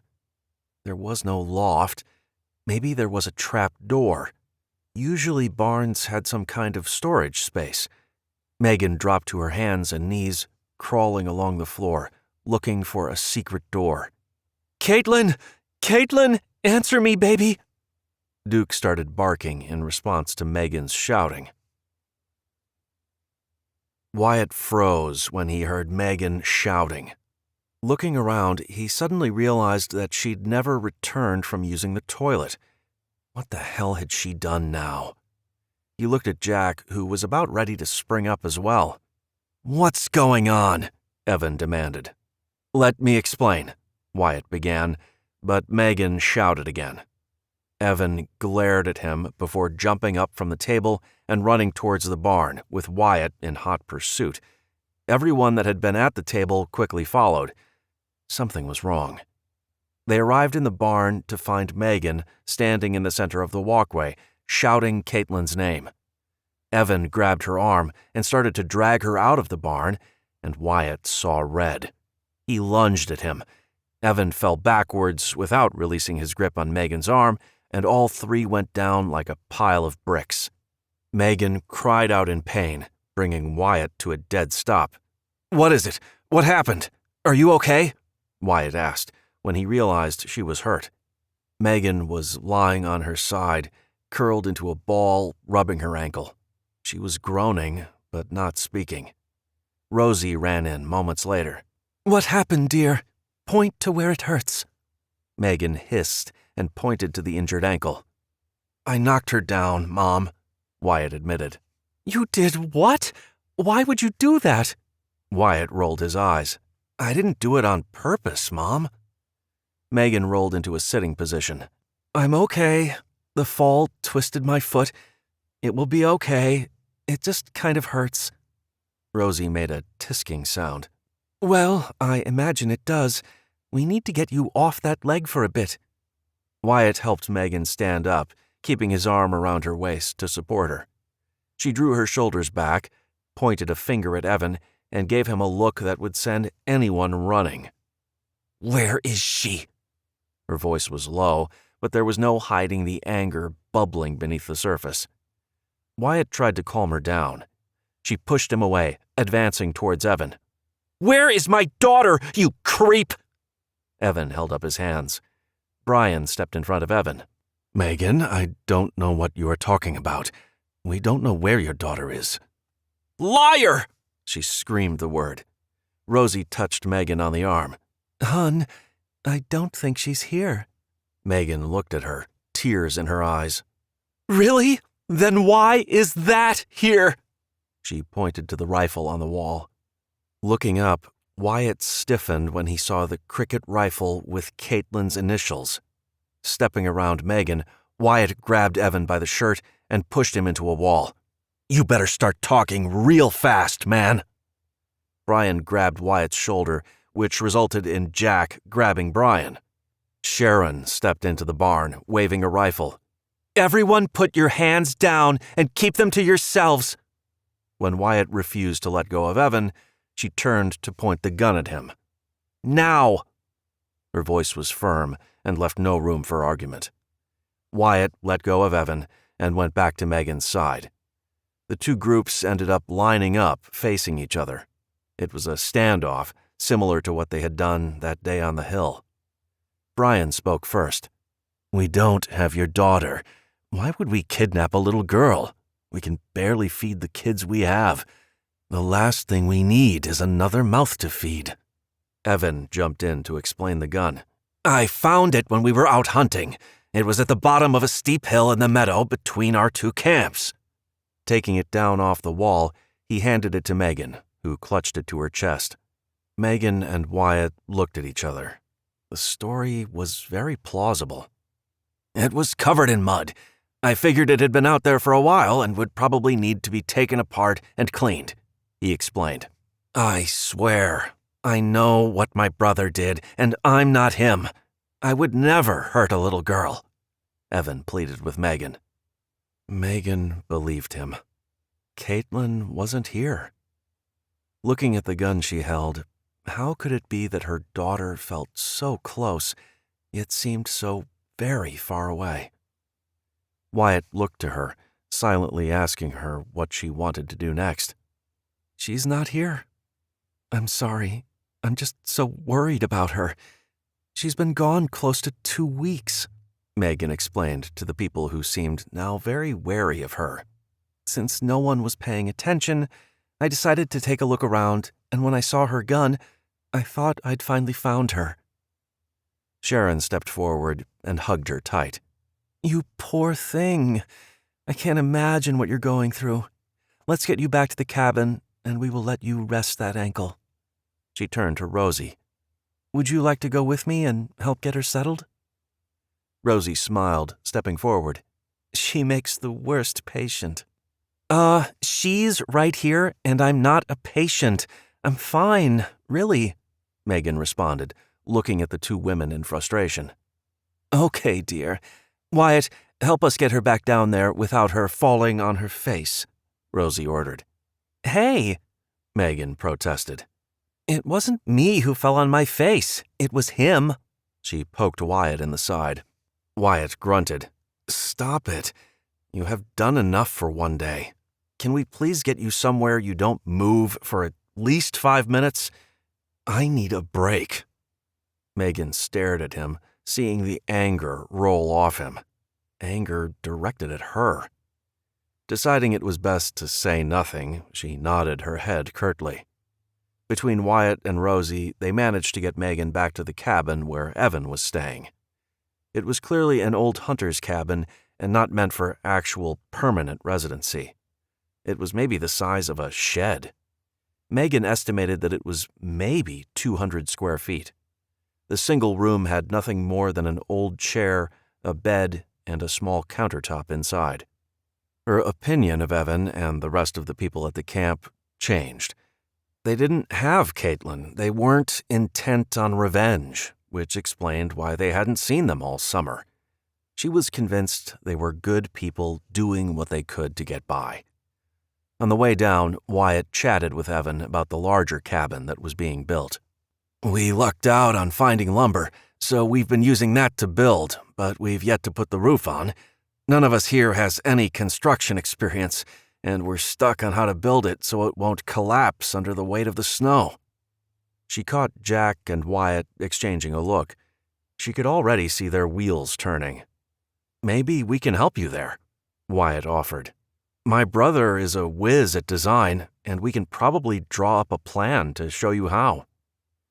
Evan stopped to look at them. "You would do that?" he asked, his surprise evident in his tone. Yes, we accept," he laughed, clapping Wyatt on the back. "I can't even begin to tell you how helpful that would be." Megan couldn't imagine leaving them alone to suffer all winter. She worried about the children. They needed a sturdy roof over their heads and a warm place to sleep. Rosie and Sharon sat with Megan while she elevated her foot. She didn't want to admit how bad it hurt when she had twisted it in the barn. She had overdone it walking all the way over here, and with the added injury, her foot was throbbing in complaint. Wyatt knocked on the door of the cabin. When Sharon invited him in, he sat on the bed next to Megan. "You aren't doing so hot, huh?" Megan shrugged. "I'll be okay. I can make it back." Wyatt grabbed her hand. "It's raining. Evan and Brian have invited us to stay overnight. You can rest your ankle, and we won't risk catching pneumonia or injuring ourselves trying to get back in this rain." Megan raised an eyebrow. "Really?" He smiled. "Is this okay with you, Sharon?" Sharon stood up from the single chair in the room. "It isn't as if we get company too often, at least the kind that isn't trying to steal from us or kill us." Moving toward the door, "I'll head to the pantry and see what I can find for dinner." Rosie perked up when she heard that. "Would it be okay if I joined you? With the extra mouths to feed, I'm sure you could use a bit of help with the work." Sharon smiled, holding the cabin door open. "We are always in need of help around here. I appreciate the offer. And thank you so much for hosting us." The two women left chatting as if they were old friends. Megan shook her head as they walked out the door.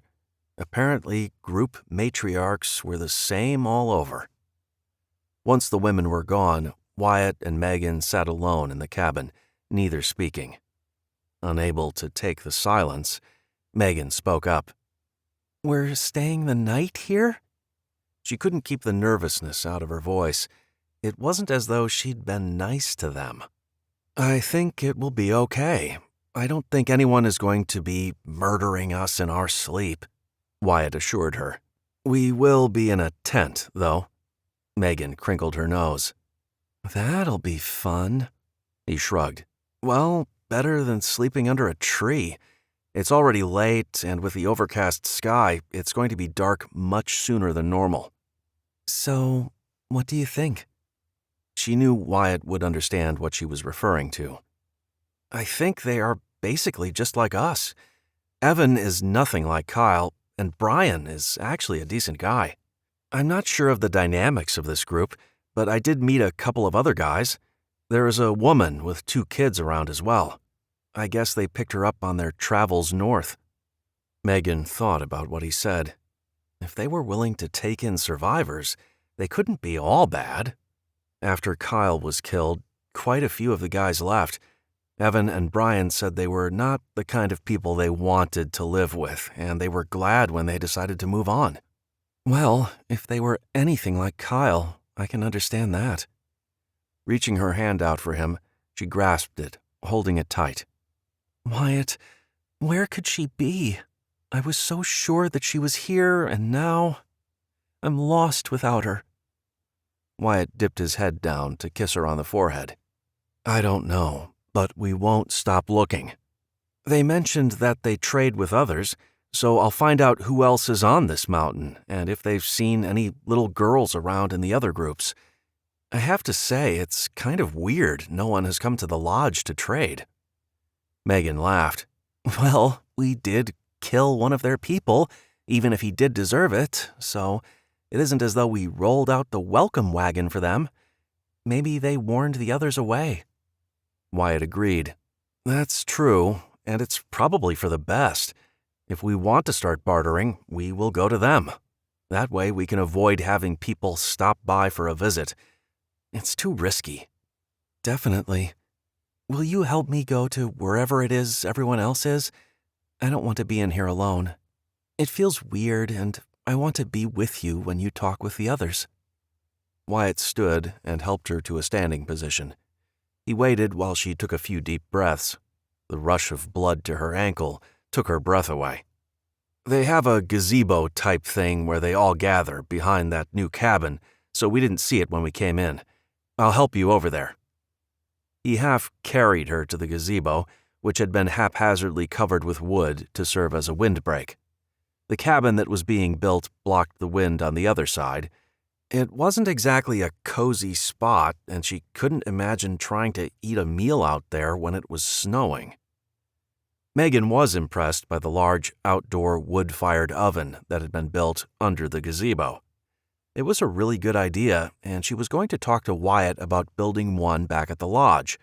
An oven to cook in would be amazing. She studied the construction to see how it was made.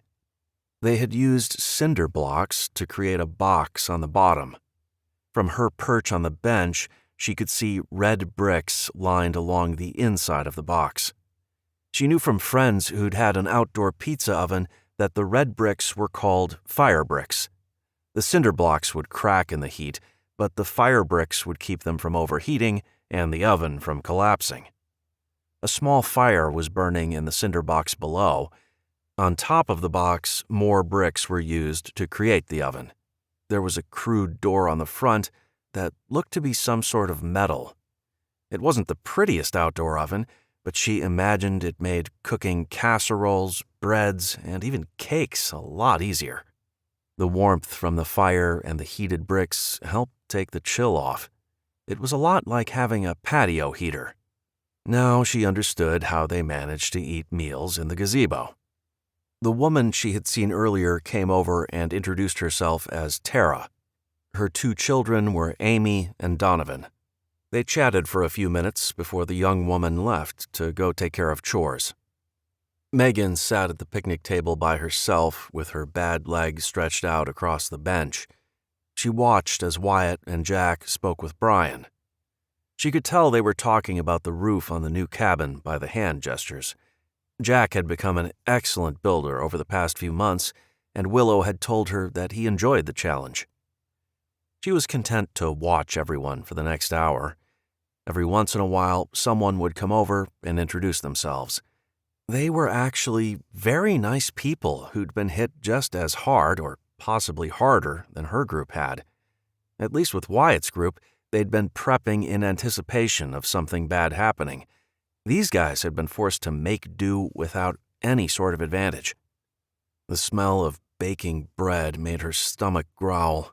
She was thrilled to know there was real yeast bread in that oven. She hoped they planned on sharing. Megan was a little sad they lived so far away from the lodge. She could imagine becoming good friends with Tara, and Amy was a year younger than Caitlin. They could have sleepovers and have some sort of a normal life. Rosie and Sharon were chatting near the other large fire pit in the center of camp. There was a large pot sitting on a grate over the fire, and every so often a whiff of herbs and spices floated over. Megan was really hungry now. Rosie carried the large pot of bean soup to the table while Sharon opened the oven and pulled out 2 loaves of bread that had been baking. They were big and fluffy. Megan was going to make a point to ask if they could trade some of what they had for a little bit of yeast. Before the meal started, Evan stood up. "I want to thank you for helping us out with the roof situation." He started looking at Jack and Wyatt. "And thank you, Rosie, for helping prepare this meal. We haven't had a lot of variety, and any new dish is always welcome.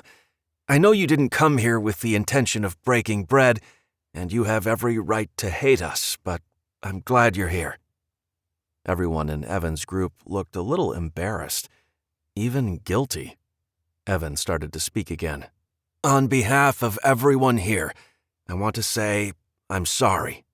Kyle was my brother, but he was always, well, for lack of a better word, a bad egg. He distanced himself from my family years ago. My parents hated that he became the man he was." Megan believed him. She could tell Wyatt did as well. "I was a little out of my head that day," Evan started again. "I have no desire to exact revenge. Quite frankly, you did us all a favor. We would probably be dead by now if my brother had lived. He didn't have our best interests in mind. He manipulated us, and we were so desperate we blindly followed." Evan sat down. Tara reached out and rubbed his back. It was then that Megan realized they were a couple. Subtle, but she could see the emotion in Tara's eyes. Wyatt stood. "Thank you, and I am truly sorry the way all that went down. Thank you for your hospitality and the food we are about to eat. I hope we can continue to trade and lean on each other in the future." He sat down. There was silence for a few seconds before Brian let out a loud whoop. "Let's toast to new beginnings and a new roof!" Sharon poured small bits of the moonshine they'd brought into everyone's cups. Once the toast was over, they all dug into the bean soup Rosie and Sharon had put together. Conversation began to pick up, and once again, everyone was laughing as if they were old friends. Megan smiled as she was drawn into the conversations. She definitely could get used to this. Chapter 18. The conversation was easy, and they all shared stories about how they were getting by. An older man, John, who appeared to be of Native American descent, held up an arrow tip. He explained they were prepared to use bows and arrows to hunt this winter in order to conserve their ammunition. The man knew the art of flint knapping. "You should see the stuff he's made," Evan said excitedly. "He has taken rocks and made them into axe heads, spear heads, and arrowheads. We have been trying to depend on the old ways for hunting. So far, we've managed to catch some fish and other small game like grouse and rabbits by spearing them." Wyatt was intrigued. He knew they had to think about archery as their main hunting method. They had a lot of ammunition, but what if this was how they had to live for decades? They weren't set up to reload their own ammunition. He wanted to make sure Ryland and Caitlin had what they needed when they grew up. As they sat, eating, talking, and having small sips of Albert's moonshine, a gust of wind tore through the gazebo. The tablecloth that had been spread out was caught in the wind, and the bread went flying. Duke barked and ran for the bread. "Oh my!" Sharon grabbed a rock and put it on the tablecloth. "I guess we're in for another storm." Duke found a quiet spot to enjoy the bread he had scavenged off the ground. He positioned himself in a way he could still watch the group, but wouldn't be disturbed. Everyone sat back down and finished eating their meal. The wind gusted, but the conversation was rolling along. Evan mentioned a group of guys that Wyatt and his family wanted to avoid at all costs. "They call themselves the Raiders, and they're a destructive bunch, preferring to terrorize people and steal supplies, then scavenge like the rest of us," Evan told them. "They have working ATVs, and they come out of nowhere," Brian added. "Has anyone gotten hurt?" Jack asked. He flexed his hand as he sat there, and Wyatt knew he was thinking about his wife and son. "Not us, no," Brian answered. "But as you can see, we don't have much to offer, and that's intentional. If we get too big, we'll attract their attention, and we have so little as it is." Megan looked around the area again. He was right. If she were raiding, this place didn't look like much at all, and she wouldn't expect to gain anything. "Are they armed?" Wyatt asked. "To the teeth," Evan answered. A shiver ran down Megan's spine. Knowing there was a group of men roaming around the mountain, armed and dangerous, made her very nervous. What if they had Caitlin? "Have you managed to avoid them?" Jack asked next.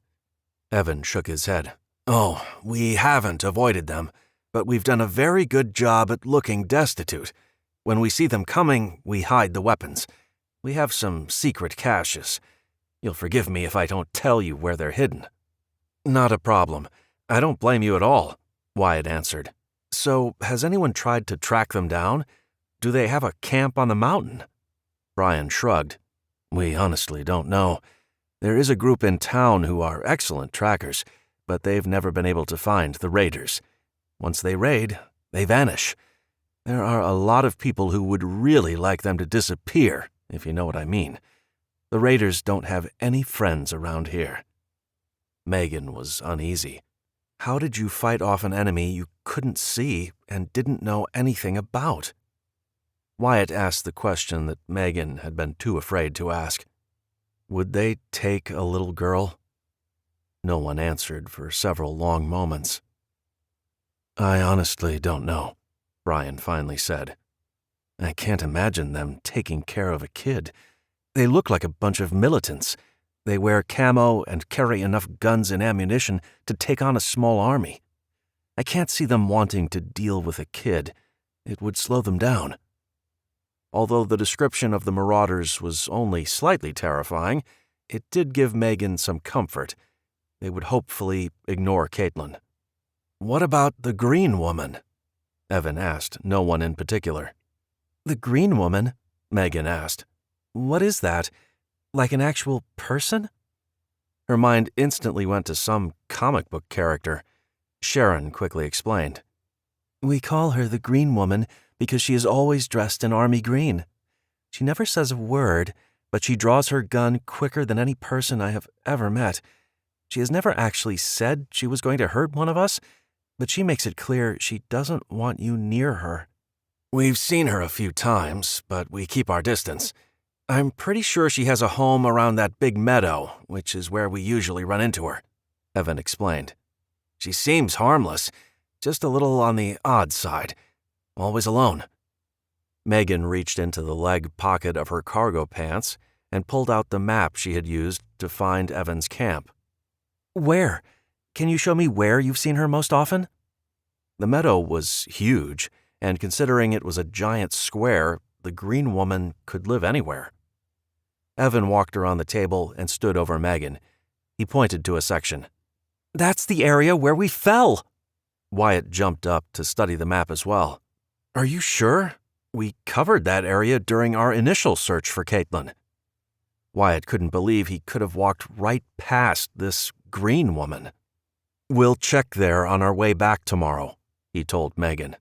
Even if she isn't there, she may know what happened. She can stay out of sight. You wouldn't even know she was there if she didn't come out and make herself known, Brian explained. Thanks for the tip, Wyatt said. There was a pause in the conversation as another gust blew through. Wyatt looked around at the tents. So, I have to ask, what's your plan for winter? I mean, tents don't seem like a real good option. The 2 cabins aren't going to cut it either. Are you moving into town? Brian answered. We will stay here. Town is too dangerous right now, and food is scarce. We thought about it, but we're hoping we're better off up here. We had to weigh the 2 options, live in houses with limited access to food and water, or live in small cabins with plenty of resources around us. Wyatt nodded. It made sense. In town, they would have to walk a lot farther to hunt for food. In the mountains, meat was plentiful if you knew how to hunt. The snow could be used for water. He understood their reasoning, but was still concerned about their shelter situation. What about that barn? Jack asked. Why don't you stay in it? It was Sharon's turn to explain. The roof is not in good shape. We can't risk a heavy snowfall causing it to collapse. Thanks to the plans you helped draw up, next spring we will fix the roof, but we didn't have the time or materials to do it before winter this year. So you will all stay in these 2 cabins? Megan asked. She had counted 15 people in the group. There may have been more in town, scavenging for supplies. Evan's tiny little cabin would certainly be cozy, and the wood stove would keep it warm, but they would be sitting on top of each other. Wyatt looked at Megan. She could see the doubt in his eyes. She silently agreed with him. They had to have another shelter somewhere. Their reason for secrecy was understandable. They weren't going to press the issue. The silence held some tension. The other group had secrets they wanted to hold on to. Wyatt quickly tried to change the subject. Tara, I saw you carrying some snowshoes earlier. Did you make them? Yep, and I really hope they work. Can you show us how you did it? We have a couple pairs, but it would be nice to have a pair for each of us. We have no idea how much snow we will get up here, but I imagine it will be more than we want to try to walk through. I don't have any more willow branches here, but I can tell you how I did it. I'm sure there are other ways, and you can certainly fine-tune this setup, but this is something I read about years ago and just did my best to copy, Tara explained. Willow branches, about 2 inches around, are the best choice. They are nice and flexible. You could use other branches, but you would need to slowly steam the wood to get it to be nice and bendy. She sent her daughter to grab the snowshoes she had finished earlier.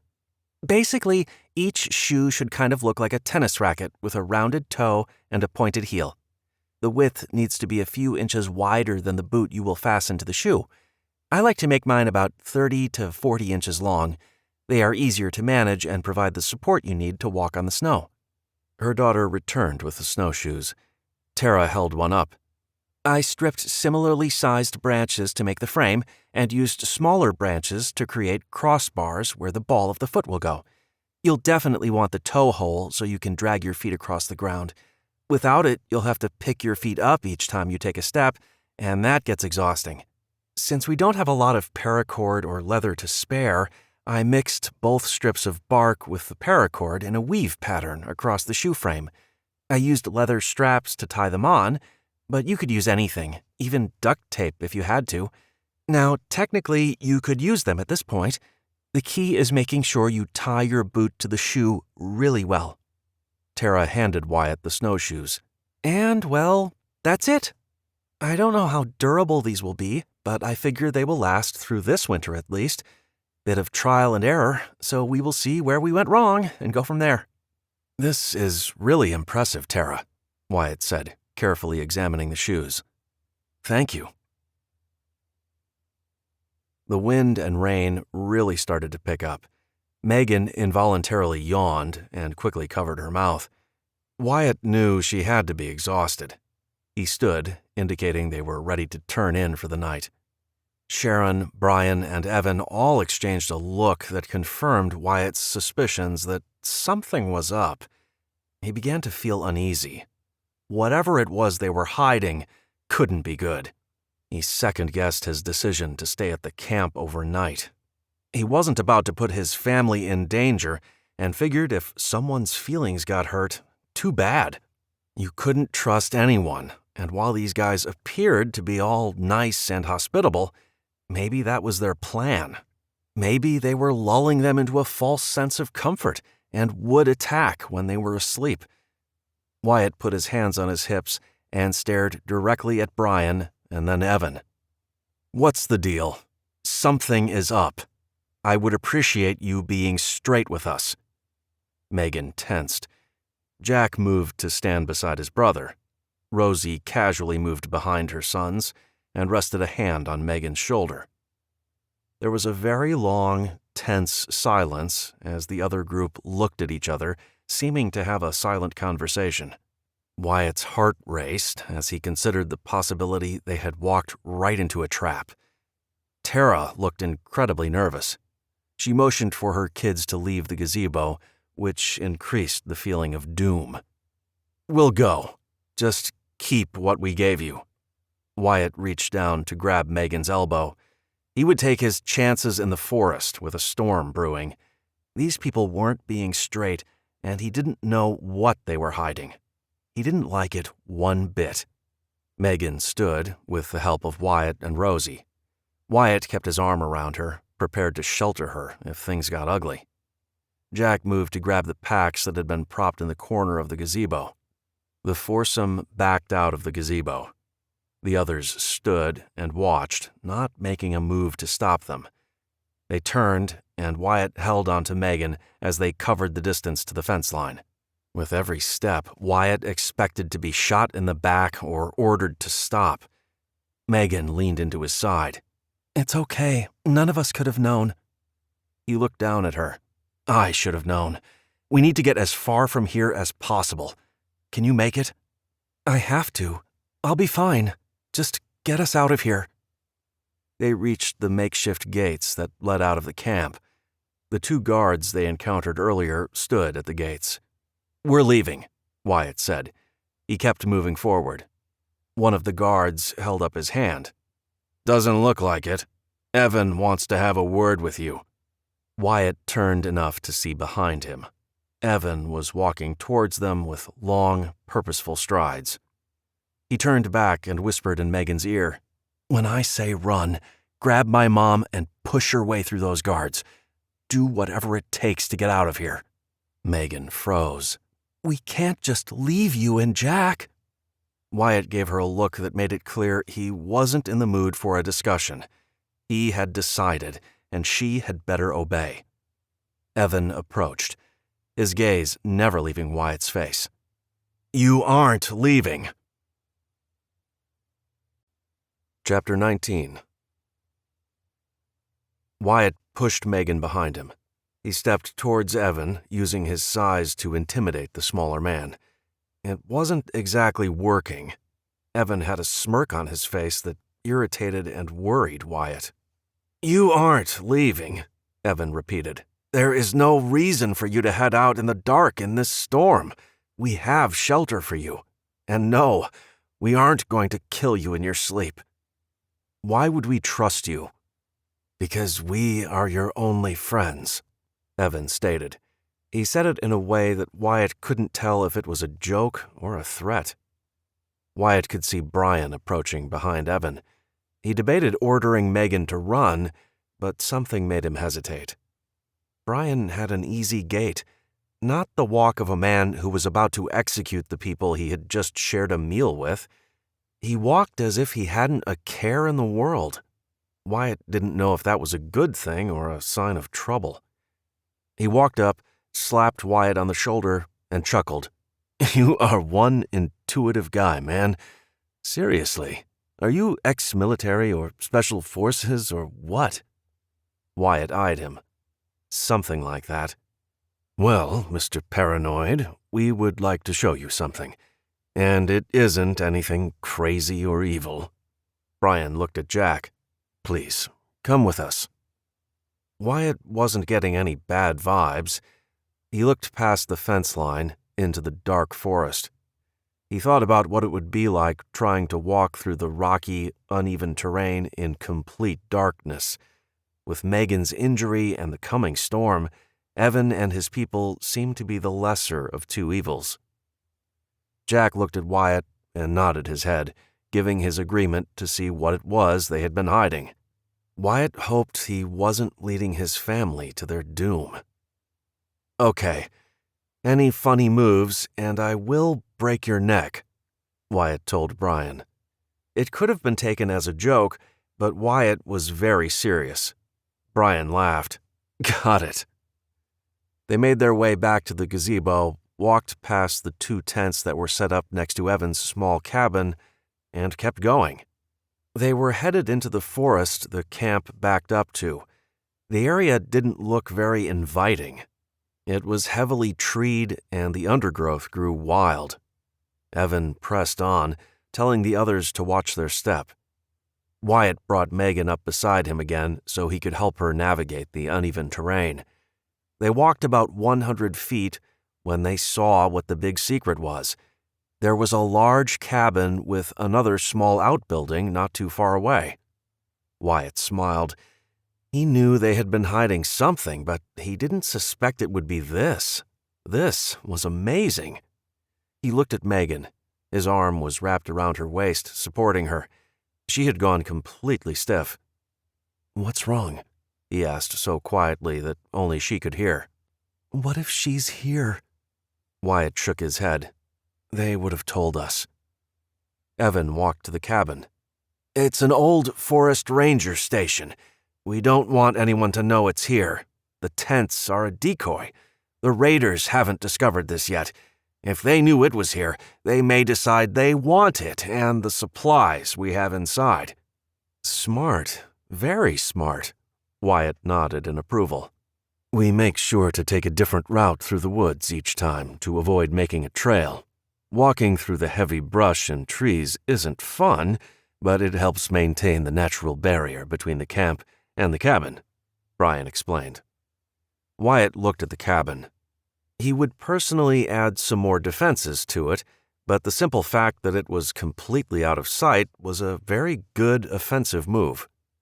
Evan opened the door. "Come on in. We have 2 rooms we will give you guys, if that works." They walked in the door to find a very cozy setup inside.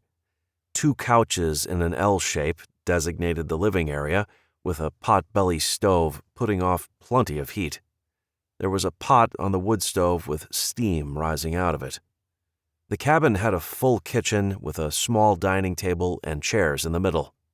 Evan opened a door, indicating one of the rooms they would occupy. There were 2 twin beds on either wall with a small window between. The door next to it was a bathroom, which wasn't functional. Another door led to the second room with 2 more beds with bright quilts on each.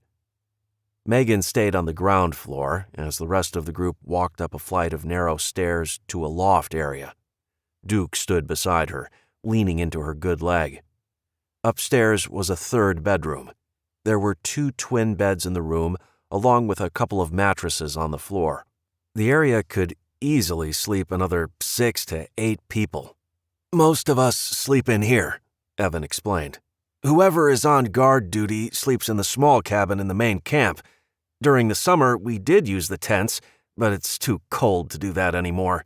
We could in a pinch, but why would we when we have this?" He smiled as he spread his arms wide. Jack laughed. "You guys really had me convinced you were going to hole up in those tents all winter. I have to admit, I thought you were crazy." They made their way back down the stairs. "I'm sorry we were so shady, but we weren't sure how much we could trust you. This is our livelihood. We can't afford to lose it," Brian explained. "I understand and appreciate you trusting us with your secret," Wyatt answered. "But what made you decide to trust us?" Evan and Brian looked at each other and seemed to have another silent conversation. Finally, Evan spoke up. "What went down with Kyle was bad. Not just everything that happened to you guys. There was more. So much more. After my brother was gone, we decided that we need allies, not enemies, if we're going to survive. The things he did." Evan's voice trailed off as he stared off, looking at some unseen horror. Before he could continue, Brian added, "We know there are hard feelings, but we figured if we put our cards on the table, you'd see that we're sincere and have something to offer this partnership. More importantly, understand once and for all that we don't have Caitlin." When he finished speaking, he was looking directly at Megan and frowning. "Megan, maybe you should sit down before you fall down." Brian pointed to one of the couches. She hadn't realized exactly how much effort she was putting into standing up until Brian said something. Without speaking, Wyatt took her elbow and guided her over to the couches, where she sank gratefully down and leaned her head back. As soon as she did, other parts of her body began to point out small pains and areas of exhaustion. Closing her eyes, she felt Wyatt sit down next to her, wrapping his arm around her shoulders and letting her lean against his chest. Opening her eyes, she watched Evan, Brian, Jack, and Rosie settle into the living room area. The conversation dropped to a lull as Megan felt herself falling asleep. She hadn't slept much the night before, and the day's intense activities took its toll on her. She was falling fast. She roused when a middle-aged man with a full beard stopped by. He looked like he might have been a biker once upon a time, based on the leather cut he wore with various patches sewn on it. Despite his gruff appearance, the man was very soft-spoken. Megan couldn't help smiling as she imagined him playing Santa Claus. The man, Greg, offered to radio back to the lodge on his ham radio. Albert had one set up in a corner of his room, but rarely used it since they'd not been able to reach anyone for months. Wyatt took him up on his offer to radio back to the lodge first thing in the morning. "That'd be great, man," Wyatt said quietly. "I'm sure the others are worried, and I'd love it if we could let them know we're okay here. All of us," he finished as he stroked Megan's hair. Forcing herself to wake up, Megan shifted into a less comfortable position and smiled at the others. She had to admire everything they'd managed to accomplish with what they had. She'd also come to realize that Evan and Brian's group was much larger than they'd first suspected. They'd made it appear they were small in number, just like they kept this cabin a secret. It was smart. If the raiders are as bad as they claimed, they didn't want to appear too capable. That might attract more attackers. Tara and her 2 children had come in and headed for the loft room upstairs. Evan excused himself to join them. As the conversation wound down, Brian asked if there was anything else they needed. "No, we're good here," Jack assured him. "I suspect we're ready for bed as well." Rosie and Megan took one room, and Jack and Wyatt took the other. As they made their way to their rooms, Brian tossed a blanket on the couch and made himself comfortable. Megan lay in the small twin bed, thinking about her little girl. So far, they'd been unable to find her, but she refused to give up hope. If this green woman could be found, maybe she could talk to her and find out if she'd seen Caitlin, or even better, maybe her daughter was safe with her. But if that were true, how come no one had seen Caitlin? She prayed her daughter wasn't seriously injured. Duke made himself comfortable beside Megan's bed. She drifted off to sleep, anxious to get started in the morning. She was going to find this green woman, and hopefully Caitlin. Chapter 20. Megan woke up feeling as bad as she had the first morning after her accident. The fall in the barn had done more damage than she thought. She laid perfectly still, breathing through the pain. "I think you may have re-sprained it, or maybe tore the tendons that had started to heal," Rosie said from the bed across the room. "I hope not. It doesn't feel like that. More of a throbbing pain." Rosie got out of bed and pulled the blanket off Megan's leg. She gasped when she saw the exposed foot. "Oh, sweetie, we should have unwrapped this last night. I need to get this bandage off. We need to get some circulation to those toes. Your ankle must have swollen after you fell." Rosie quickly unwound the bandage, and Megan sighed in relief. The bandage had been restricting her ankle for so long, it felt as if it had been let out of a small box. "With the bandage off, you need to stay right here in this bed." She grabbed the pillow and blanket off her bed and used them to elevate Megan's leg. "Not again," Megan groaned. Rosie put her hands on her hips and looked down at Megan. "You shouldn't have made the journey in the first place. Your ankle wasn't healed. I don't think it's that bad, though. It looks good and is already pinking up. Yesterday was simply too much. Relax for an hour or so, and then we will get you up." "Fine." Megan lay in the room all alone, listening to the wind howling outside. The rain was beating against the window so hard she worried it would actually shatter it. The thought of trying to walk home in a storm that seemed as bad as the one that caused her original injury didn't appeal to her. She heard a knock on the door before Wyatt popped his head in. "Hey, heard your ankle is giving you some trouble," he said, sitting next to her on the small bed. "Yeah, but Rosie doesn't think it's all that bad.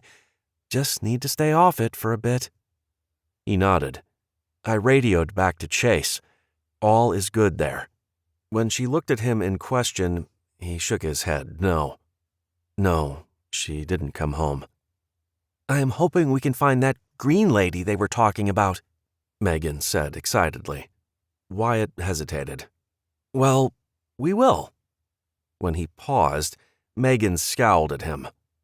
But it is really nasty outside, like tree branches coming down and muddy. Evan has offered to let us stay another night." When she started to protest, he held up a hand. "You need to rest the ankle.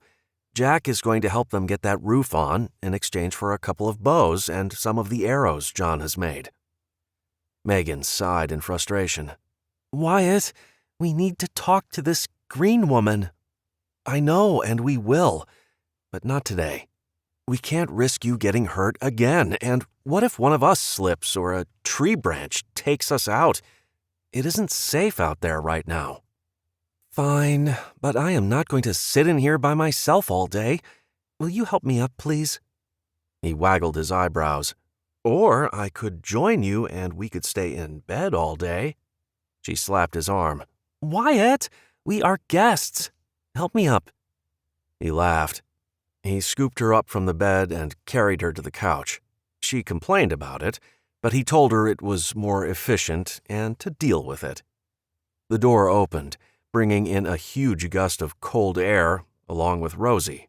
"Wow, it is nasty out there. Megan, would you mind hanging out with Tara's kids for a bit? I am going to help her clean up the other cabin. It's too small for 4 people to be in, and it isn't safe for the kids to be roaming about." "Sure, it will give me something to do."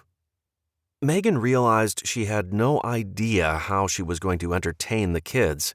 Without TV, video games, or the ability to go outside, she imagined it would get pretty boring. She suddenly felt anxious. Caitlin was easy to entertain. She loved to read, draw, or hang out with Duke. Megan looked at Duke. "You better help me out today, buddy. I hope you are ready to be the star of this show."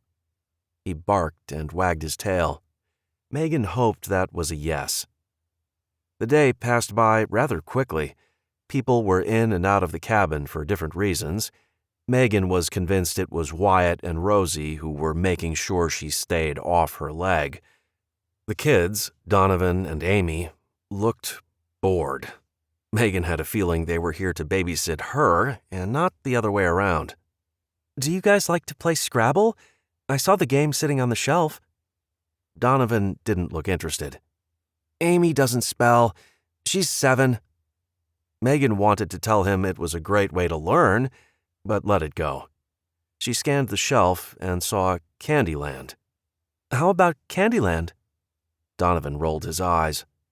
"Fine." He grabbed the game off the shelf, and they set it up on the floor in the living room area. "Amy doesn't get to win just because she's the baby," Donovan stated with authority. "I would never do such a thing," Megan told him. This kid was nothing like Ryland, even though they were probably very close in age. "Donovan, what do you like to do?" He shrugged. "I don't like to play baby games." Megan gritted her teeth. "Okay, so what do you like then? Do you like to play ball, go hunting, drawing?" The boy perked up when she mentioned ball. She was quite proud of herself for finally finding the little chink in his armor. "Well, I used to play basketball a lot, but now I can't." Megan understood the kid's frustration. "Maybe Evan can find a basketball. It wouldn't be hard to make a hoop," Megan offered. Donovan thought about it for a few seconds. "But the ball won't bounce on the dirt." "Oh, this kid," Megan thought. "Well, you could practice your shooting, at least." That seemed to appease him. They played 3 rounds of Candyland before the kids decided they'd had enough of her company. Donovan came up with an excuse to go check on his mom, and they both left without looking back.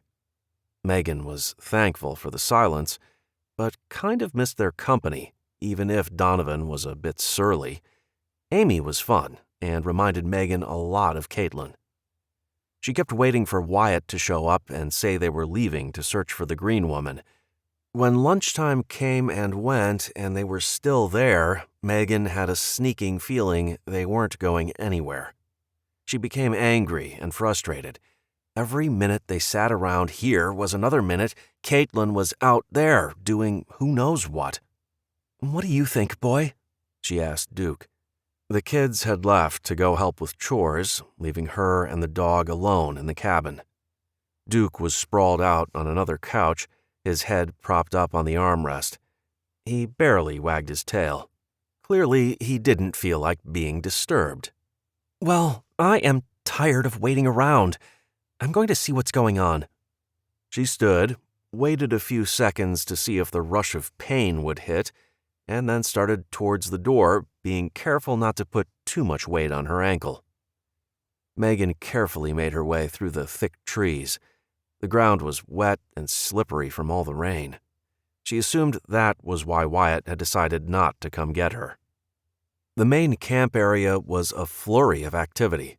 There was a small group in the gazebo, and she could see smoke rising from the brick oven.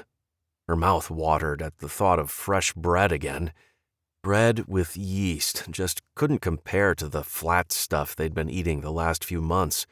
Rosie's bread recipe consisted of nothing more than flour, salt, water, and oil. It tended to be very bland, but edible. There were two men, Megan couldn't remember their names, using small shovels to rub mud into the cracks between the logs that made up the cabin wall. She knew this was called chinking. She had loved history in school and had always thought it was very cool how the pioneers had built their homes with things they found in the environment. The mud had a bit of a reddish tint, which told Megan there was some clay in it. She watched as they slapped scoops of mud on a log and then used the shovel to push it in the cracks. In the old days, pioneers often used dried corn cobs to help fill in the gaps. They had quite a few of those cobs back at their own camp. They were saving them, but none of them knew exactly for what. They just knew they would be useful. She spotted Wyatt almost instantly. He was holding a ladder for Jack, who was standing close to the top, working on the roof of the new cabin. From what she could see, they'd made good progress. She knew a lot more about the construction process than she did before the EMP. Jack had used long poles made from branches to create trusses. The trusses looked like triangles sitting on top of the cabin frame. He was obviously building it extra sturdy to handle the snow load. She knew by looking that the trusses would be exactly 2 feet apart. That was the way he built. He said it kept things easy and gave all the support they needed. When Wyatt noticed her, he smiled. She gave him a look that let him know she wasn't pleased. Megan hobbled over to the cabin area. Jack had come down off the ladder and told Wyatt he didn't need him for now. Basically, he was giving Megan the all-clear to scold her boyfriend. Wyatt and Megan walked a few feet away from the beehive of activity at the cabin to get some privacy. He held her around the waist, which she didn't want to admit was a huge help. It took a lot of the pressure off her one good foot. "Hey, I was just going to see how you were doing. Is the ankle feeling better?" She didn't bother answering his question. "I take it we aren't going to search for the green woman today?" He sucked in a breath through his teeth. "Well, I was going to talk to you about that." Megan glared. "Jack is going to get them going on this roof, and you really needed to give that ankle a rest.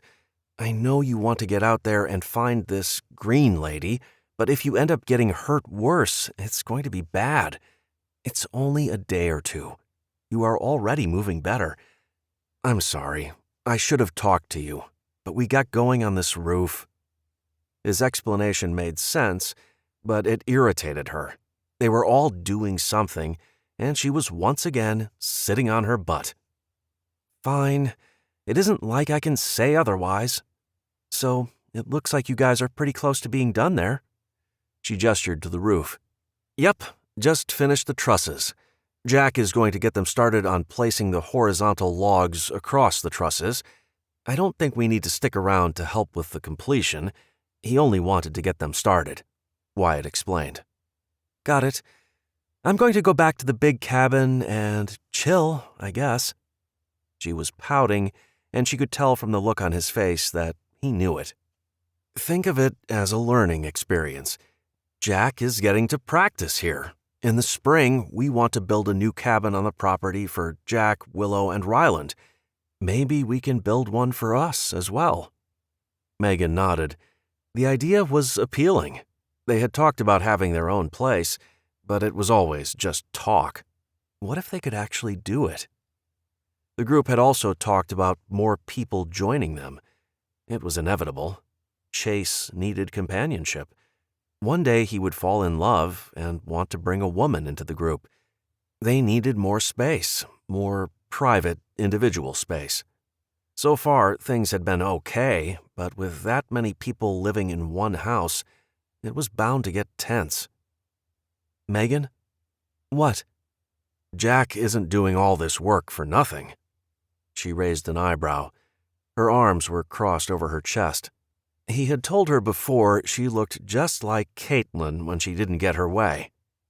Evan regularly trades with a group farther east. It wouldn't make a lot of sense for us to trade with them, because it would be about a 2-day hike one way for us. But for Evan, it's only one. Yeah? She huffed, getting more frustrated. That group has goats, like a whole herd. Megan's eyes lit up. She dropped her arms. Really? Wyatt smiled. Yep, they have agreed to get us a nanny and a billy in exchange for building this roof. 2 of the nannies in the tribe just had babies, and they will get them once they have been weaned from their mothers. So we'll trek back here in a few weeks, and we'll need to bring them more socks as well. Megan clapped her hands together like a little kid. Are they the kind Willow was talking about? The kind for milking? Yep, Nubians. Megan hobbled back to him and kissed him on the lips. Thank you. Sorry for being a brat. He laughed. You are always a brat. Never apologize. The kids are going to be thrilled, huh? Mentioning the kids brought Megan right back to Caitlin. Yes, which is why you need to get this done so we can get out there and find Caitlin. I know, Megan, I know. And we will. She turned to walk away. He swatted her on the backside. Go rest that leg. Megan turned back, rolled her eyes. I'll be resting my leg and jotting down all the things I want Willow to make with that goat milk. He laughed. I'm sure you will. Megan was stretched out on the couch, with her leg propped up like a good patient, when she heard a knock on the cabin door. Come in, she shouted. It was way too much hassle to get up and answer the door. It was Greg, the radio guy. Hi, she said, not sure what else to say. He handed her a dark blue walking boot. Here, I had found this a few months back and figured if one of us ever got hurt, it would come in handy. Megan had to wear one of these years ago when she had sprained her ankle in a softball game. This is great. I really appreciate it. Thank you so much, Greg. I'm not sure how I can repay you. Don't even worry about it. I'm sure there are plenty more of these things around. Most people ignore the medical equipment stuff. To tell you the truth, I have slings, knee braces, and even a few back braces. These guys all thought I was crazy, but injuries are going to happen. I figure these braces and whatnot can help make it better. You have a knee brace? She asked. Her mind instantly went to Albert. Greg chuckled. I have several. You need one? Actually, there is a guy at our camp. He has a bum knee. It only acts up every now and again, but I'm wondering if a brace would help. Greg smiled. I will get it to you before you leave tomorrow. Tell him I know what it's like. I would love to meet him one of these days. Us old codgers gotta stick together. Megan laughed. Old Codger is right. He is the sweetest, kindest, grumpiest man I have met in a long time. Greg laughed again. That pretty much describes all of us old guys. I better get back to it. I just wanted you to have this. I know you're a tough girl, but you have a long journey back, and a little support will help. I really appreciate it, and I have no problem taking help, especially if it means that I can walk semi-normally. Chapter 21. Megan was restless. Her body was not used to being so inactive. The past couple of weeks had been tough, but now that her ankle was feeling better, it was even harder. She wanted to get up and move. She wanted to look for her daughter. Thanks to the new walking boot, she could comfortably walk, and now that the throbbing was gone, she almost felt normal. So long as she didn't overdo it, she was ready to find Caitlin. Rosie was softly snoring in the bed across from her. It wasn't loud enough to be irritating, but Megan envied her. She wished she were able to fall asleep so fast and sleep so peacefully. Ever since Caitlin had disappeared, Megan hadn't been able to sleep well at all. The lack of sleep was taking its toll. She was grumpy, and despite how tired she was, it made it more difficult for her to sleep. She had battled insomnia in the past, but this was worse. Now she lay in bed, imagining what Caitlin was doing. She thought about whether her little girl was warm or scared. Was she being fed? Megan was staring at the ceiling when she saw movement out of the corner of her eye. She quickly sat up and stared out the dark window. The storm had passed earlier in the day, and the almost full moon acted as a nightlight of sorts. The trees surrounding the cabin filtered the light, but she could still see a little. She watched the window, not moving a muscle. There it was again. Someone was out there. Megan quietly got out of bed and stood to one side of the window. She didn't want to alert whoever was out there that she was up. She strained her eyes. A figure emerged from the shed that was beside the cabin. "Just a little more," she whispered in the darkness. The figure was nothing more than a shadow. A beam of moonlight cut through the trees. Once the shadow entered the moonlight, she would be able to see who it was. She got her answer within seconds. It was a woman wearing dark green clothes. It was the Green Woman. She had been here the whole time. Megan felt the anger and betrayal wash over her. The people they were calling friends and learning to trust had betrayed them.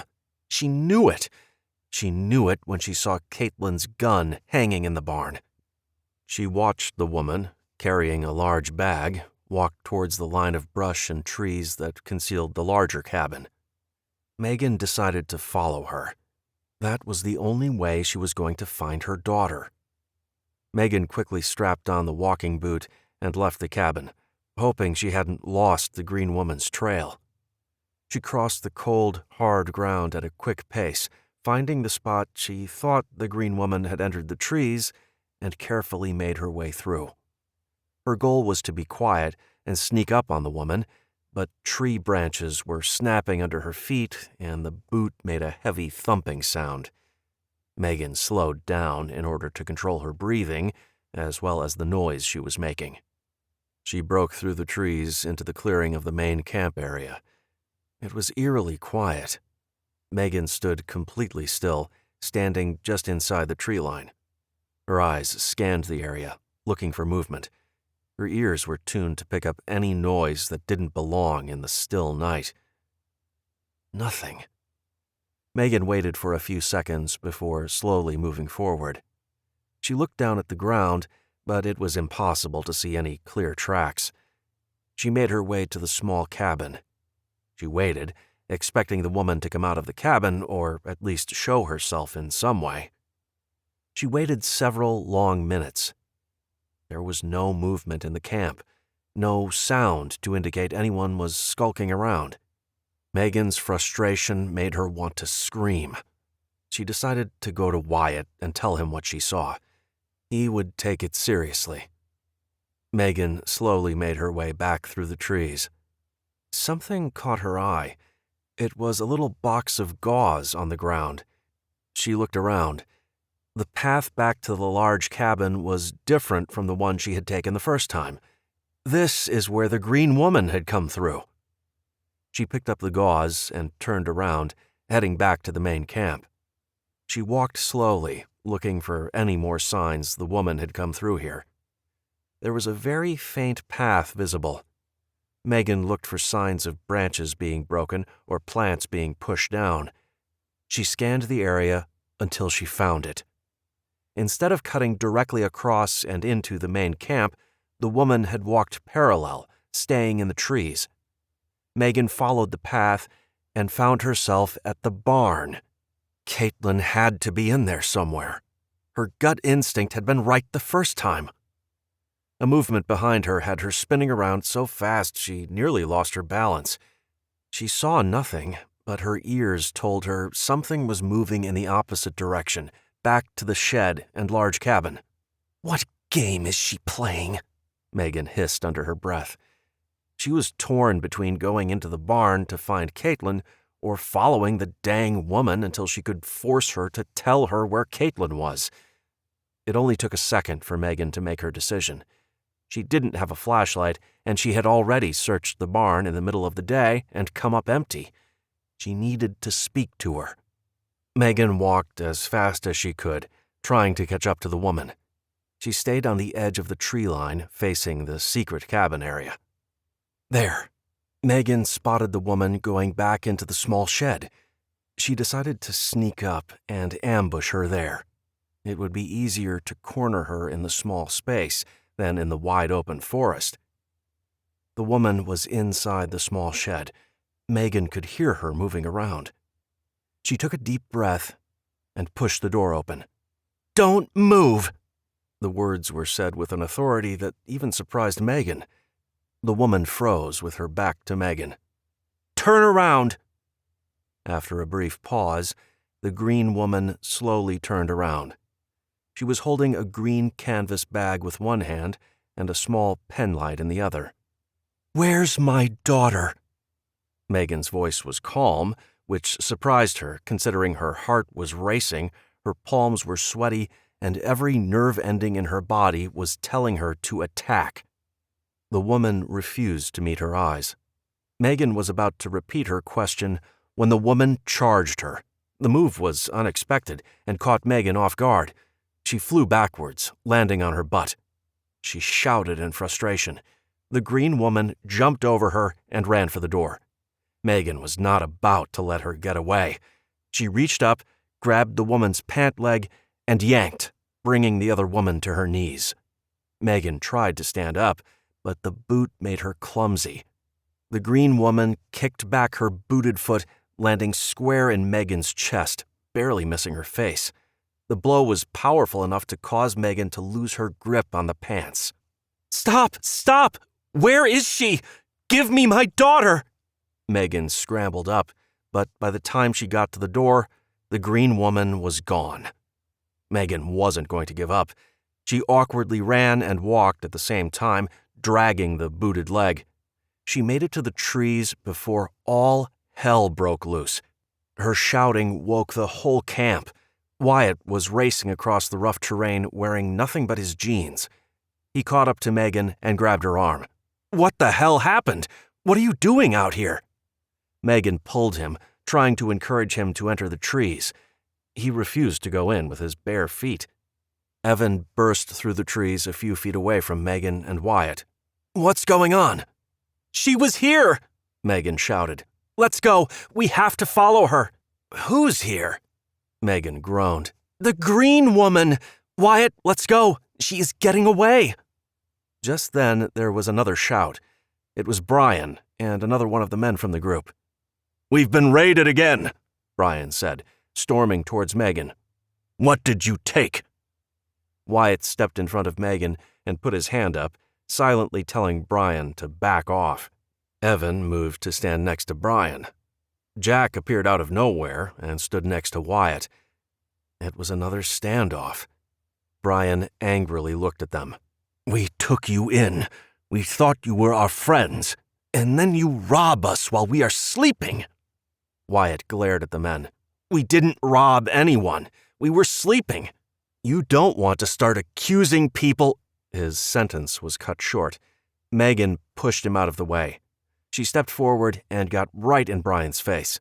"Really? Robbing you? I'm sorry, do you not consider stealing children a crime?" Brian looked confused. "What are you talking about, Megan?" Wyatt asked. The anger in his voice was palpable. She spun around. "The green woman has been here the whole time, which means Caitlin is here. I saw her. They are hiding her, Wyatt." Wyatt pulled Megan behind him again. "You want to tell me what that's all about?" he seethed. Evan sighed and held up a hand. "We don't have her. We aren't hiding the green woman.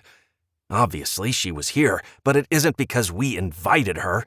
She raids us on occasion. When we've tried to stop her, someone usually ends up with a knock to the head." Megan watched Evan, trying to gauge whether he was being honest or giving them another story. She didn't believe him. Why wouldn't they mention that little tidbit earlier? "I'm telling the truth," Evan reiterated. "You can search this area top to bottom. I guarantee your daughter isn't here. The green woman is probably long gone as well." Megan was pulling on Wyatt's arm. "What?" "We have to follow her. If she isn't staying here, we have to follow her to her camp. She has Caitlin." Wyatt looked down at his bare chest. He noticed his jeans weren't buttoned and quickly fixed the problem. "Megan, I need to get some clothes and shoes on first." She looked down, realizing how little he had on. "Fine, hurry up and get dressed. I need to get my flashlight anyway." Evan stopped them. "I will grab my gear and look for her trail. Catch up to me when you can, but please don't go in front of me. If I'm going to find her tracks, I don't need you stomping all over them." Megan didn't bother to answer and kept heading towards the cabin. She had no intention of trusting that man as far as she could throw him, but if he proved to be a better tracker than she was, then she had every intention of taking advantage. Wyatt watched as she limped off with determination. His mom had been quietly standing off to the side, watching the scene unfold. When he got close to her, she stopped him. "Do you think it was really her?" "I believe her. She is pretty shaken up. Can you try talking to her while I throw some clothes on?" Rosie nodded and walked with him to the cabin. Wyatt dressed in less than 3 minutes, but Megan had still managed to beat him out the door. Brian was waiting for Wyatt when he emerged from the cabin. "She took a lot of first aid stuff," he said in a grim tone. "Thanks, man. I'll let Megan know. Hey, sorry about, well, getting all crazy about the theft and whatnot." The tension was still there, but Wyatt gave him a tight smile. "I get it. It's cool, but I will tell you we aren't raiders. We are exactly who we say we are. You can trust us." Brian didn't return the smile. "Can any of us really trust anyone?" "No, I guess not." Wyatt caught up to Megan, who was rubbing a hand across her chest. "You okay?" he asked. "Yes, she got in a good kick. I will definitely have a bruise." "You fought her?" Wyatt asked incredulously. She chuckled. "Not exactly fought. She knocked me down. I grabbed her pant leg, she kicked me. End of fight." Megan could see Evan up ahead. He had made his way to the edge of camp and was staring into the trees. "Do you trust them? Believe they don't know the green woman?" Megan asked. "I don't know.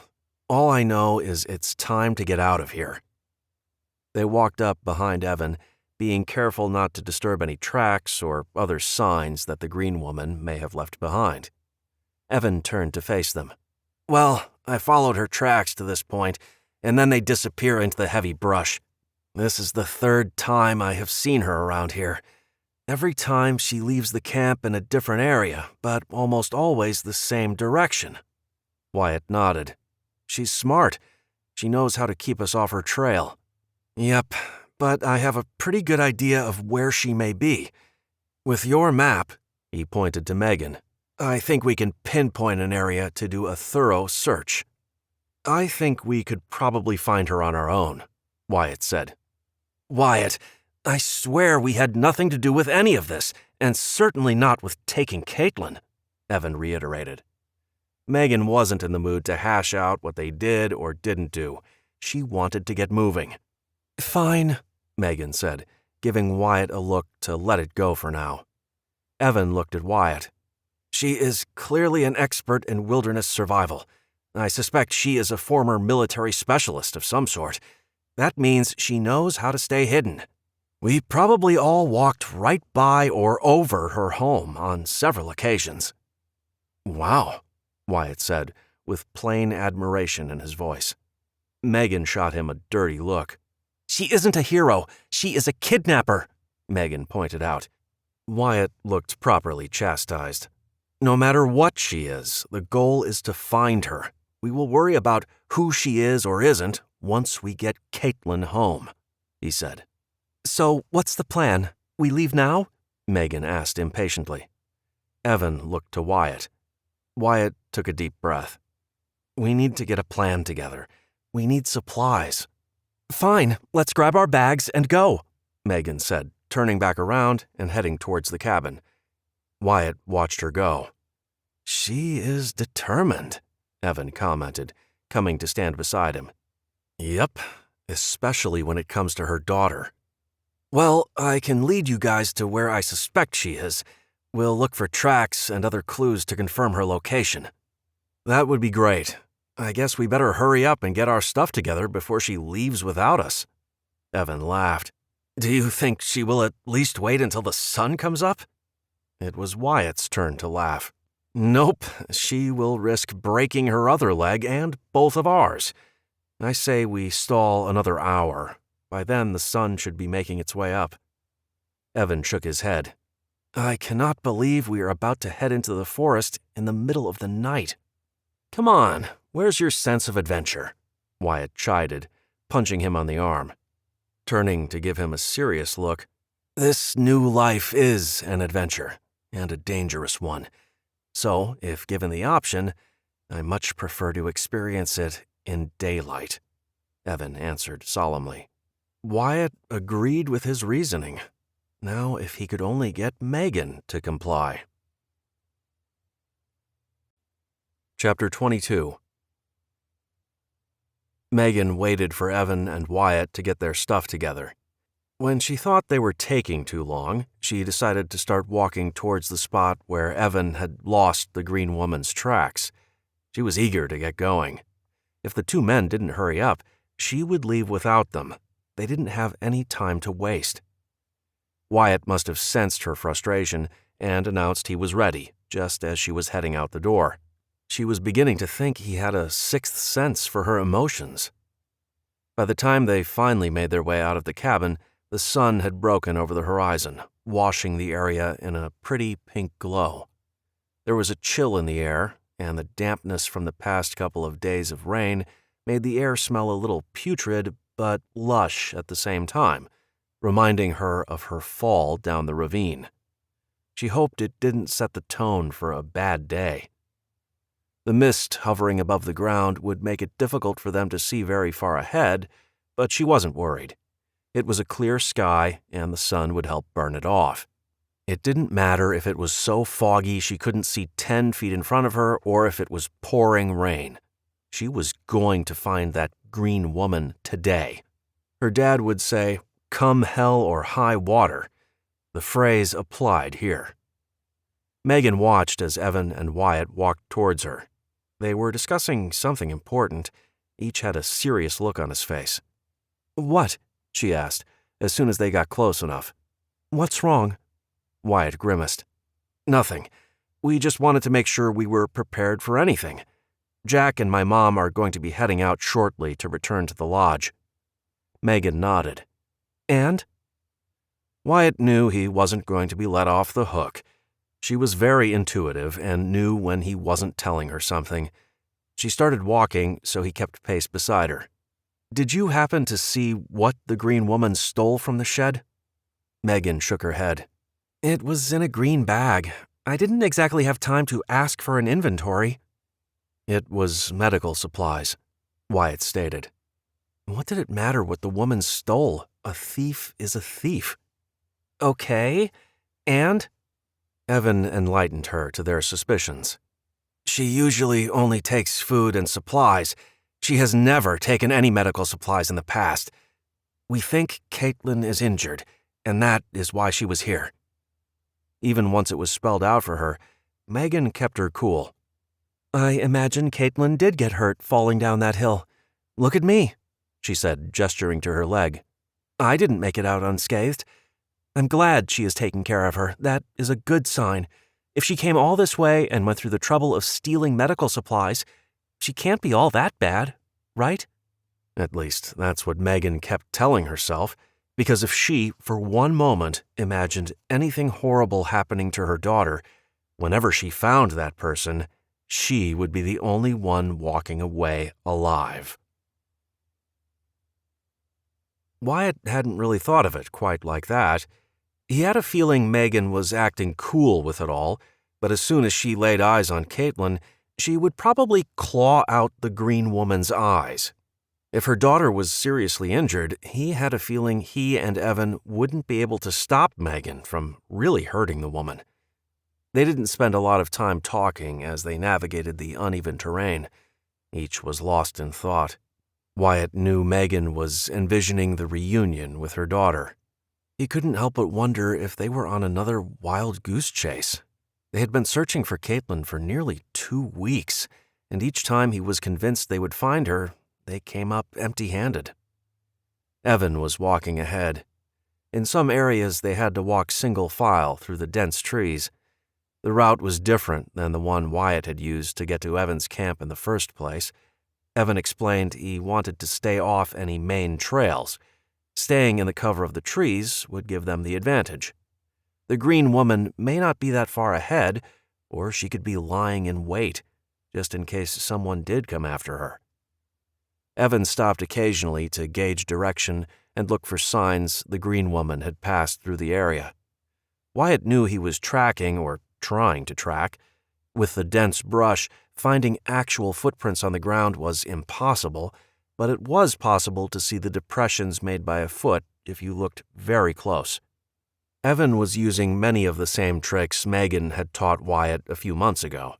Even so, Wyatt was glad Evan was doing the tracking. He wasn't very sure of his own skills and wanted to be certain it was done right. Wyatt watched Megan. He knew her mind and body were solely focused on Caitlin. She wasn't stupid. She knew her daughter could very well be seriously injured. If she let herself focus on that, she would go out of her mind. Instead, she was focusing on finding her in good shape, not letting anything else get in the way. The silence between the three allowed them to remain alert. Idle chit-chat was never a good idea in this type of situation. They needed to be able to hear every little sound in the forest. It could be the green woman preparing to attack, or it could be a bear out looking for a last meal before hibernation. The raiders could also be around, which was another worry for Wyatt if they decided to venture farther up the mountain. Would his family be able to protect themselves? Evan put up a hand, signaling them to stop. "Listen," he whispered. Wyatt and Megan both cocked their heads to the side, as if that would improve their hearing. No one breathed or moved. Wyatt waited. "What? The birds?" Evan nodded. "You hear them? Someone or something just disturbed them. It's coming from over there." He pointed off to the right. They had been skirting around the meadow, not wanting to risk exposure out in the open. It made the route a little tougher, and it was taking longer, but it gave them the protection they needed. "Do you think it's her?" Megan asked. Evan shrugged. "It makes sense if it is. That is the general direction I think her camp is in." "Let's go," Megan said, giving Evan a small push on his shoulder. She had been put in the middle between the two men. If Evan didn't move, Megan knew Wyatt would go right over the top of him. The trio was making good time. It was late morning. If they found Caitlin, they could still get to the lodge well before dark. Wyatt had moved off to one side, looking for any signs of a cabin or even a hut. He took a step, and before he knew what was happening, his leg was encompassed in excruciating pain. The surprise attack made him shout out in agony. Megan and Evan both stopped and ran to him. Wyatt had dropped to the ground and was writhing around, unable to hold still.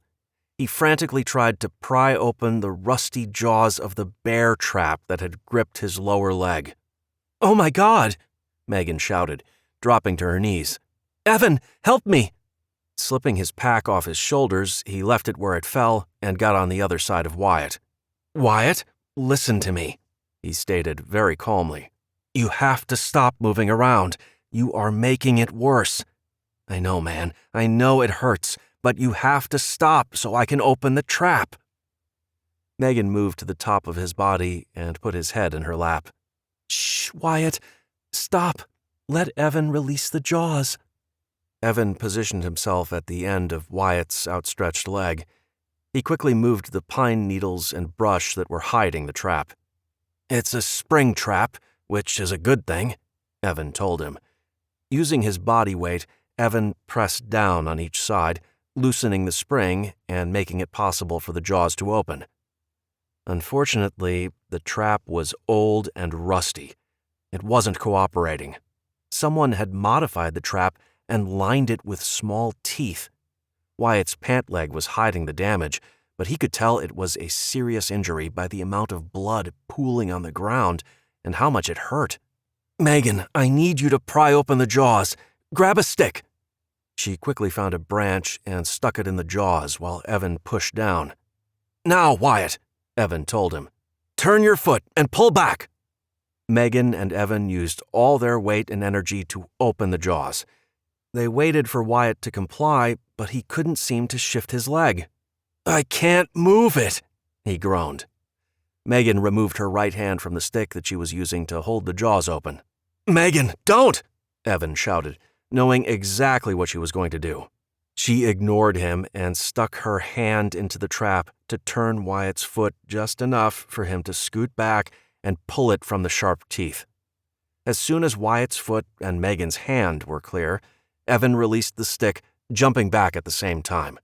The trap's mouth slammed together, creating a horrible, screeching, metal-on-metal sound. Megan rushed to Wyatt, who had fallen back on the ground.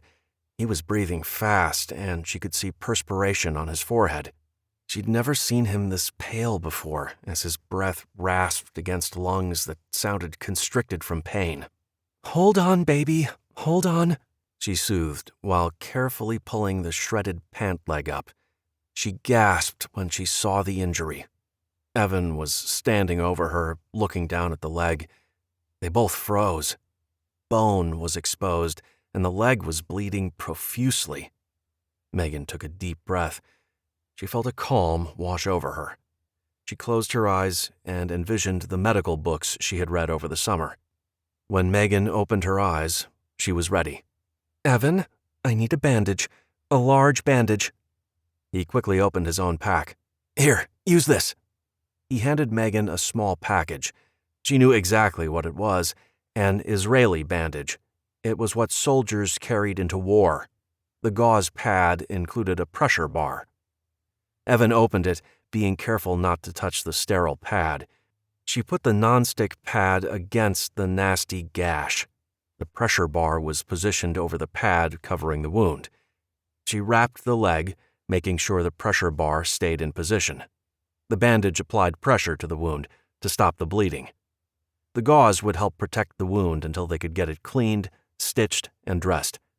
Megan had read about the Israeli bandages in one of the first aid books at the lodge, but had never seen one in person. They needed to get their hands on more of these. Wyatt started to shake. Megan knew he was in bad shape. The bandage was quickly turning red. The blood flow wasn't stopping. He was going into shock, and they were miles from anybody that could help. Regardless, she refused to do nothing. "I need a blanket," she instructed Evan, much like a doctor would demand a surgical tool from a nurse. Evan quickly grabbed one of the Mylar blankets from his own bag and tore open the packaging. He left it folded in half and covered Wyatt. "We need to elevate his feet," Megan barked, sending Evan on a search for something they could use to do just that. He came back with a short log. "Will this work?" "Yes. I will hold up the injured leg while you lift the other and push the log under." They quickly got Wyatt's feet on the log. Megan was repeating soothing words of comfort the entire time. She moved to his head and lay down next to him, holding his face in her hands. "You're going to be okay. Just hang in there. We need to get you to the lodge." "Megan, look," Evan said, pointing through a clearing in the trees. A small trail of smoke was rising in the air. "It's definitely a wood fire. I can smell the fur." "Do you think it's her? Are we close?" Evan nodded. I'm guessing this trap is one of her defense systems. We must be very close." Megan looked at Wyatt. His eyes were closed, and she could see the pain etched on his face. He was suffering. She looked back at the smoke that acted like a beacon to Caitlin's position. "Go," Wyatt whispered. "Go get her. I'll be fine." Megan laughed. It wasn't like a funny laugh, but more of an ironic laugh. She managed to get this close to her daughter only to potentially lose the man she loved. She was forced with an impossible decision. Did she stay with Wyatt and get him to the lodge, or go get her daughter? If the green woman checked the area, she would see the sprung trap and the blood. She would know someone had been close. She may move, taking Caitlin with her. Megan wanted to scream in frustration. Evan was looking to her, waiting for her to make a decision. Could she leave Wyatt? Could she actually leave her daughter? The answer was no to both. But she couldn't possibly walk away from Caitlin. She was her everything. "I'll get him to the lodge. If you help me make a stretcher, I can get him there," Evan said, helping her make up her mind. Wyatt propped himself up on his elbows. "You need to go get her, Megan. Don't you dare leave without her. Shoot the damn woman if you have to." Megan looked at Wyatt, cupping the side of his face with her hand. "Are you sure?" "Megan, I'll be fine. It doesn't hurt nearly as bad as it did. The pressure actually makes it feel a little better," Wyatt said through gritted teeth. "But we need to get moving." Evan was already up and gathering the supplies needed to build a stretcher. It was all eerily similar to what had happened 2 weeks ago. Instead of Megan being injured, it was Wyatt. This green woman had a lot to answer for. Megan helped Evan put the stretcher together, and it took both of them to get Wyatt loaded on. The movement caused the leg to start bleeding again, fresh blood oozing out the side of the bandage. She rewrapped the injury, putting more pressure on the wound, and added a layer of gauze over the top of the Israeli bandage. The last thing Wyatt and Evan needed was a predator following the blood trail he was sure to leave if they didn't bandage that wound. "See you at the lodge," Wyatt told her. He tried to pretend as if everything was totally normal. His voice was strained, and she could see him squeezing the sides of the stretcher, knuckles white. He was in serious pain. Megan nodded and tried to smile. She was unable to speak. Tears were forming in her eyes, and her throat felt like it would close up altogether. Watching Evan drag him away was hard, but she knew what had to be done. Caitlin needed her. She shook off the sadness. It was time to bring her daughter home. Evan would get Wyatt back to the lodge. Rosie probably wouldn't be back yet, but Willow could help Wyatt. She hoped. The leg had looked terrible. Megan knew it was very serious, and if they didn't get the bleeding to stop, Wyatt was in real trouble. She was carrying Caitlin's hunting rifle. She quickly checked to make sure the cricket was loaded and set off in the direction of the smoke. She was prepared to shoot to kill if it came to it. No one was keeping her daughter away from her. No one.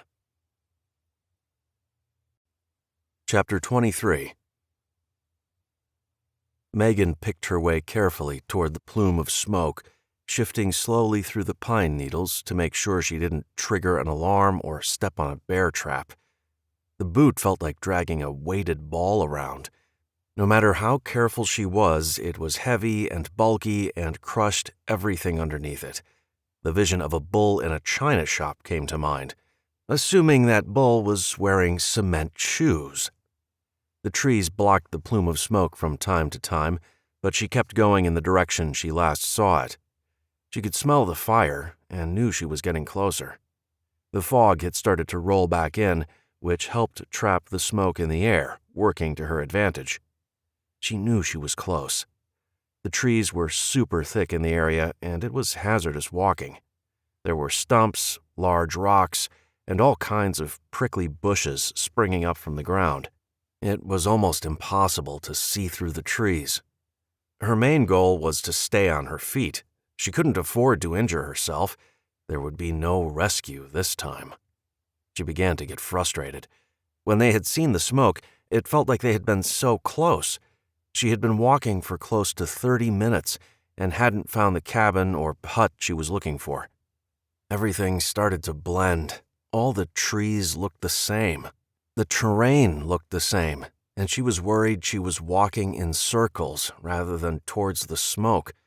She should have taken the guy's attempts to teach her how to find the cardinal directions more seriously. It was time to stop and think for a second before she ended up completely lost and disoriented. Megan used an old trick her dad had taught her. She closed her eyes, opened them, and then kind of let them go out of focus. She didn't see each individual tree or the pine needles scattered over the ground. The fallen logs blurred. There! She saw it. There was the faintest trail through the woods. The grass and bushes were slightly depressed. It was a very thin trail that zigzagged, making it difficult to identify. To the untrained eye, it didn't appear to be anything more than a part of the natural environment. She followed the trail and nearly whooped when she spotted it. Not 15 feet away was what she had been looking for.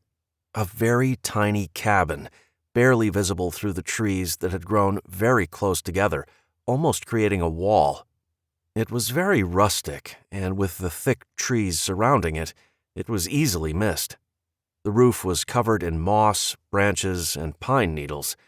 The cabin itself was an A-frame, with the sides extending nearly to the ground. There were small windows on each side. A small fire pit was shrouded by the trees. Megan spotted a large green barrel set up at the corner of the cabin. Clearly a rain barrel. The woman was smart and resourceful. They had suspected it, but now Megan knew it. She could probably survive up here for years, all by herself. Off to the backside of the cabin, she could see a shed of some sort. Maybe a barn? She didn't know, but she hoped she didn't have to search in there. It looked like it would collapse at any minute. The cabin looked very ramshackle as well. Megan imagined it had probably been here for several decades or more. With the amount of growth around the cabin, it was clear it had been relatively untouched. It was probably an old hunting cabin, she mused, or maybe some old hermit lived in it back in the 70s or something. She realized the previous residents didn't matter, nor did it matter how long the stupid cabin had been here. What mattered was the woman who had claimed it. Megan was about to meet the person who had taken Caitlin. It was then a horrible thought crossed her mind. What if this woman didn't have Caitlin at all? She had already been wrong once. Megan had to hold back the panic that threatened to take over. If Caitlin wasn't here, Megan knew she was truly lost. No need to borrow trouble, she reminded herself. She could freak out after she determined Caitlin wasn't here. For now, it was all about getting inside. The woman was a fighter and wouldn't go down easy. Megan was ready. She owed the woman a good kick after what had happened at Evan's place. Obviously, finding a back door was unlikely, so her only chance was to barge in through the front. She doubted knocking would really get her far. It would only alert the woman inside that she was coming. Nope. She was going to rely on the element of surprise. She stared at the door, covered by heavy growth and vines, which were meant to conceal it, she was sure. This was it. She was convinced Caitlin was beyond the door. It was the only thing keeping her from her baby girl. Her mother's instinct was pulling her to this spot. It gave her strength and the resolve needed to go through the door, not knowing what was on the other side. Megan used her left hand to feel around the door, trying to figure out how to open it and hoping she didn't trigger some sort of booby trap. She found a knob hidden under some branches. Taking a deep breath and holding Caitlin's rifle in one hand, she pushed the door in. It took her eyes a few seconds to adjust to the dim interior. The ceiling was incredibly low, barely 6 feet high, if that, and a lantern hung in the center. The ceiling height threw her off for a second. The pitch of the roof was misleading. Her eyes finally focused, and she could see another door along the back wall. There was a ladder against the wall as well. She assumed it must lead to a loft, explaining the low ceiling height in the main room. Megan didn't waste any time looking around the small space. She walked directly to the door, once again turning the knob and kicking it open with the rifle at the ready. Her eyes quickly found Caitlin lying on a bed in a dim room. The tiny window above the bed let in very little light. The woman she had fought with at Evan's camp was leaning over her daughter. No one moved. Megan stared at the woman dressed in green. The woman stared back at her, her eyes wide with shock. Caitlin's eyes darted back and forth between the two. Megan debated tackling the woman, but worried Caitlin would be injured in the fight that was sure to ensue. Nor could she simply shoot the woman and risk hitting her daughter. "Step away from my daughter!" Chapter 24. The woman stood, holding her hands up. Her eyes appeared huge behind the thick lenses of the glasses she was wearing. Megan stepped forward, keeping the barrel of the gun pointed at the woman. "Get out! Don't touch her!" Megan commanded. "Mom?" Caitlin said. Her voice was hoarse. Megan looked at her daughter. Her breath caught in her lungs. She felt as if she couldn't breathe. Her daughter looked so frail on the bed. There was a candle burning on the small table next to the bed.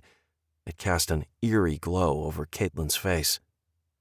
She spent several seconds drinking in the sight of the little girl she had been missing so much. It was that small pause in her guard that the green woman took advantage of. She sprang forward, knocking the rifle out of Megan's hands. The woman kicked the gun away and attempted to tackle Megan to the ground. Megan pushed back, knocking the woman into the open doorway. Her glasses flew off her head. Before she had a chance to regain her footing, Megan rushed to the bedside and pulled Caitlin to her, shouting at the green woman to stay away from her daughter. Her adrenaline was pumping. She would fight this woman to the death if it meant saving her daughter. She was squeezing Caitlin tight, afraid to let go for fear she would never get the chance to hold her again. It was the sound of Caitlin's quiet voice that yanked her back from the brink of a rage attack. Caitlin was crying, sobbing. "What's wrong? What's wrong, baby?" Megan pulled back a little and saw the oversized white t-shirt Caitlin was wearing was quickly being stained with blood. "Oh no! What happened? Did I hurt you?" Megan was frantic, trying to find where the blood was coming from. "It's the stitches," the woman in the corner said calmly. "Her cut must have opened up again." The woman was on her knees, using one hand to feel in front and around her. Megan realized she was looking for her glasses. She wasn't about to tell the woman she was a few inches from the things.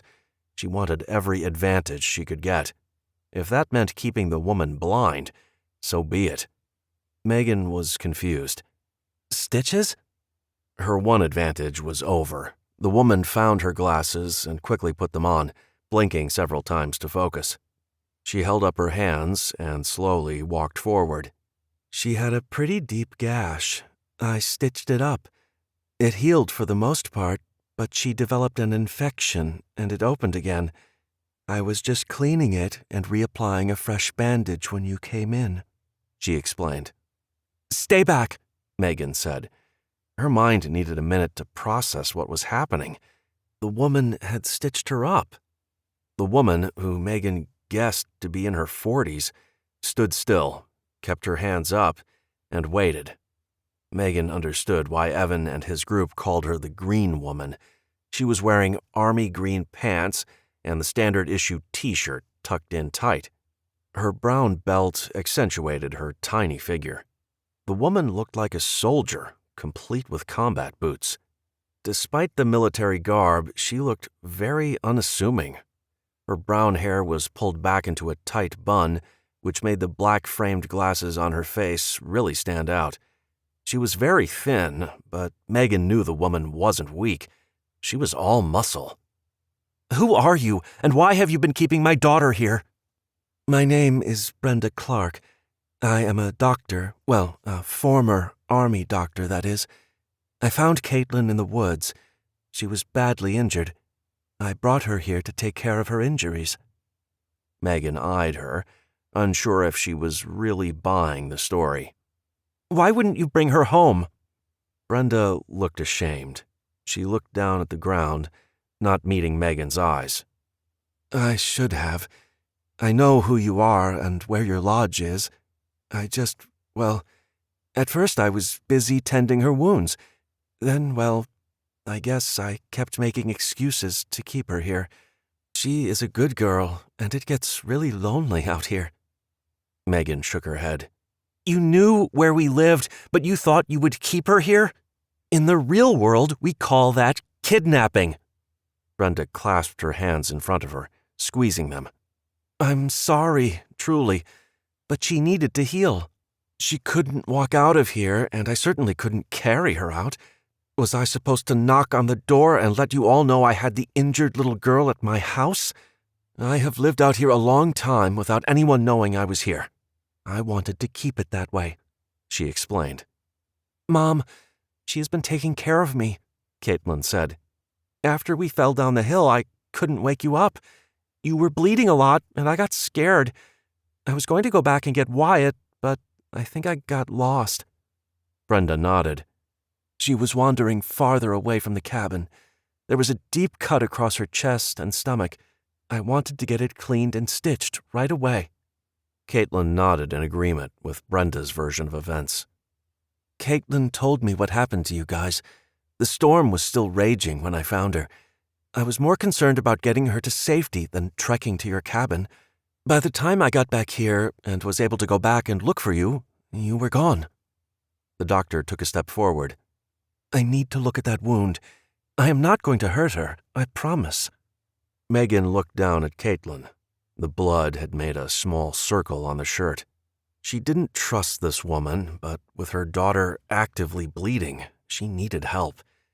Giving the woman a curt nod, she scooted over on the bed, but didn't get up. "Lay back, Caitlin. Let me see." Caitlin lay back down and lifted the shirt up, exposing the injury on her stomach. Parts of it were pink and puffy and appeared to be healing, but the other looked as though she'd re-injured it. Megan could see where the delicate skin had pulled apart. Megan hissed. "What happened, honey?"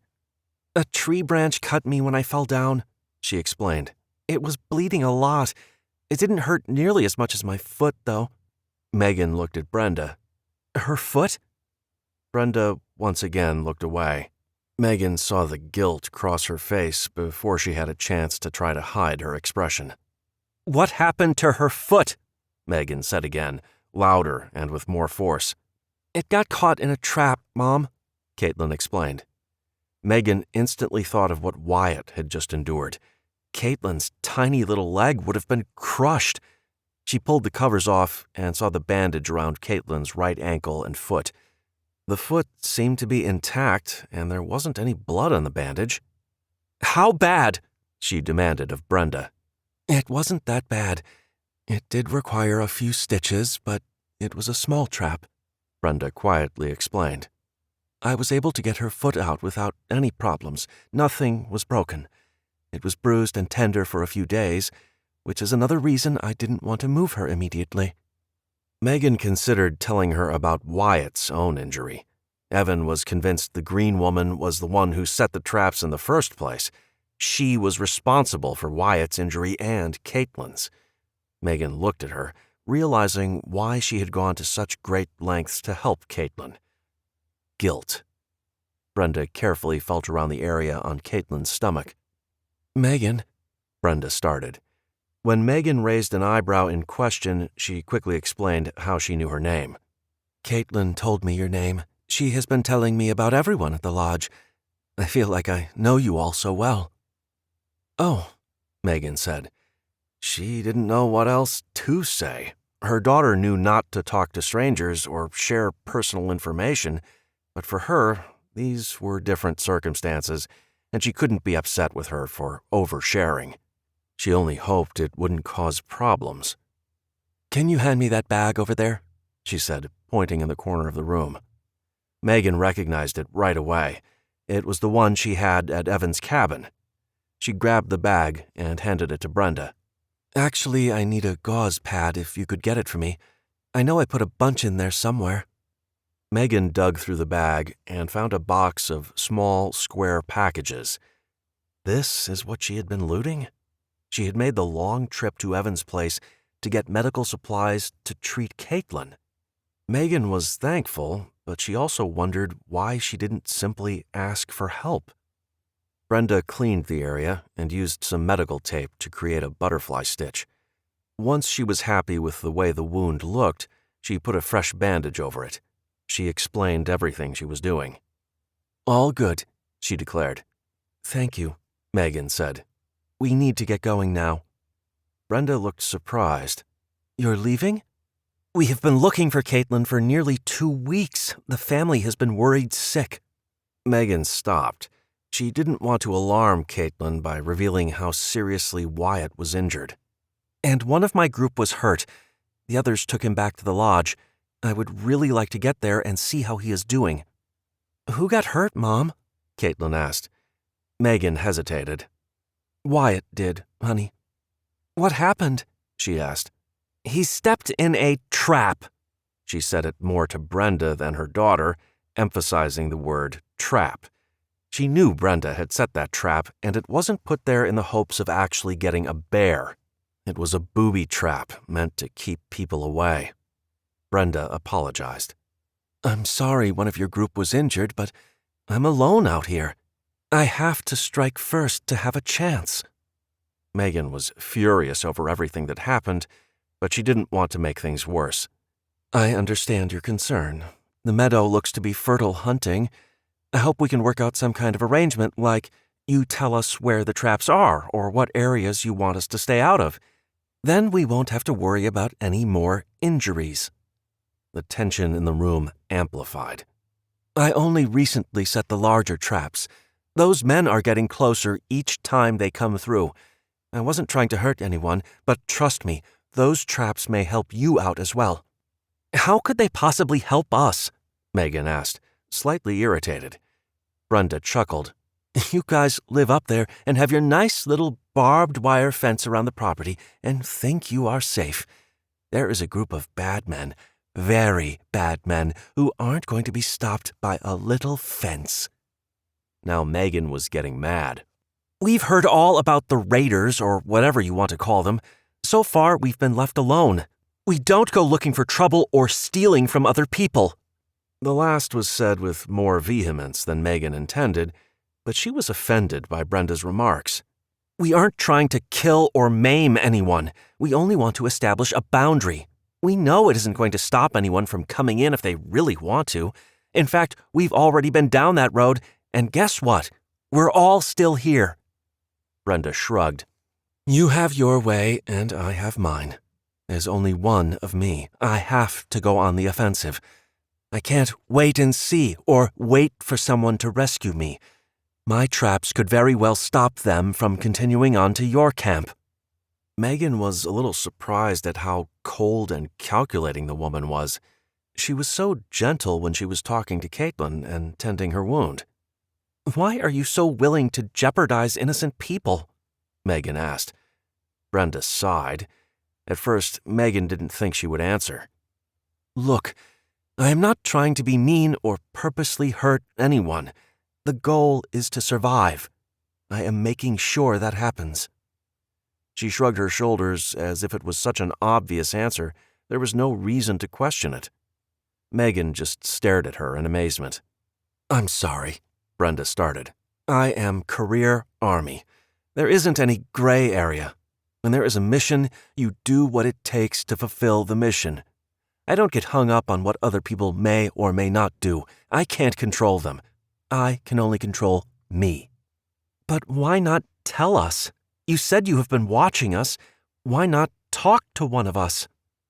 Brenda looked embarrassed. "I am not really a people person.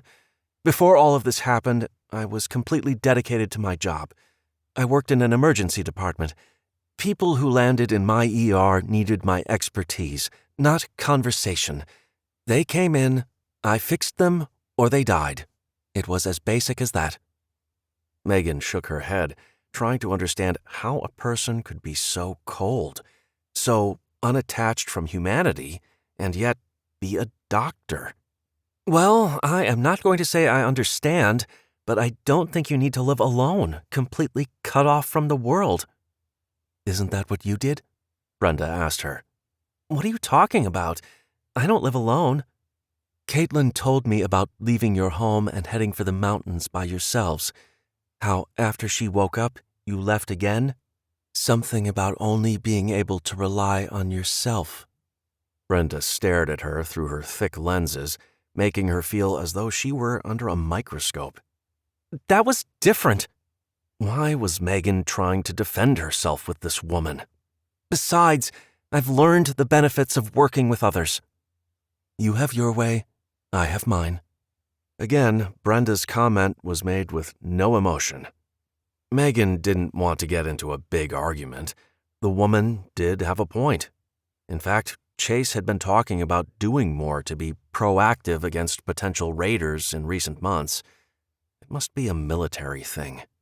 Chase wanted to set up more booby traps around the perimeter, and not the kind that only alerted them to an intruder's presence.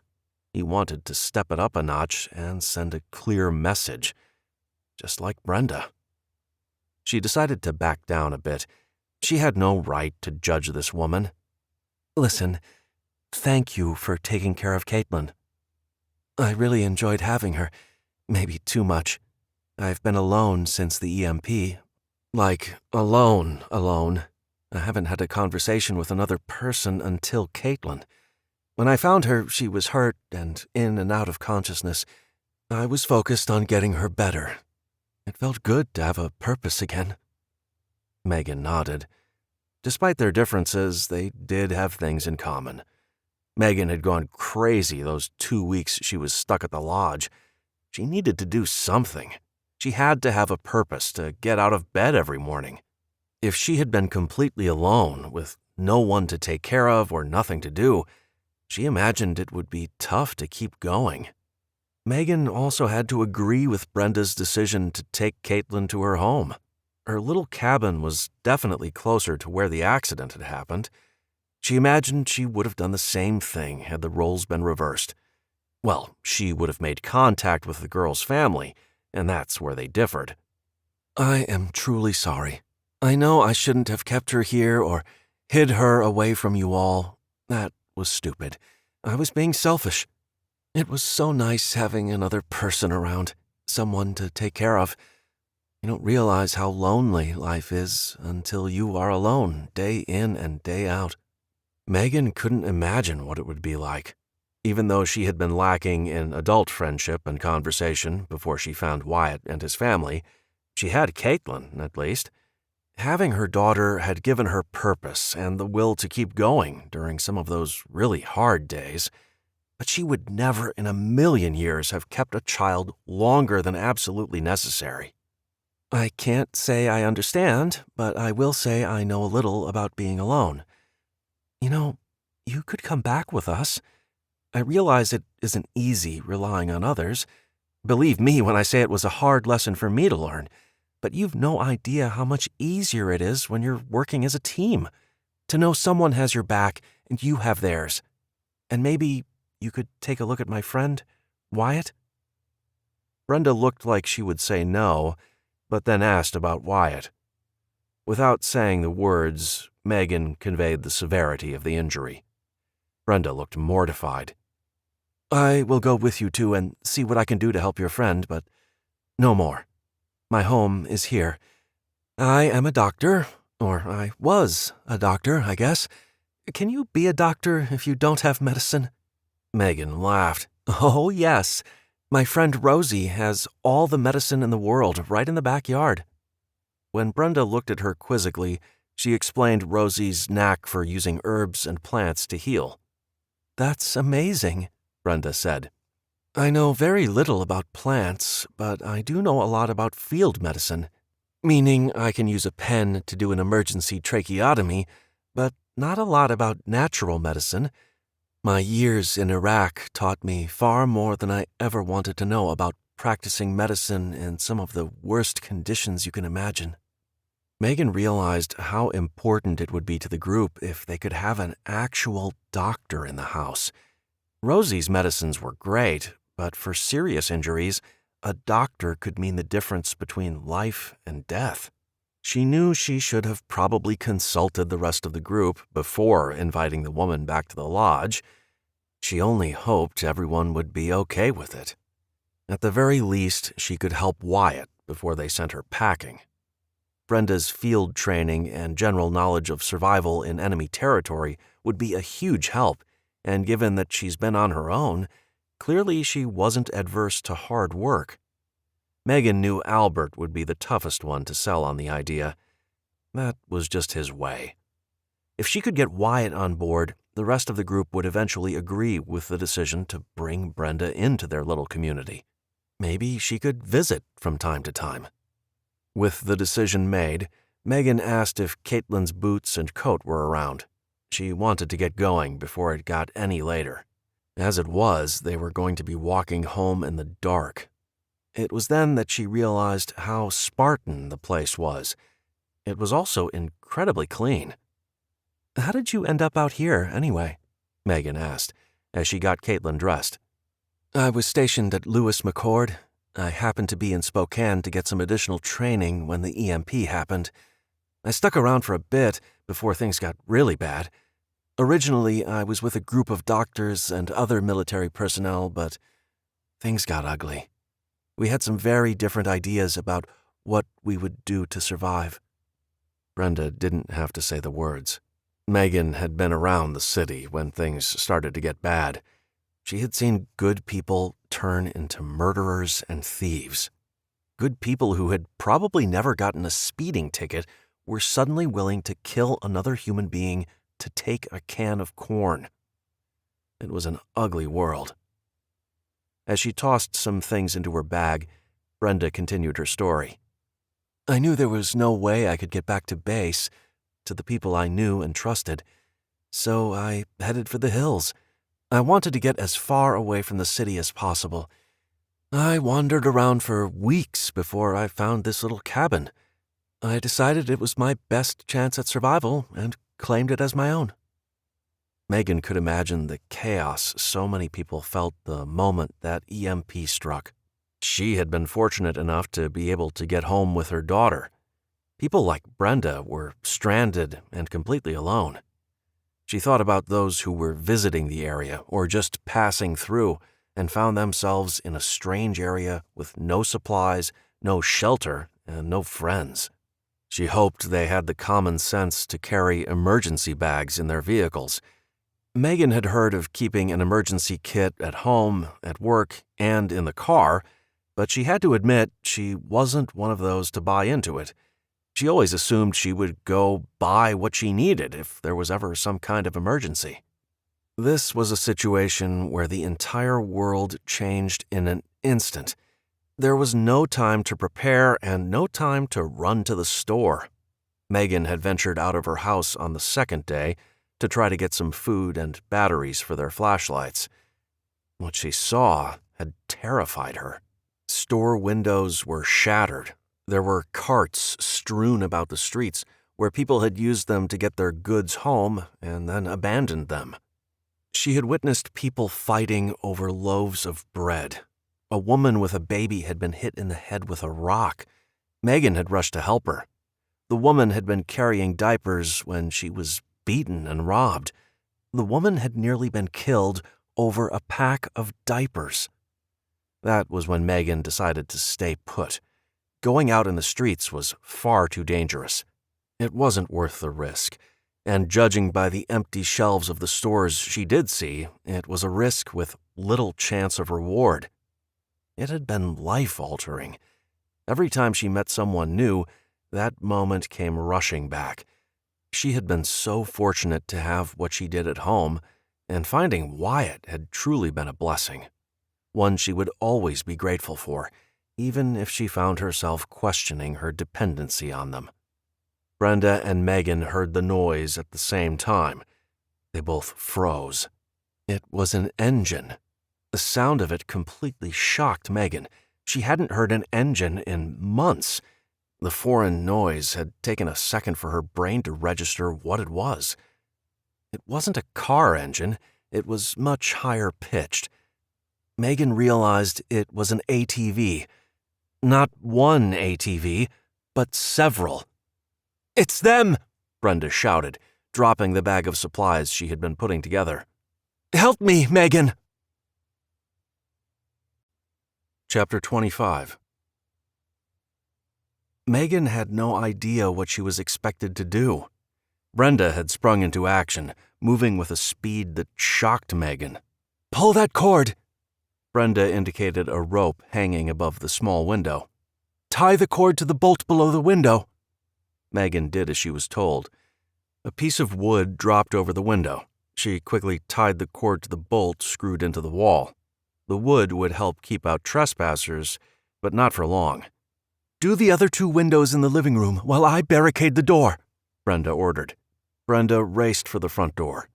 There was a long piece of wood propped up next to the door. She grabbed it and laid it across the door. Each side of the door had a bracket for the wood to slide into. Megan hoped it would be enough to keep bad people out. Megan slammed the wood over the windows and asked what to do next. Brenda ordered her into the back bedroom with Caitlin again. Megan watched as Brenda placed another one of those horrible bear traps in front of the door. She was going to have to talk to her about those traps, but right now it could be the thing that saved their lives.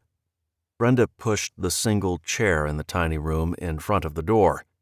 Megan wasn't sure why until she saw her stand on top of the chair. Above the door was an old coffee can mounted to the wall. Brenda grabbed what appeared to be fishing line that was attached to the top of the can. She ran the fishing line to the doorknob and wrapped it around several times. When she realized Megan was watching, she explained, "The can is attached to the wall with a screw. When the door opens, it will pull the can over and dump the old cooking oil on top of whoever came through the door." Megan was impressed. It was very medieval. If the oil would have been hot, it would have been far more effective, but they didn't have that kind of time. When Brenda realized Megan was still standing there, she yelled at her. "The drawer in the kitchen! Grab that leather bag! Dump the marbles on the floor!" Brenda ordered, grabbing a knife that had been strapped to the underside of the chair. Megan quickly dumped the marbles. What Brenda really needed was some Legos. Those were every parent's worst nightmare to step on. Of course, these guys wouldn't have bare feet, but if they did, it would be the perfect deterrent. "Get in the room and close the door," Brenda instructed. "I will be in the loft. If they get to this point, I will take them out.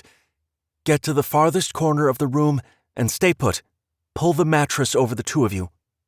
Megan grabbed Caitlin's rifle. "I can shoot if need be." Brenda nodded. "Just stay away from the door. They have guns and they shoot. These flimsy wood doors are not going to hold up. Get into a position where you can see the doorway, but stay out of sight." She climbed up the ladder, stopping at the top. "Take care of Caitlin." The words were unnecessary, but Megan was moved by them.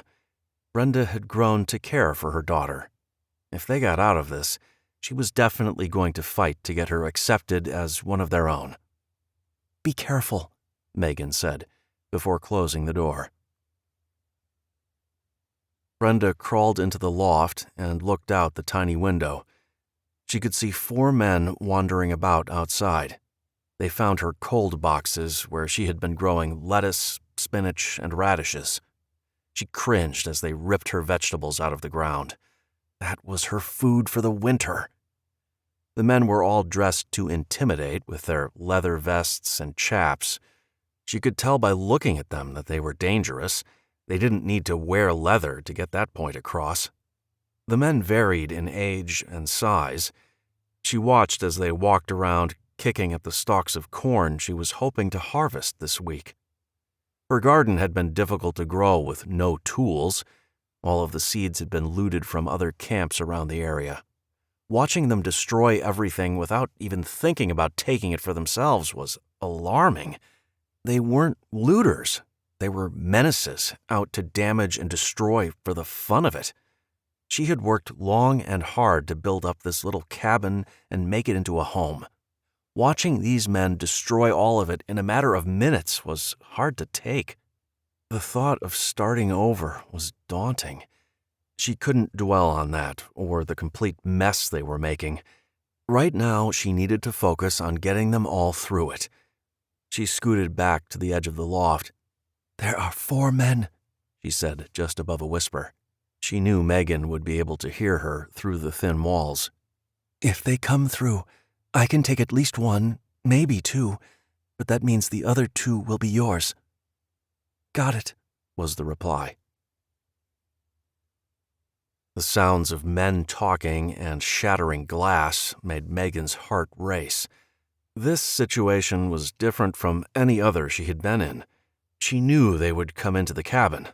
The rifle was a single-shot .22 caliber LR. It was great for hunting, but in this situation, the time it took to reload could be too long. She should have taken Wyatt's semi-automatic handgun.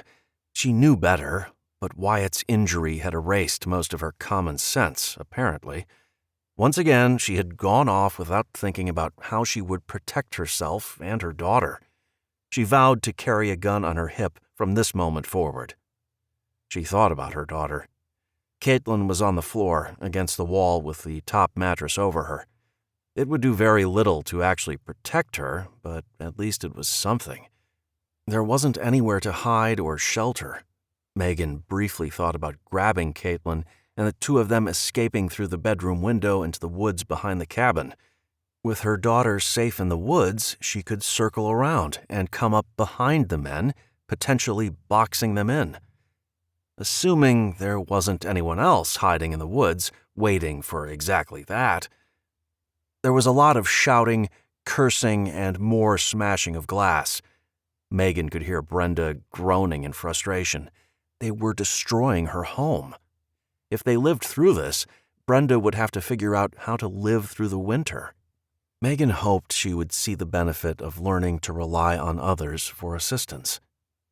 A loud thud on the door nearly caused Megan to have a heart attack. Her hands were sweaty, and she could feel the grip on the rifle slipping. She had to get her nerves under control.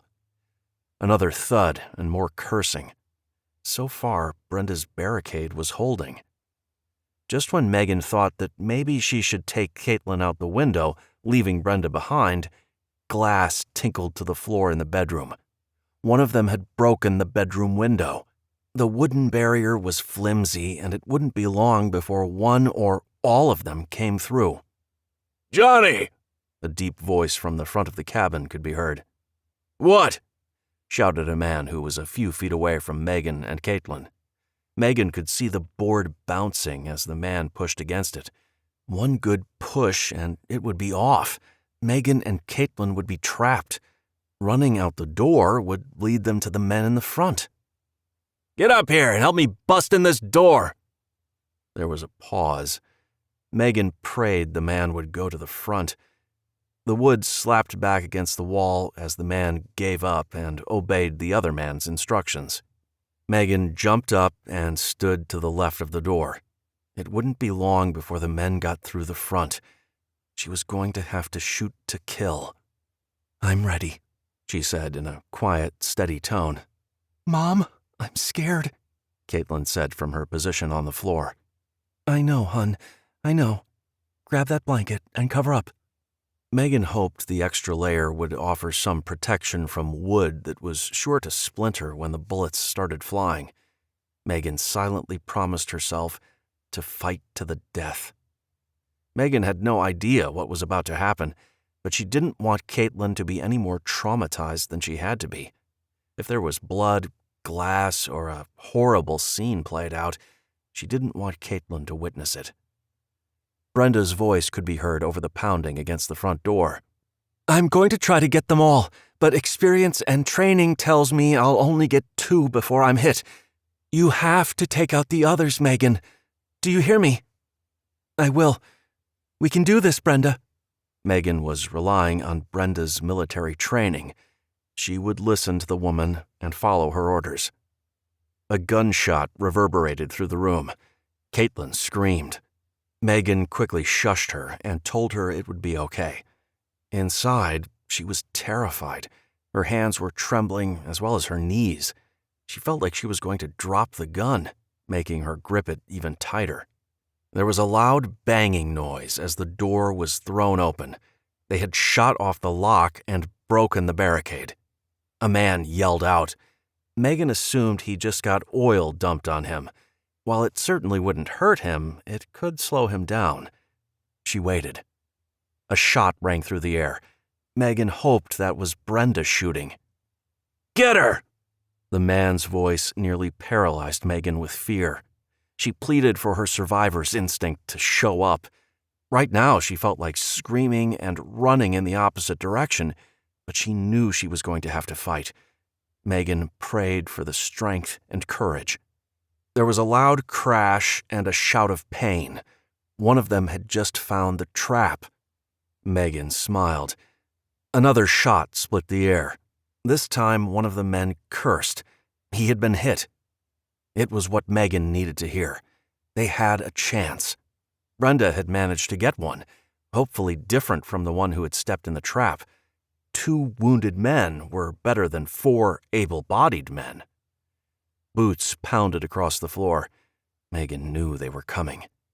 She quickly wiped her hand on her pants before putting it back on the trigger. She was ready. She expected the door to be kicked in. Instead, she heard Brenda yell. It sounded like a warrior's cry. There was a loud thud and the sounds of wrestling. Megan couldn't believe what she was hearing.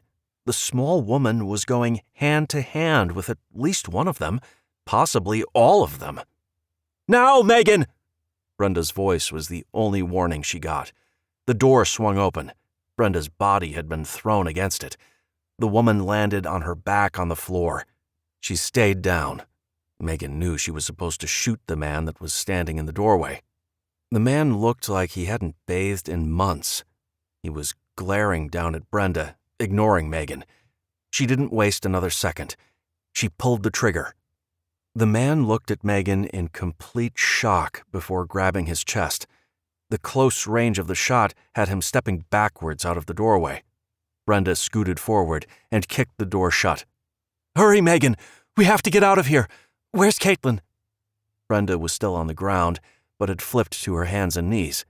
She was feeling around on the ground. It was then Megan realized Brenda didn't have her glasses on. She was practically blind. "Caitlin, we have to go. I'm going to boost you up through the window," Megan said, grabbing one of the small blankets tossed in a corner. She used it to clear the remaining shards of glass from the window. It took them less than a minute for all 3 of them to get through the window.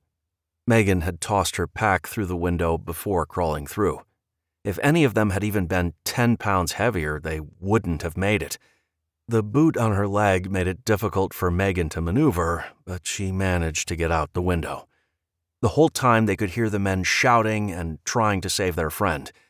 Megan knew the guy was dead. She had shot him at close range, directly in the heart. There was no saving him. Megan grabbed Brenda's hand. "We need to get away from here as fast as possible. Stay with me. Caitlin, don't get too far in front of me." "Head for the barn," Brenda instructed. She automatically started dragging Megan in the opposite direction. Megan knew the men would discover they weren't in the bedroom anymore. She was hoping to buy as much time as possible. They would likely be afraid to come through the door for fear they would be next, which they would be if she had stuck around.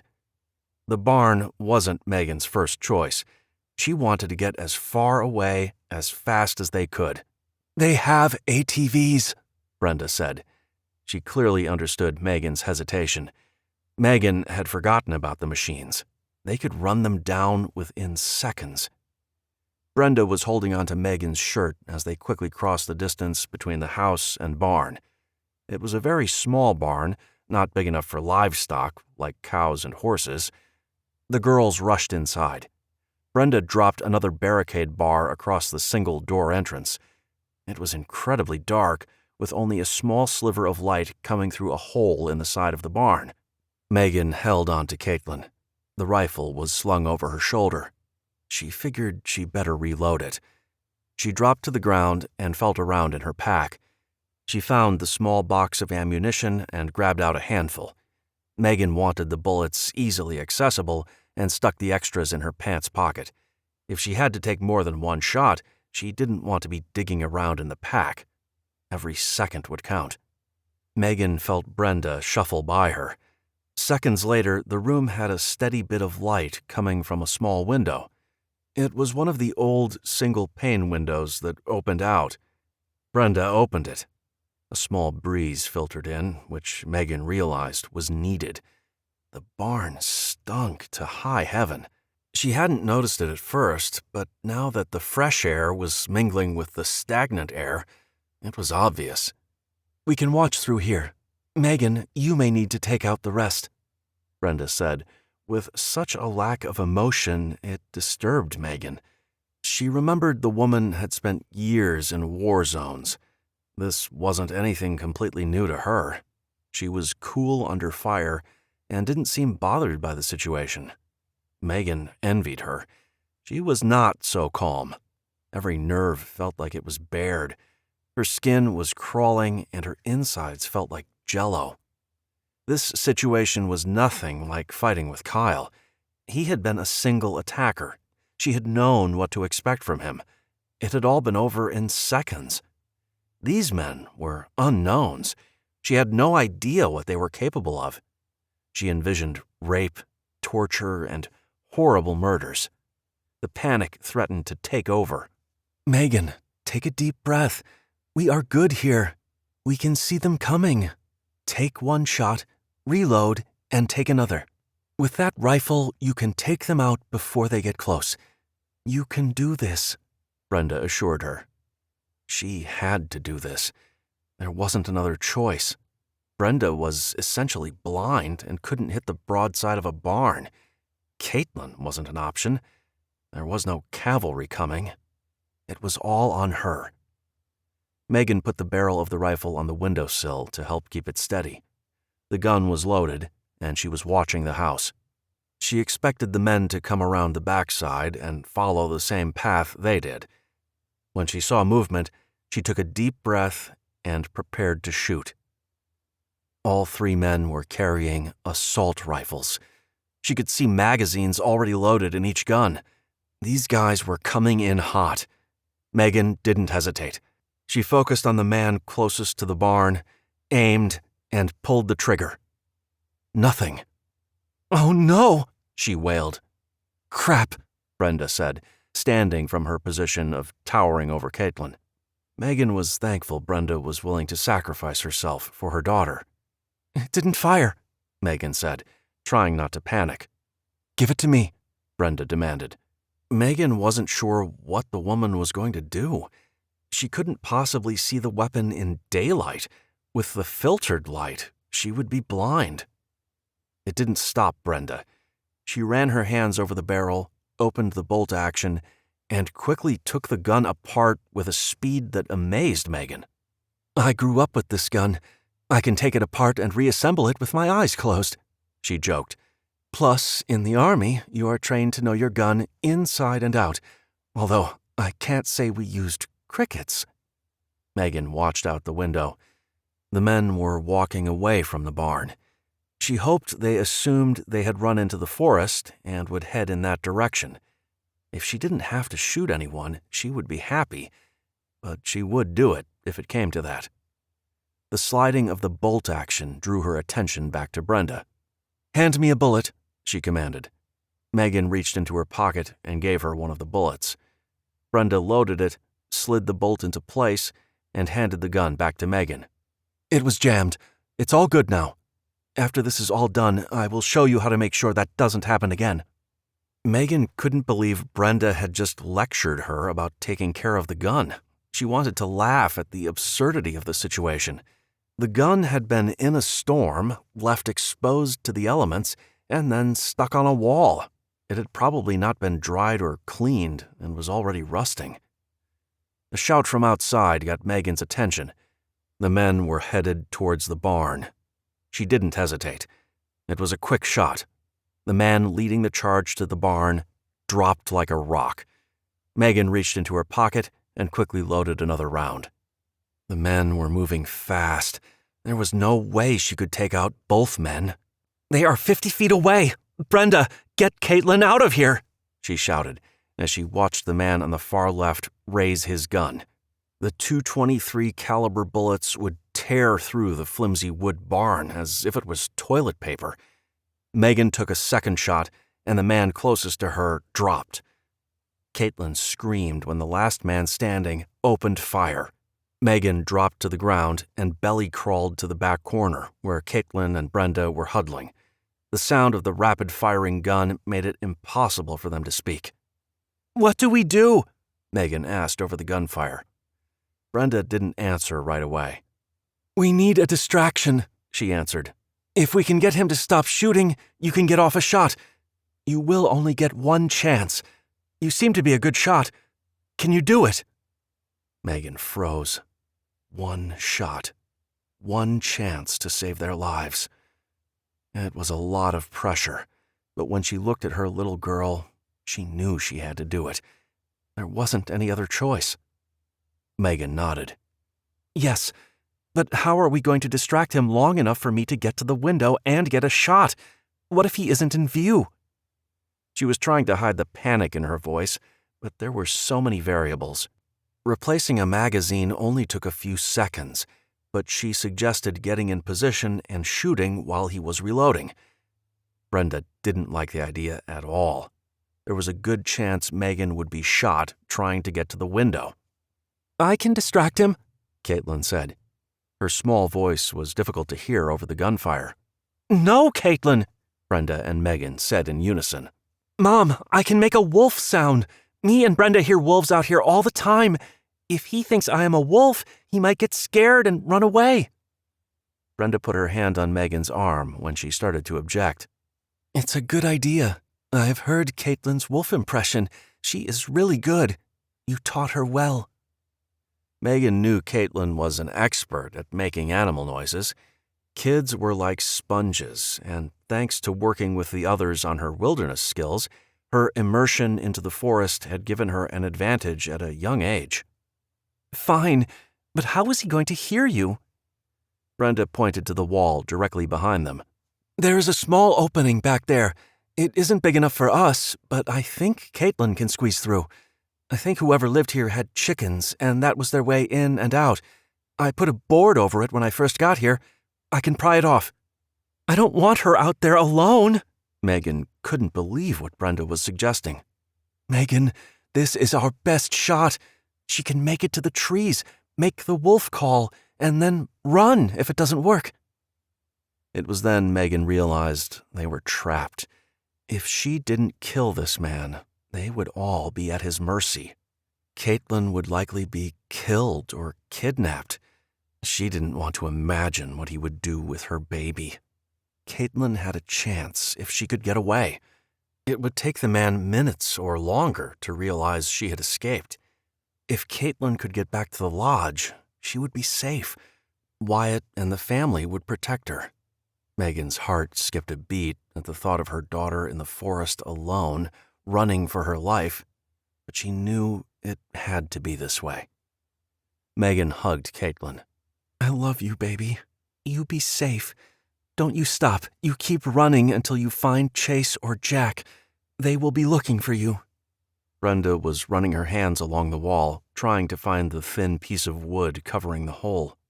She found it, yanked a few times, and pulled the board off. "Stay against the building until you hear one of us tell you to go," Megan instructed. "Caitlin, if it has been a minute or you don't hear anything, you start running anyway. Do you hear me? You run as fast and as far as you can." "I hear you, Mom. I will." Caitlin crawled through the hole, tapping lightly on the wall to tell them she was pressed to the outside wall of the barn. Brenda had her hand out the hole to signal Caitlin when to make the wolf call and when to run. Megan belly crawled as close as she dared to the window. The bullets were still flying, but most seemed to be concentrated to the window and door area. There had been a few close calls, but fortunately, the man was aiming pretty high. Finally, there was a pause in the firing. Within seconds, Megan heard Caitlin's wolf call. It was amazing how much it sounded like the real thing.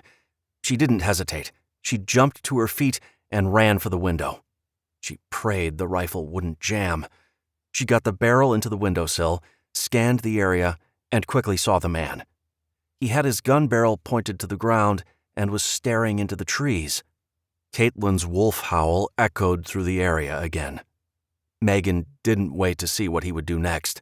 She took a breath, exhaled, and fired.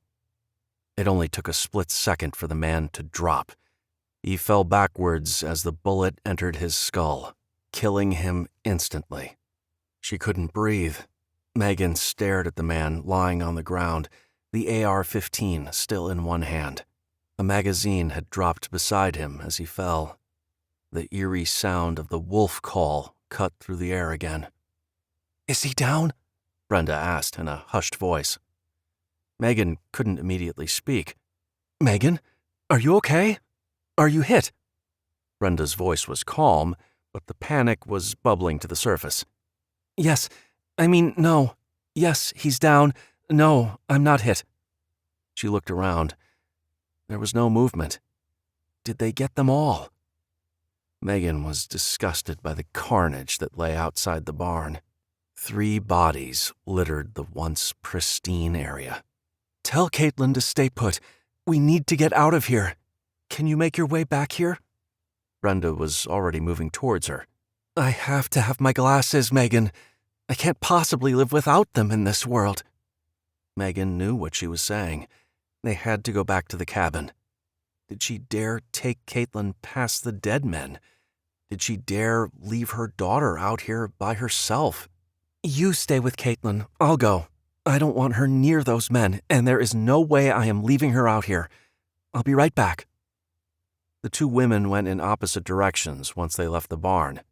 Brenda had one arm out, using the barn to guide her around the back to where Caitlin waited.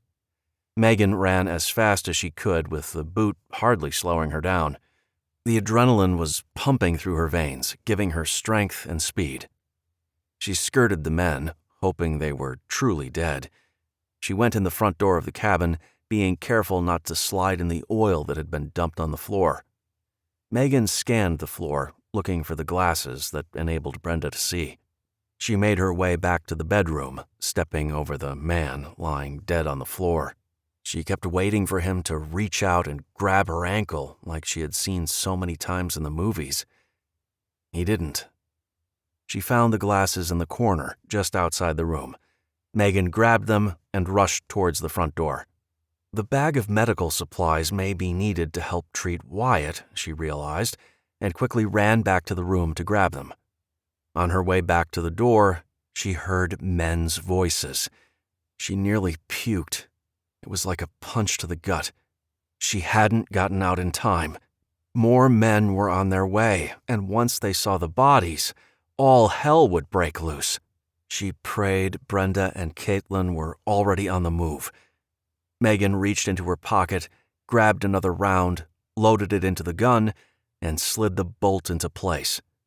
If she only got one shot, she was going to make sure she took out at least one of them. Megan popped her head out the door, looked left and right, and saw nothing. She could hear the voices coming through the trees to the right of the cabin. The sounds were coming from the meadow area. The barn was on the opposite side. She could use the cabin as cover and get to the barn. She hoped. She didn't hesitate and ran, once again as fast as her legs would carry her.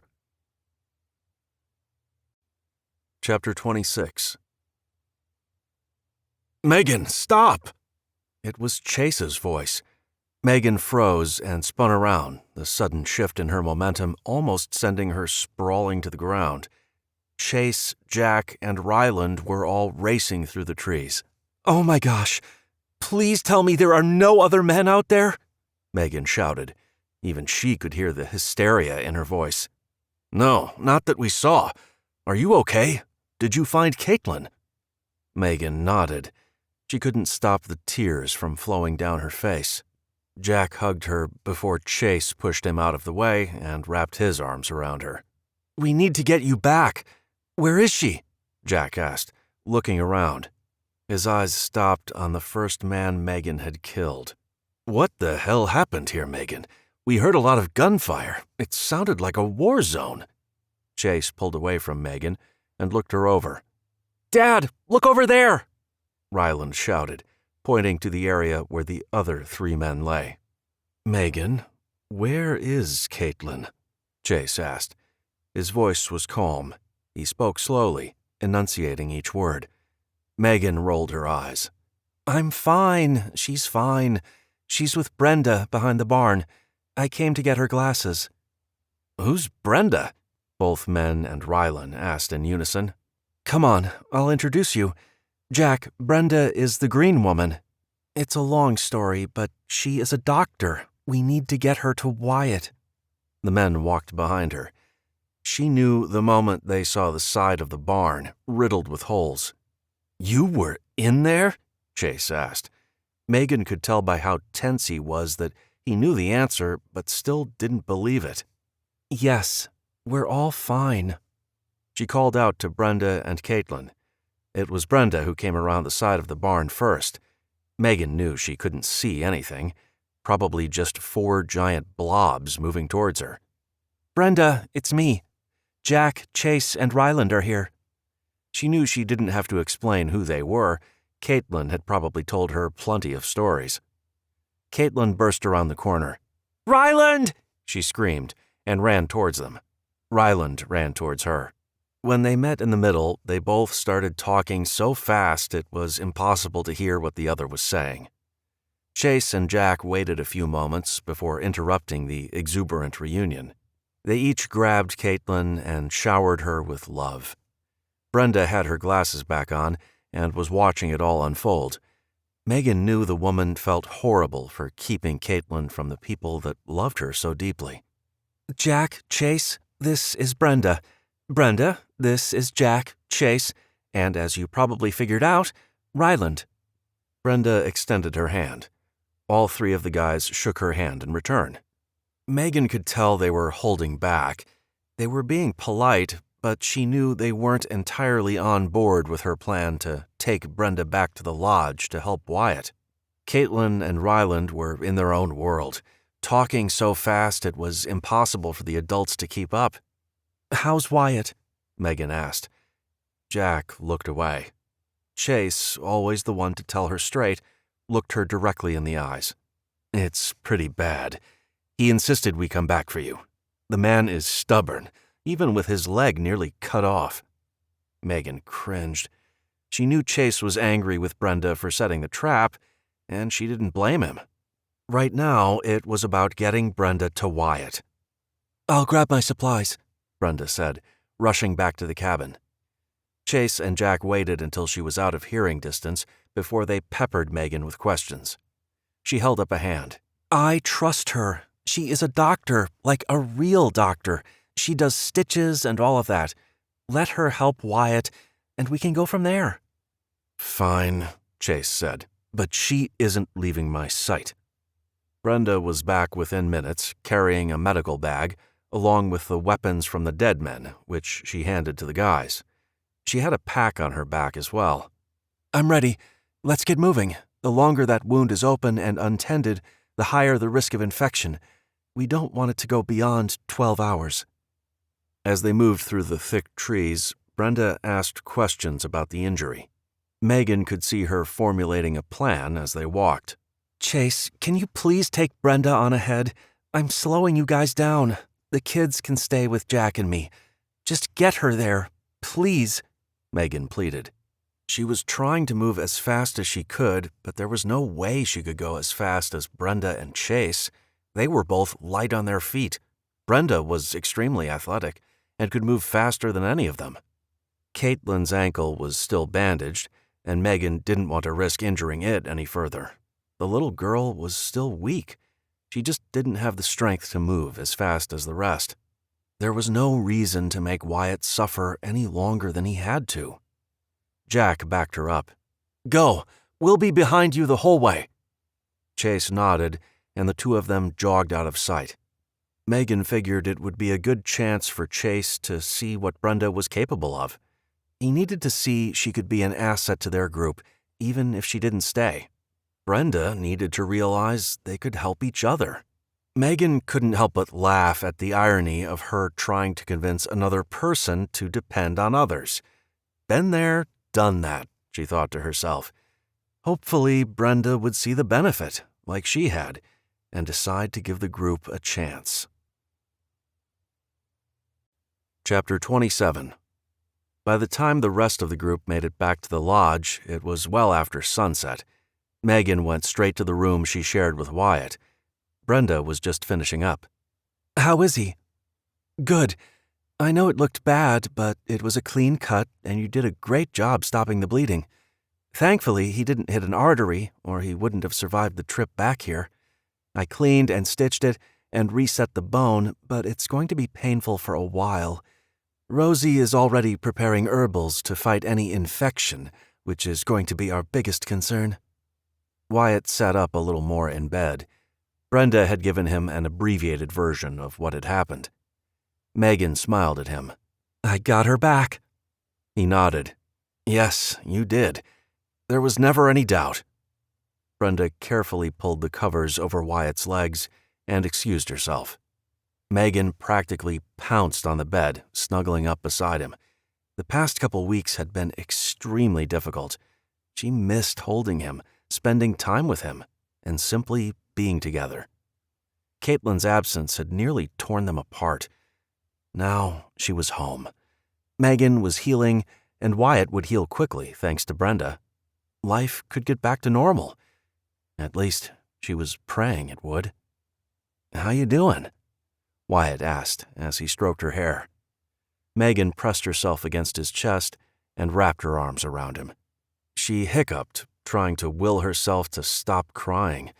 The weeks of pent-up fear, anger, pain, and finally, happiness all collided at once, and it took her several minutes to respond. "Better now. So much better. When you are ready to talk about what happened at Brenda's cabin, let me know. I know it wasn't easy for you." She nodded against his chest. "It was awful. I cannot believe I shot and killed those men. Never in my wildest dreams would I have imagined myself doing something so horrific. I don't want to ever take another life." Wyatt could understand what she was going through. His first few kills on his first tour had been devastating. Even though he knew it was a matter of his life and the lives of his men, it was still hard to get your head around. His commanding officer had told him when it stopped bothering him, he better get out before all of his humanity was gone. While it never got easier, he was able to compartmentalize the killings a little faster. He didn't dwell on what he did. It was always in an effort to make the world a little safer. Megan was not used to death or evil in general. Those men would have killed her, Caitlin, and Brenda, or worse. He knew it was only a matter of time before they encountered the group Evan had warned them about. Wyatt was just sad it was Megan that had to do it. They sat in silence a while longer. Wyatt needed to talk to her about Brenda. Chase had briefly told him about her plans to bring Brenda into the group. While Wyatt trusted Megan's judgment, it was still a decision that deserved some thought, and the whole group needed to be on board. "So, tell me more about Brenda," he started. She wiped her face before sitting up to look at him. "I know what you guys are all thinking, but she isn't Kyle. She isn't like that at all." Megan quickly gave him all the information she knew about Brenda and how she ended up with Caitlin. Wyatt hadn't gotten any weird or dangerous vibes from the woman, but they still had to be leery. They truly could not trust anyone. Megan told him all about what had happened at the barn and how Brenda had used her body to shield Caitlin when the bullets were flying. The three of them working together had enabled them to survive. Wyatt was convinced, but they still would have to convince the others. We need to talk to the group, but I really don't see an issue with it. However, does she want to be here? She sounds pretty independent, he commented. Honestly, she was hesitant at first, but Wyatt, she won't make it by herself all winter. Those men destroyed her home. Maybe she can live here through the winter and take breaks throughout the summer if she really wants to be alone. Wyatt nodded. It would be nice to have a doctor around here. My mom is great, but nothing can compare to the knowledge and experience Brenda has, and she is obviously very smart. I can see her really being an asset. They laid side by side on the bed for another 30 minutes, chatting about everything they had been through over the past few days. Megan seemed to be on edge. So, want to tell me what is bothering you? Wyatt asked, knowing she probably wouldn't. She sighed, and then actually answered, which surprised him. Those men, what if there are more? I mean, the way Evan described the group, there are more. When they see what happened to their friends, they will want revenge, right? Wyatt, they had AR-15s. They opened fire on 2 women and a little girl. They have working ATVs. What if they come here or raid Evan's camp? It isn't as if we can outrun them, not if they're on the 4-wheelers. Wyatt was also concerned, but there was no way to predict the future. Everyone in the group was an excellent shot. Sometimes it didn't matter if you had 50 bullets or only 1, he explained to her. It was about taking the right shot at the right time. She nodded, but he could tell she wasn't completely comforted. He imagined it would be some time before she was able to relax again. She had been through something traumatic. All summer they had looked over their shoulders, waiting for Evan to retaliate for Kyle's death. Now that the threat was resolved, they had to worry about men who were far more threatening than Evan and his group. Wyatt had a sinking feeling it would be like this for the foreseeable future. Things were not going to be easy. People would always be raiding, trying to take what they wanted, instead of actually having to work for it. It was human nature, and they would have to adapt. Wyatt made the decision to talk with Chase about upping their security. Things had to be tighter. They had to make some changes to protect their people. Rosie popped her head in the bedroom. I know it's late, but would you two like to join us for a late dinner? It's been a long time since we have all been together. Wyatt and Megan looked at each other and nodded. Yep, be right out, Wyatt answered. I'll grab the crutches for you, Megan said.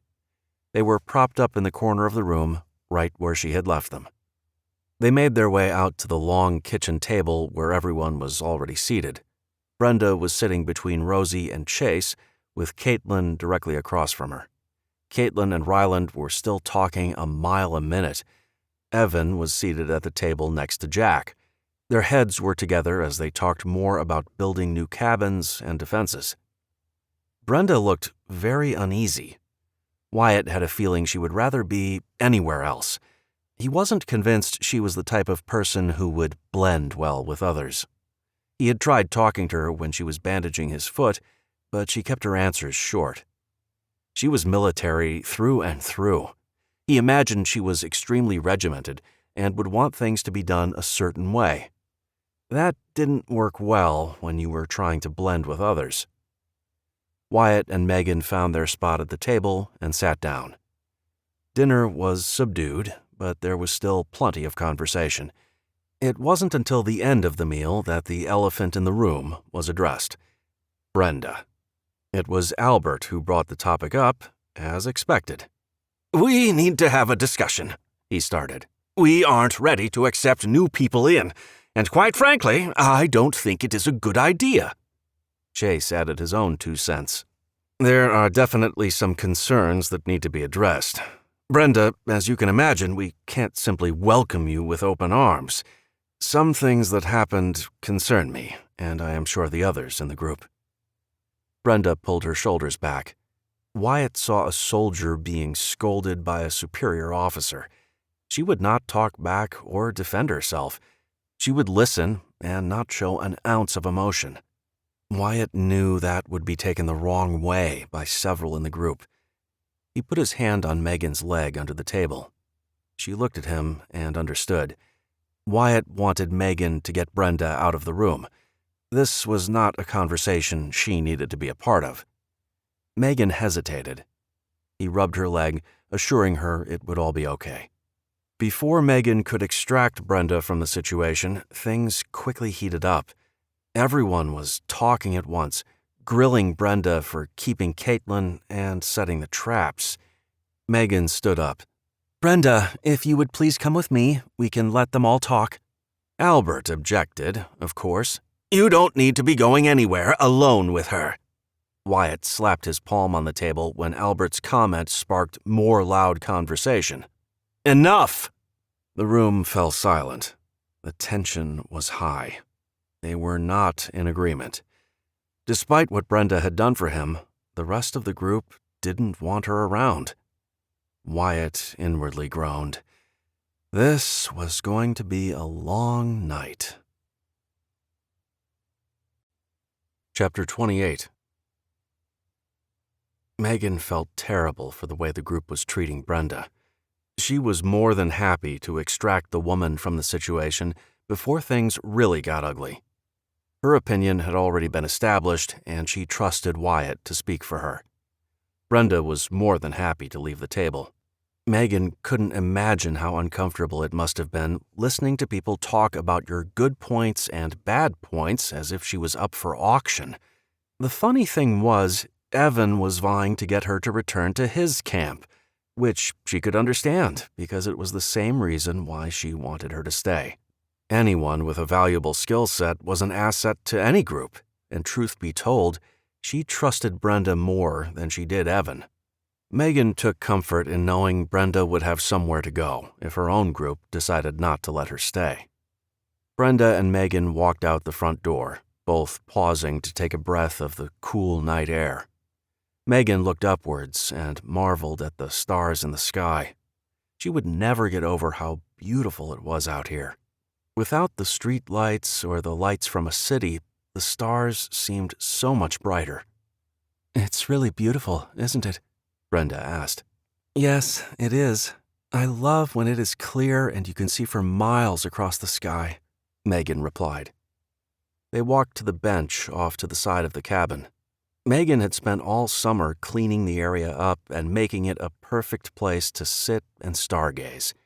It always reminded her of that moment she first showed up at the lodge.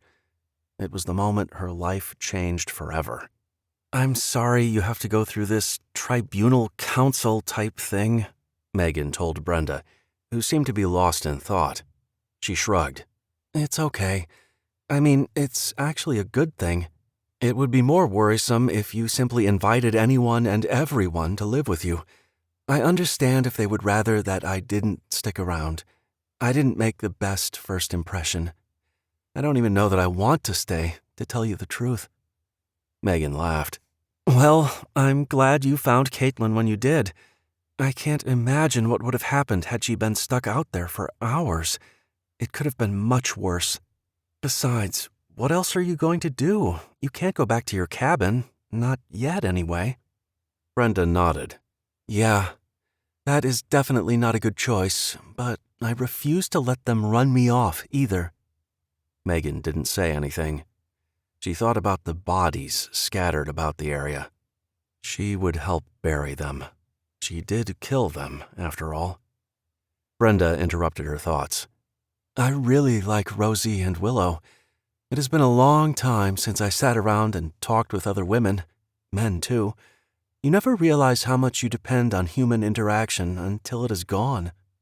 I have never been a big people person, but the isolation plays tricks on your mind."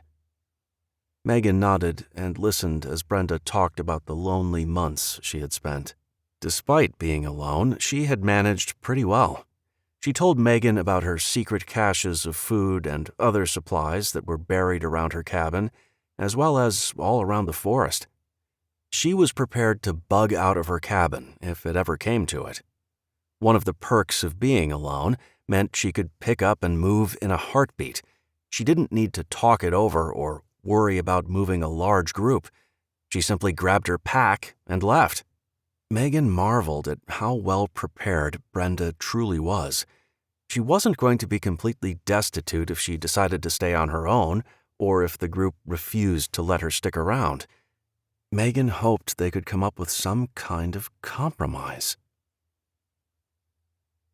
Wyatt listened as each person offered their opinion on Brenda and whether it was a good idea for her to join the group. Caitlin and Ryland had excused themselves and gone upstairs. They had more important matters to discuss. Caitlin had put in her 2 cents. She liked Brenda and wanted her to stay. Ryland agreed with Caitlin. Now it was up to the 6 of them. Megan had already put in her vote. "How do we make sure we don't have another situation like Kyle on our hands?" Chase asked. No one answered right away. It was Rosie who came up with a solution. "One of us needs to be with her at all times, like glue. She sleeps with someone and isn't allowed to roam the property alone." "For how long?" Jack asked. "I say a week, or until we are comfortable everything is on the up and up," Chase answered. "Why don't we have her stay at her own cabin and we just get to know her a little at a time?" Jack ventured. It was Evan who offered an opinion on that option. "She can't go back there right away, Chase. Not with the dead bodies still there. You guys have to know the others will be coming to look for their guys. Would you really send her back?" Chase nodded in agreement. "True, but bringing her here could also invite more trouble." "Evan, how do you guys go about letting new people into your group?" Wyatt asked. Their group had clearly grown in numbers over the summer, and things seemed to be going just fine. "Well, we do have that one cabin in the main camp. Any newcomers are basically quarantined there. They are not told about the main cabin. We keep a guard with them at all times. If they can't handle being watched like a hawk those first few days, they leave. We all take turns talking to the newcomer. They begin to open up, and we get a sense of who they are." Wyatt nodded his head. It was about the only real option. They didn't have a spare cabin, but they could probably figure something out. "I'm sure Megan will volunteer to do most of the babysitting, but I think it would be best if we all took turns. We all need to evaluate her and get a better idea of who she really is," Wyatt explained.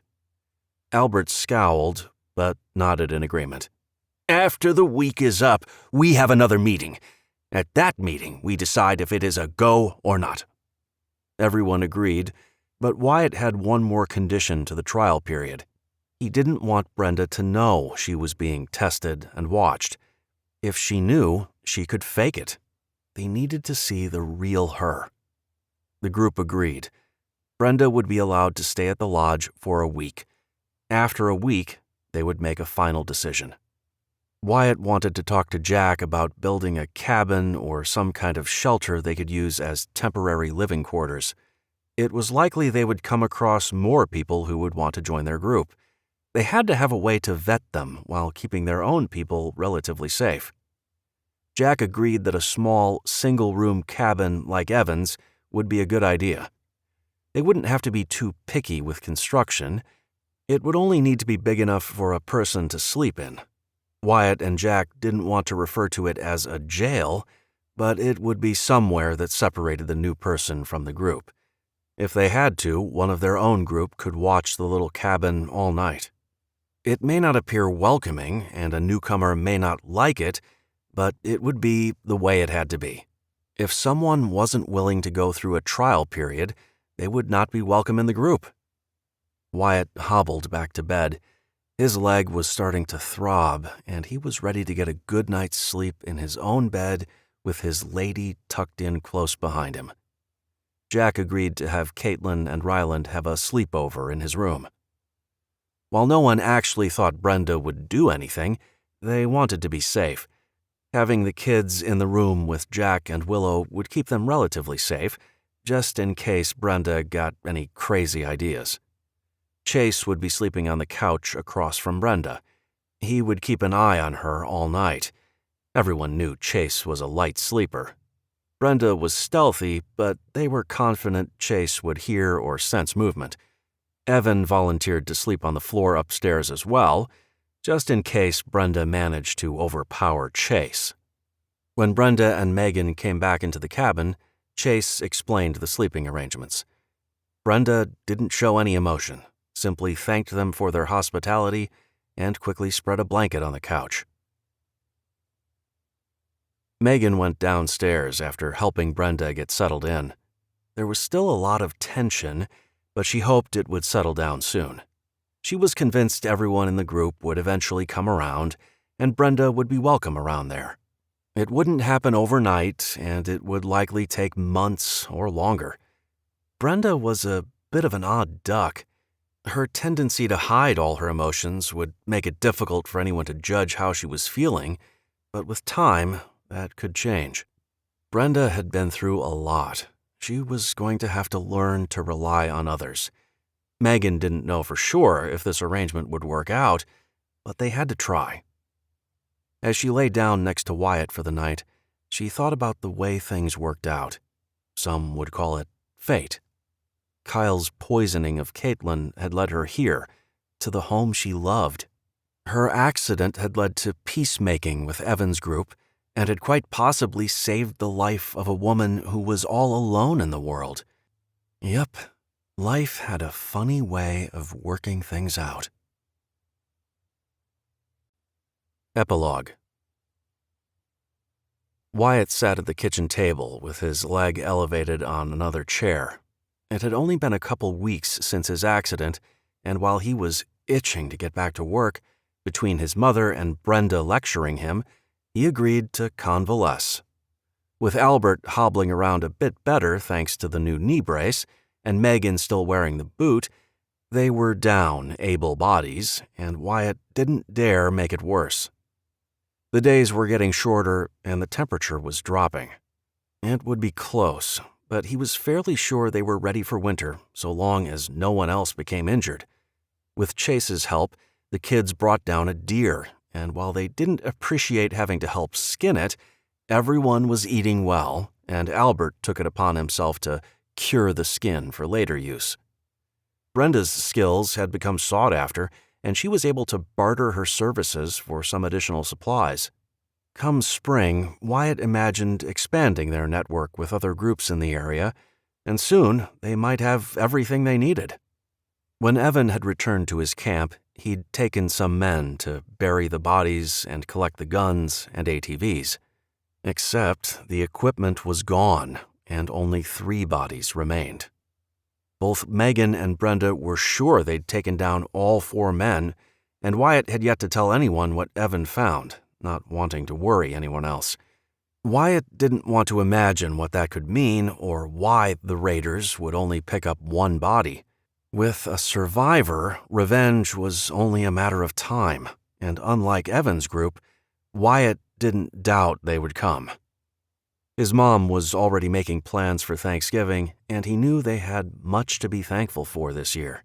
They had a roof over their heads, warm beds to sleep in, food on the table, and were making friends and allies.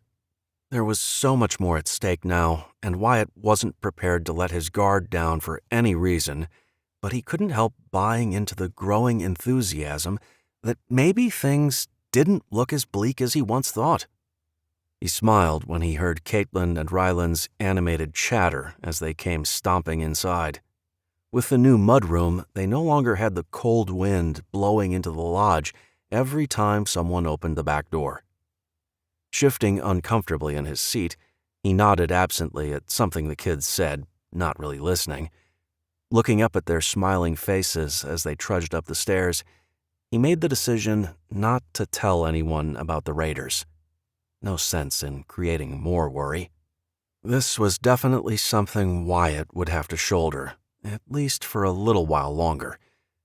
After all, that's what leaders did. Afterword. Dear readers, for the purpose of the story, in Chapter 3, I decided to give Megan a cricket rifle. While definitely not the first choice in hunting rifles, it is an excellent starter gun for children. A more common choice for hunting would be a 20-gauge shotgun, but given that Caitlin's character is only 8 and small for her size, the weight of the gun and length of the pull would have been too much for Caitlin, although Ryland probably could have managed it. Perhaps better choices would have been for Caitlin to use a 223 Remington, think AR-15 or bolt action, and Megan a 308 Winchester or a 30-06 Springfield in case they do encounter a bear. Why? Because a 22 LR does not have enough power to penetrate a deer's skull, since all 22 LR cartridges are loaded with either soft lead or lightly jacketed bullets with very little powder behind them due to the lack of case capacity. Most game animals' vitals are located behind the shoulder, and the shot should be placed approximately 1 inch behind the elbow rather than in the neck, an easier target for a child, which depends on hydrostatic shock to incapacitate the animal rather than physical damage to the internal organs. However, in this post-EMP world, wish lists are longer than easily accessible supplies, and my decision in choosing Caitlin's weapon was not based on what would be the best choice, but on what I thought might be more readily available. That said, I hope you enjoy. Caitlin's birthday cake recipe. 1 cup brown sugar. 1/2 cup 8 tablespoons butter. Can substitute oil, but butter tastes better. 2 large eggs. 1 teaspoon baking soda. 1/2 teaspoon salt. 2 teaspoons baking powder. 1 teaspoon cinnamon. 1/2 teaspoon ground cloves. 1 3/4 cups whole wheat flour. 1 cup unsweetened applesauce. 1/2 cup raisins, golden raisins or currants. 1/2 cup chopped walnuts. Ground flaxseed can be used as a vegan alternative for eggs. Mix a bit with water and stir until you get an egg white type consistency. This has been Dark Hunt. Written by Grace Hamilton. Performed by Andrew Tell.